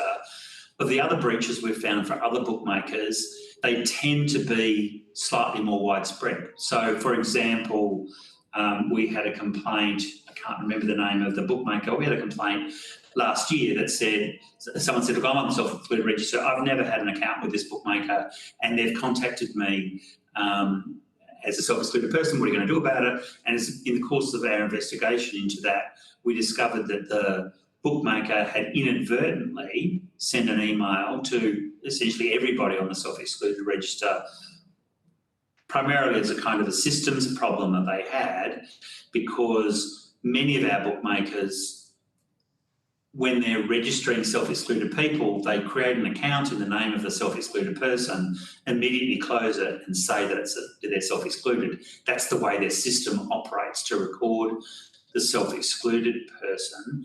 And we've had a few instances, regrettably, in the last 12 or 18 months where the bookmaker has had a system problem, so that inadvertently they've sent either a marketing email or an email asking people to verify their accounts, which was the last one we dealt with, to all of the self-excluded people on the list. And we've actually recently written to all our licensees to impress upon them the importance of making sure that they don't make those systems errors in future, which is a very long way of answering your question, which is, do we normally investigate these sorts of things to make sure they're not isolated? Absolutely, definitely we do. What the penalty for inadvertently, you said it's happened a couple of times, inadvertently emailing every person on the self-excluded register? Well, it could be a maximum fine for times by the number of people they contacted. You know, would be one way we could address it. One of the things we have noted when we've considered them is whether there have been any instances of anybody opening an account in gambling as a result of that message. And what we have noticed in some of our published decisions, because of the feedback we've had from self-excluded people, is no one's in those sort of instances of accidental or mistaken emails going out to everyone on the list. There have been no cases where people have been able to open an account, but various levels of distress caused by people who've had the foresight to self-exclude and don't want to be reminded of that by an email. But also in one instance, we reported a decision where I think it was a partner or relative of the person who came forward said that the email was viewed from a member of their family who had thought the person had self-excluded and was kind of questioning why that person was receiving emails from a gambling company, which caused other sort of family distress as well. They're all the sort of factors we take into consideration when deciding upon a fine. What was the fine, Mr. Shields? Oh, Chair, off the top of my head, I can't remember the fine in that particular instance. Yep. I could take that question on notice and provide you details. It would be a published decision of ours, but I can definitely draw your attention to it. Yep. But can I just ask you, what level of confidence would you have that, let's not call it better, but the better scenario, right? $77,000 worth of fines. What level of confidence would you have that that would in any way make Better think that they should stop that activity given the profits that they make? Look, I certainly agree. A fine of $77,000 for most of our licensees. There's a great range of licensees, some of whom have very small turnovers, but the vast majority of them have significant turnovers where $77,000 wouldn't be a significant impost. I do think there are a few things, however. One is decisions get published on the website. They're often recorded in the media. Most of the large companies who have investors or their subsidiaries of larger operations offshore, they are called to account by the investors and the subsidiaries nationally or internationally. And finally, in the case of Better, they've been very, very seriously put on notice. You do this again, and that we're not considering a fine, we're considering a suspension or cancellation of your licence, which is a pretty serious response in the Commission's view. Yeah, if they do it again and someone reports it to you. So in your submission, you say that there's an annual combined turnover of the 32 sports bookmakers and 2 betting exchanges licensed by the Commission of approximately $50 billion annual turnover. Do you know what that translates to roughly in terms of the profits that those companies are making? Oh, Chair, I couldn't answer that offhand. I can tell you that the figure, the actual figure for 2020-2021 was $48.3 billion, which we rounded up for the purposes of our submission. Look, there are a variety of factors that go into what the gross profit is. This is turnover, but yes. I couldn't tell you off the top of my head how much of that's profit. Some agencies do better than others, I guess, in terms of their turnover. That's all right. If you can't, that's okay. Do you know, you might not know this either, but if there's a turnover of $50 billion, how much money is actually going to the Northern Territory government in terms of licence fees? Oh, yes, I can't tell you that off the top of my head either, but I could very easily provide that information to you. There's a variety of different benefits, if that's the right word for them, economic benefits to the Territory. So one is the licence fee, which depends on the type of licence. So I think it's $50,000 for a sports bookmaker and $250,000 for $1,000 for a betting exchange. We also have a licence condition that requires each licensee to maintain a presence in the Northern Territory and each licensee to maintain their call centres in the Northern Territory. That said, I'm certainly aware that most of the large operators also have head offices in other jurisdictions. We were also subject to a direction from a former minister to require licensees to also demonstrate some other economic benefit to the Northern Territory, and that's part of our licensing and renewal process. And there's a variety of different economic benefits provided by licensees that are intended to provide economic benefit for the territory, and they include anything from research into problem gambling issues, rehoming of greyhounds once they're finished racing, support for various sporting and other organisations in the Northern Territory, through to, I think, one or two provide money for an internship for a recent graduate, things like that. An internship with a sports betting company? Yes. Okay. You might want to take this on notice, and I'm going to throw to the Deputy Chair now before I keep going with all of the questions I'm interested in. Is any of that money that comes into the Northern Territory required to be spent on harm reduction or counselling and support services for people that experience online gambling? Because, you know, looking at how many sports bookmakers and betting exchanges are licensed and the amount of the licensing fees you've just talked about, that is a tiny proportion of the turnover amount of money. So you might want to take that on notice, and I will let my colleagues ask you the questions they wish to ask you, and if there's any time, we'll come back. Mr. Conaghan. Thank you. Thank you, Chair. Thank you, Mr. Shields. Mr. Shields, does the Northern Territory Racing Commission support the rollout of BetStop? That's a slightly complicated question, but yes, we support the concept of BetStop. We've raised an issue both in our submission, but with ACMA and the department, and we've discussed it with licensees about the way in which it operates. So there's an issue where essentially the way BetStop operates is the flip side of how our system operates. So we provide all the data of who's on the self-excluded register to licensees. They're then required to have an effective system to prevent them sending or allowing others to sending information or allowing them to open an account. BetStop flips that on its head and works the other way, and so you either get a yes or no answer when you check with BetStop.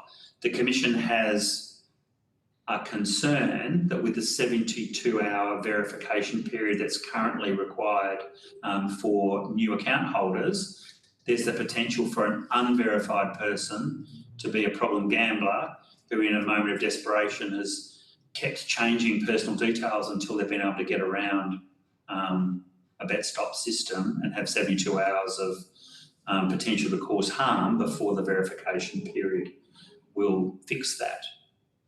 Is it accurate that to say that you, on behalf of the Northern Territory Racing Commission, wrote to the Department of Social Services asking for the stalling or the slow rollout of BetStop? Look, we certainly wrote to the department, yes. That was to raise the concerns and to urge the department to consider addressing those concerns and also to consider an immediate verification requirement so that those concerns could be addressed. And we also had we've had some very constructive discussions both with ACMA and with the department on the issue. Isn't it the case that the licensees, or I'll use the term gambling companies, approached the Northern Territory Racing Commission because, in their words, they had issues with privacy? No. So that's not accurate. The Northern Territory Racing Commission formed its own view about ACMA after having some briefings on BetStop after having some briefings with ACMA. We hold semi-regular, it hasn't been regular in the last few years because of COVID, but a semi-regular bookmakers forum in Darwin. We held one on the 30th of November last year. We invited ACMA to come and talk about the system and how it would operate. And we had a bit of a discussion following that to gauge industry's view about the effectiveness of BetStop and what the appropriate way to deal with that would be. Can you explain to me this 72-hour period when in your opening comments you spoke about that the licensees needed technical requirements where you can have an independent audit log and audit log at the real time. Aren't those systems already in place to protect someone who wants to self-exclude or the privacy of a person suffering from gambling harm? So the 72-hour verification period is a national requirement coming out of the NCPF requirements, and that requires where someone opens a new sports bookmaking account with an operator, for the operator to have them properly verified, so make sure that the details they use to open the account are true and correct within 72 hours. So previously was, I think, 21 days. It was reduced down to 72 hours in 2019. The Commission has proposed to its licensees that be reduced to immediate, i.e. you can't make a bet until you've been properly identified. That would help identify problem gamblers who change their personal information to try and get around a self-exclusion in a moment of weakness. It would also be of assistance in preventing minors from opening accounts. Our licensees, also not necessarily against the requirement to be verified prior to commencing gambling, they've said that unless it applies across the board throughout all the licensees in Australia and Tabcorp, then they would be at a competitive disadvantage. The compromise that the Racing Commission has imposed on our licensees is that they must immediately commence the verification period once a new licence, a new customer has registered. They must diligently pursue it, and then they must complete it within the 72 hours, where other operators within Australia are only required to complete it within 72 hours. One of the things that the Commission has experienced over the time is that the time taken to verify the vast majority of new customers has reduced enormously with the advent of service providers who can provide that verification process very, very quickly, often almost in real time. It's only where someone maybe has changed address, changed a phone number and not updated the electoral roll yet. They're sort of in that sort of movement period that somebody's not able to be verified fairly quickly. That competitive disadvantage that you mentioned about Tabcorp, is that because somebody can walk into a tab and put a bet on? No. As opposed to doing it online. What's the competitive disadvantage that the licensees see? I guess the competitive disadvantage would be that if I wanted to open an online account with Tabcorp or a licensee in another jurisdiction, I could do that, commence betting straight away, whereas if the Territory had imposed an immediate verification requirement and the verification wasn't immediate, they wouldn't be able to place a bet. So, for example, on a big race day like Melbourne Cup Day, I don't know what the stats of first-time account openers opening an account on Melbourne Cup Day or one of the big spring racing carnival days and then trying to place a bet would be, but you could imagine that somebody who wants to be able to open an account and open a bet and bet straight away, who couldn't do it with an NT licensee, might go to Tabcorp or another licensee in another jurisdiction. I just want to go back to that question I asked you about the licensees having concerns about privacy concerns with keeping all personal details of problem gamblers in one place. Are you suggesting that you didn't write that to the department on behalf of the licensees? Look, sorry, that was a poorly worded question. In your letter to the department, did it contain a statement to the effect that the bookmakers believe there were privacy concerns with keeping all the personal details of problem gamblers in one place?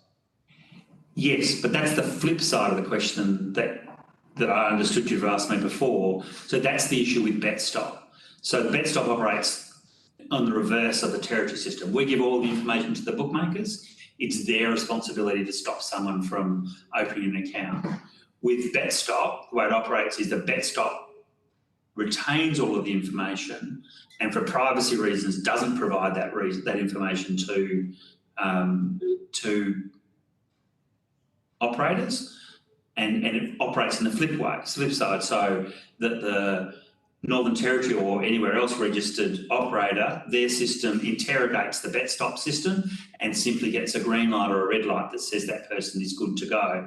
So there's no capacity for the operator or requirement perhaps is the better way to look at it, no requirement for the operator to exercise judgment to see that somebody who perhaps has slightly changed their first name but used their other details is actually the same name as someone on the register.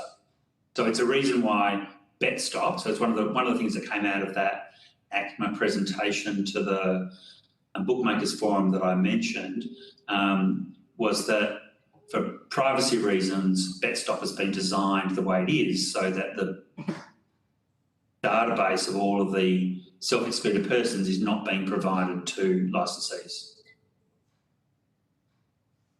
Well, given recent events where licensees target people who have tried to self-exclude themselves, wouldn't you think that would be the proper process with BetStop?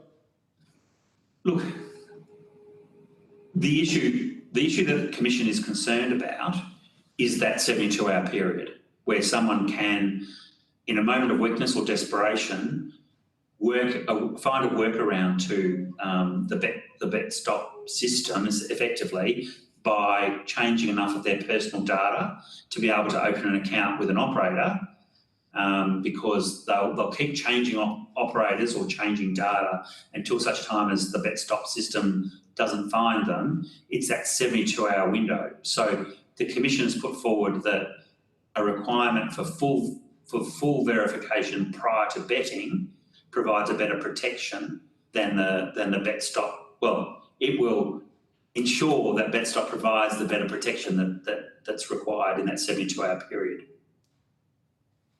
Am I not correct in saying when you open a sports betting account, you need to scan your licence and that is then uploaded and verified? That's part of the verification process, absolutely. Right. That you provide a certain amount of enough personal information that enables a verification to occur. Okay, so I've opened one. I've become addicted to gambling. I shut that account down. Isn't the information that then is contained? It's the same information to open a new account, isn't it? You still have to scan your licence. Doesn't matter what sporting agent. Yes, but that verification process isn't completed for up to 72 hours. So we have instances of our published decisions where people have been able to get around that by using, well, in some cases, clearly the bookmaker systems haven't been effective enough. So in one case, someone was able to open an account, put a space after their first name and their surname. That was enough to fool the system that they were someone different. They weren't on the self-excluded register. If you had you must be verified before you can start betting, that person would be found out as a self-excluded person before they commence betting.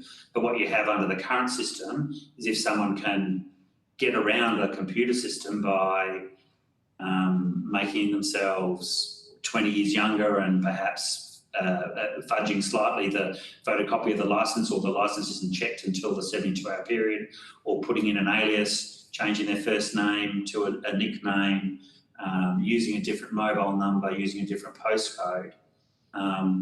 All of those things get found out in that verification process, so that window where they can potentially do harm is excluded if verification has to occur before you can start betting. Okay, thank you, Mr. Shields. Thanks, Chair. Thank you, Ms. Chaney. Thank you, Chair. Mr. Shields, we've heard from other witnesses that the focus of the NTRC seems to be to support the gambling industry rather than addressing community concerns. I'm interested in understanding more about movement between the NTRC and the gambling industry. Are you aware of any people who have worked for one and then the other? So someone who's worked in the industry and now works for licensing and T, or vice versa? Or vice versa, that's right. We had heard that a previous chair of the Racing Commission is now chair of the Darwin Turf Club. Yes, that's right. The previous chair is now chair of the Darwin Turf Club. And would you see that as being a potential problem if there's movement between the regulator and the regulated? Look, as a general principle, I would. It certainly wasn't a former chair of the Racing Commission, left the Racing Commission, was immediately appointed as chair of the Turf Club. There was definitely a gap in between, a gap of quite some years to start with. Again, there's a difference between the regulation of sports bookmakers and the regulation of the racing industry. So there's a body between the Racing Commission and the Darwin Turf Club, that's Thoroughbred Racing NT. So we don't directly supervise the Darwin Turf Club, they're supervised by Thoroughbred Racing NT. So I see there's a bit of a distinction there. I would see the potential for conflict if there were employees of gambling operators then coming to work for the Racing Commission or Licensing NT and vice versa. I'm certainly not aware of that happening in any significant way. I am aware that somebody many years ago once worked for the gambling systems area that I spoke of earlier, who now works or now has a gambling systems company, but they're not a licensee of ours. I'm not aware of any other employees within Licensing NT who have worked in the gambling industry. In terms of commission members, I'm aware we have a disclosure requirement and people disclose their involvement and as you would imagine, some have an interest in the racing industry and sports, but those interests are declared as part of our regular commission meetings. Okay, thank you. Now, you mentioned that you hold forums to gauge industry's views on issues. Can you tell me what equivalent activities or forums what activities you do to understand community views to balance with getting industry's views, especially given that the industry licences in Northern Territory have an impact on communities beyond the NT borders? Sure. So I guess the big body of work that's underway by the Commission was referred to in our submission, and that's the consultation paper on the Code of Practice to Reduce Gambling Harms. That was sent to all our operators. It was sent to Responsible Wagering Australia. We also sent it to a range of academics and gambling reform advocates that we're aware of, and we engage with some of those. And we publicly advertised on our website for anybody to make a submission in response to that discussion paper. In response to that discussion paper, we had 22 submissions, 13 were for operators, one was from Responsible Wagering Australia, 7 were from academics and gambling reform advocates, and we got 1 from ACMA. We also, in the course of that consultation process, engaged with a number of academics and people who work in the reform area. At the forum that I referred to before, we had a representative from Financial Counsellors Australia come and talk at the forum about her experiences in dealing with problem gamblers and her experiences in looking at some of the practices that have been adopted internationally and nationally to assist in problem gambling. So we've cast a very wide net to try and understand the issues and to seek feedback on how we can strengthen our code of practice to reduce gambling harms. So 7 submissions from academics or gambling harm reduction advocates. Yes. You said. Have you? How frequently do you suspend licences? In the time I've been on the Commission, which is since 2018, I believe, we haven't suspended a licence. We've threatened to suspend on a couple of occasions, and those threats have been sufficient to see an improvement in behaviour. Okay. There was media coverage recently saying that there's been a review underway into Northern Territory gambling regulation, and that review has been underway for 5 years. Can you provide, is that accurate, and can you provide some more detail about that? So it's the Northern Territory Government, obviously, that's responsible for the legislation and the review of legislation. There was a review that commenced, and it probably would be that long ago, and a report was prepared and was provided for response and comment. It's been a priority of the Commission to see new legislation to replace the Racing and Betting Act put in place. And as I put in the submission, that priority is shared by the Northern Territory Government, and the current Minister has indicated his desire and intention to introduce new legislation in this term of government. So has that been a priority over the 5 years that that review has, theoretically been underway? Well, I can't speak for the Northern Territory Government over that 5-year period, but it's been a priority for the Commission. Okay. That's it from me. Thanks, Chair. Thank you, Ms Miller-Frost. Thank you, Mr Shields. I had a couple of questions. We've heard from people who have self-excluded that they have been targeted by new companies popping up. So, and we had a conversation earlier about the potential for people to take lists with them from one to another. I was just wondering, in terms of actually setting up a new gambling company, how easy is it? How often does it happen? What's the time frame? And how many do you have turnover, or any new ones in any given year? Okay.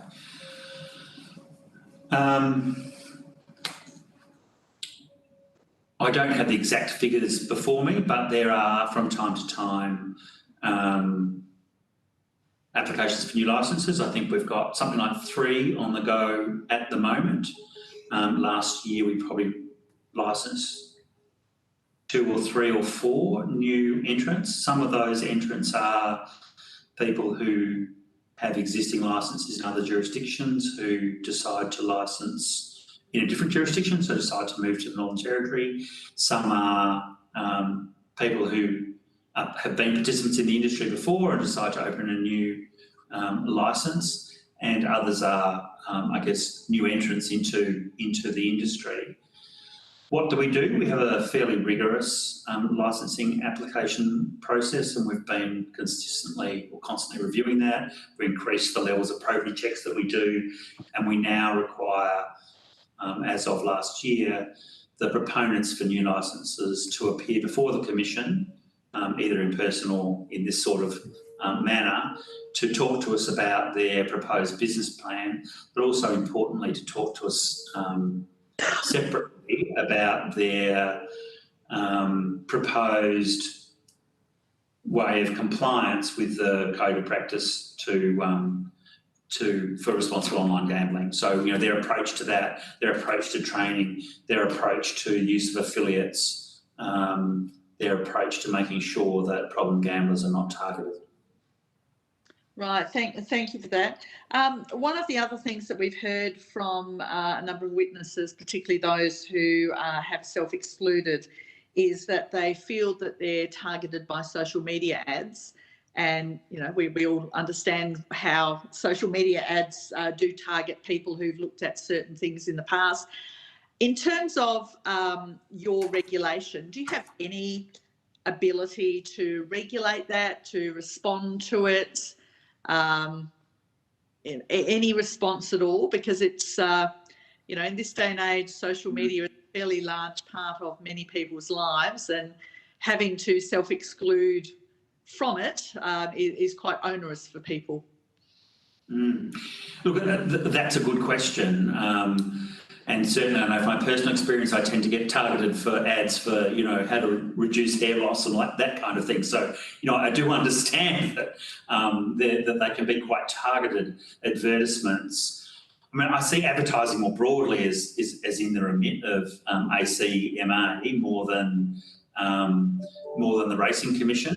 Would we have a power to do that? That's not necessarily something that I've considered, but potentially it is something that could be a licence condition or a code requirement that self-excluded. I'm not quite sure how you'd frame it. I'd have to think about that. And when BetStop comes into play and licensees don't know who's on the self-exclusion register or not, I'm not quite sure how it would operate in a reverse way where As I've said, in response to a couple of questions, our system works the other way. We give the list to operators. BetStop will operate the other way, and so I'm not sure how, once someone's on BetStop, how you could require someone who doesn't know they're on BetStop to not target them for, a Facebook ad or an Instagram ad or TikTok or the like. Right. Well, they're getting away with it now anyway. So that's all my questions. Thank you, Chair. Thank you, Mr. Shields. I just want to ask you a question arises out of the questions that Mr. Honohan was asking you.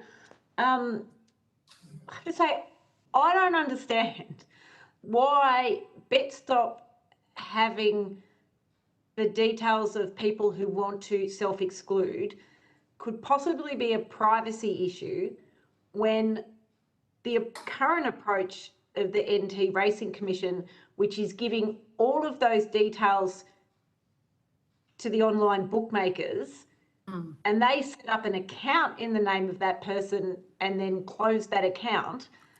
And you've told us that on 3 occasions in the last 18 months, they've inadvertently emailed those people with advertising.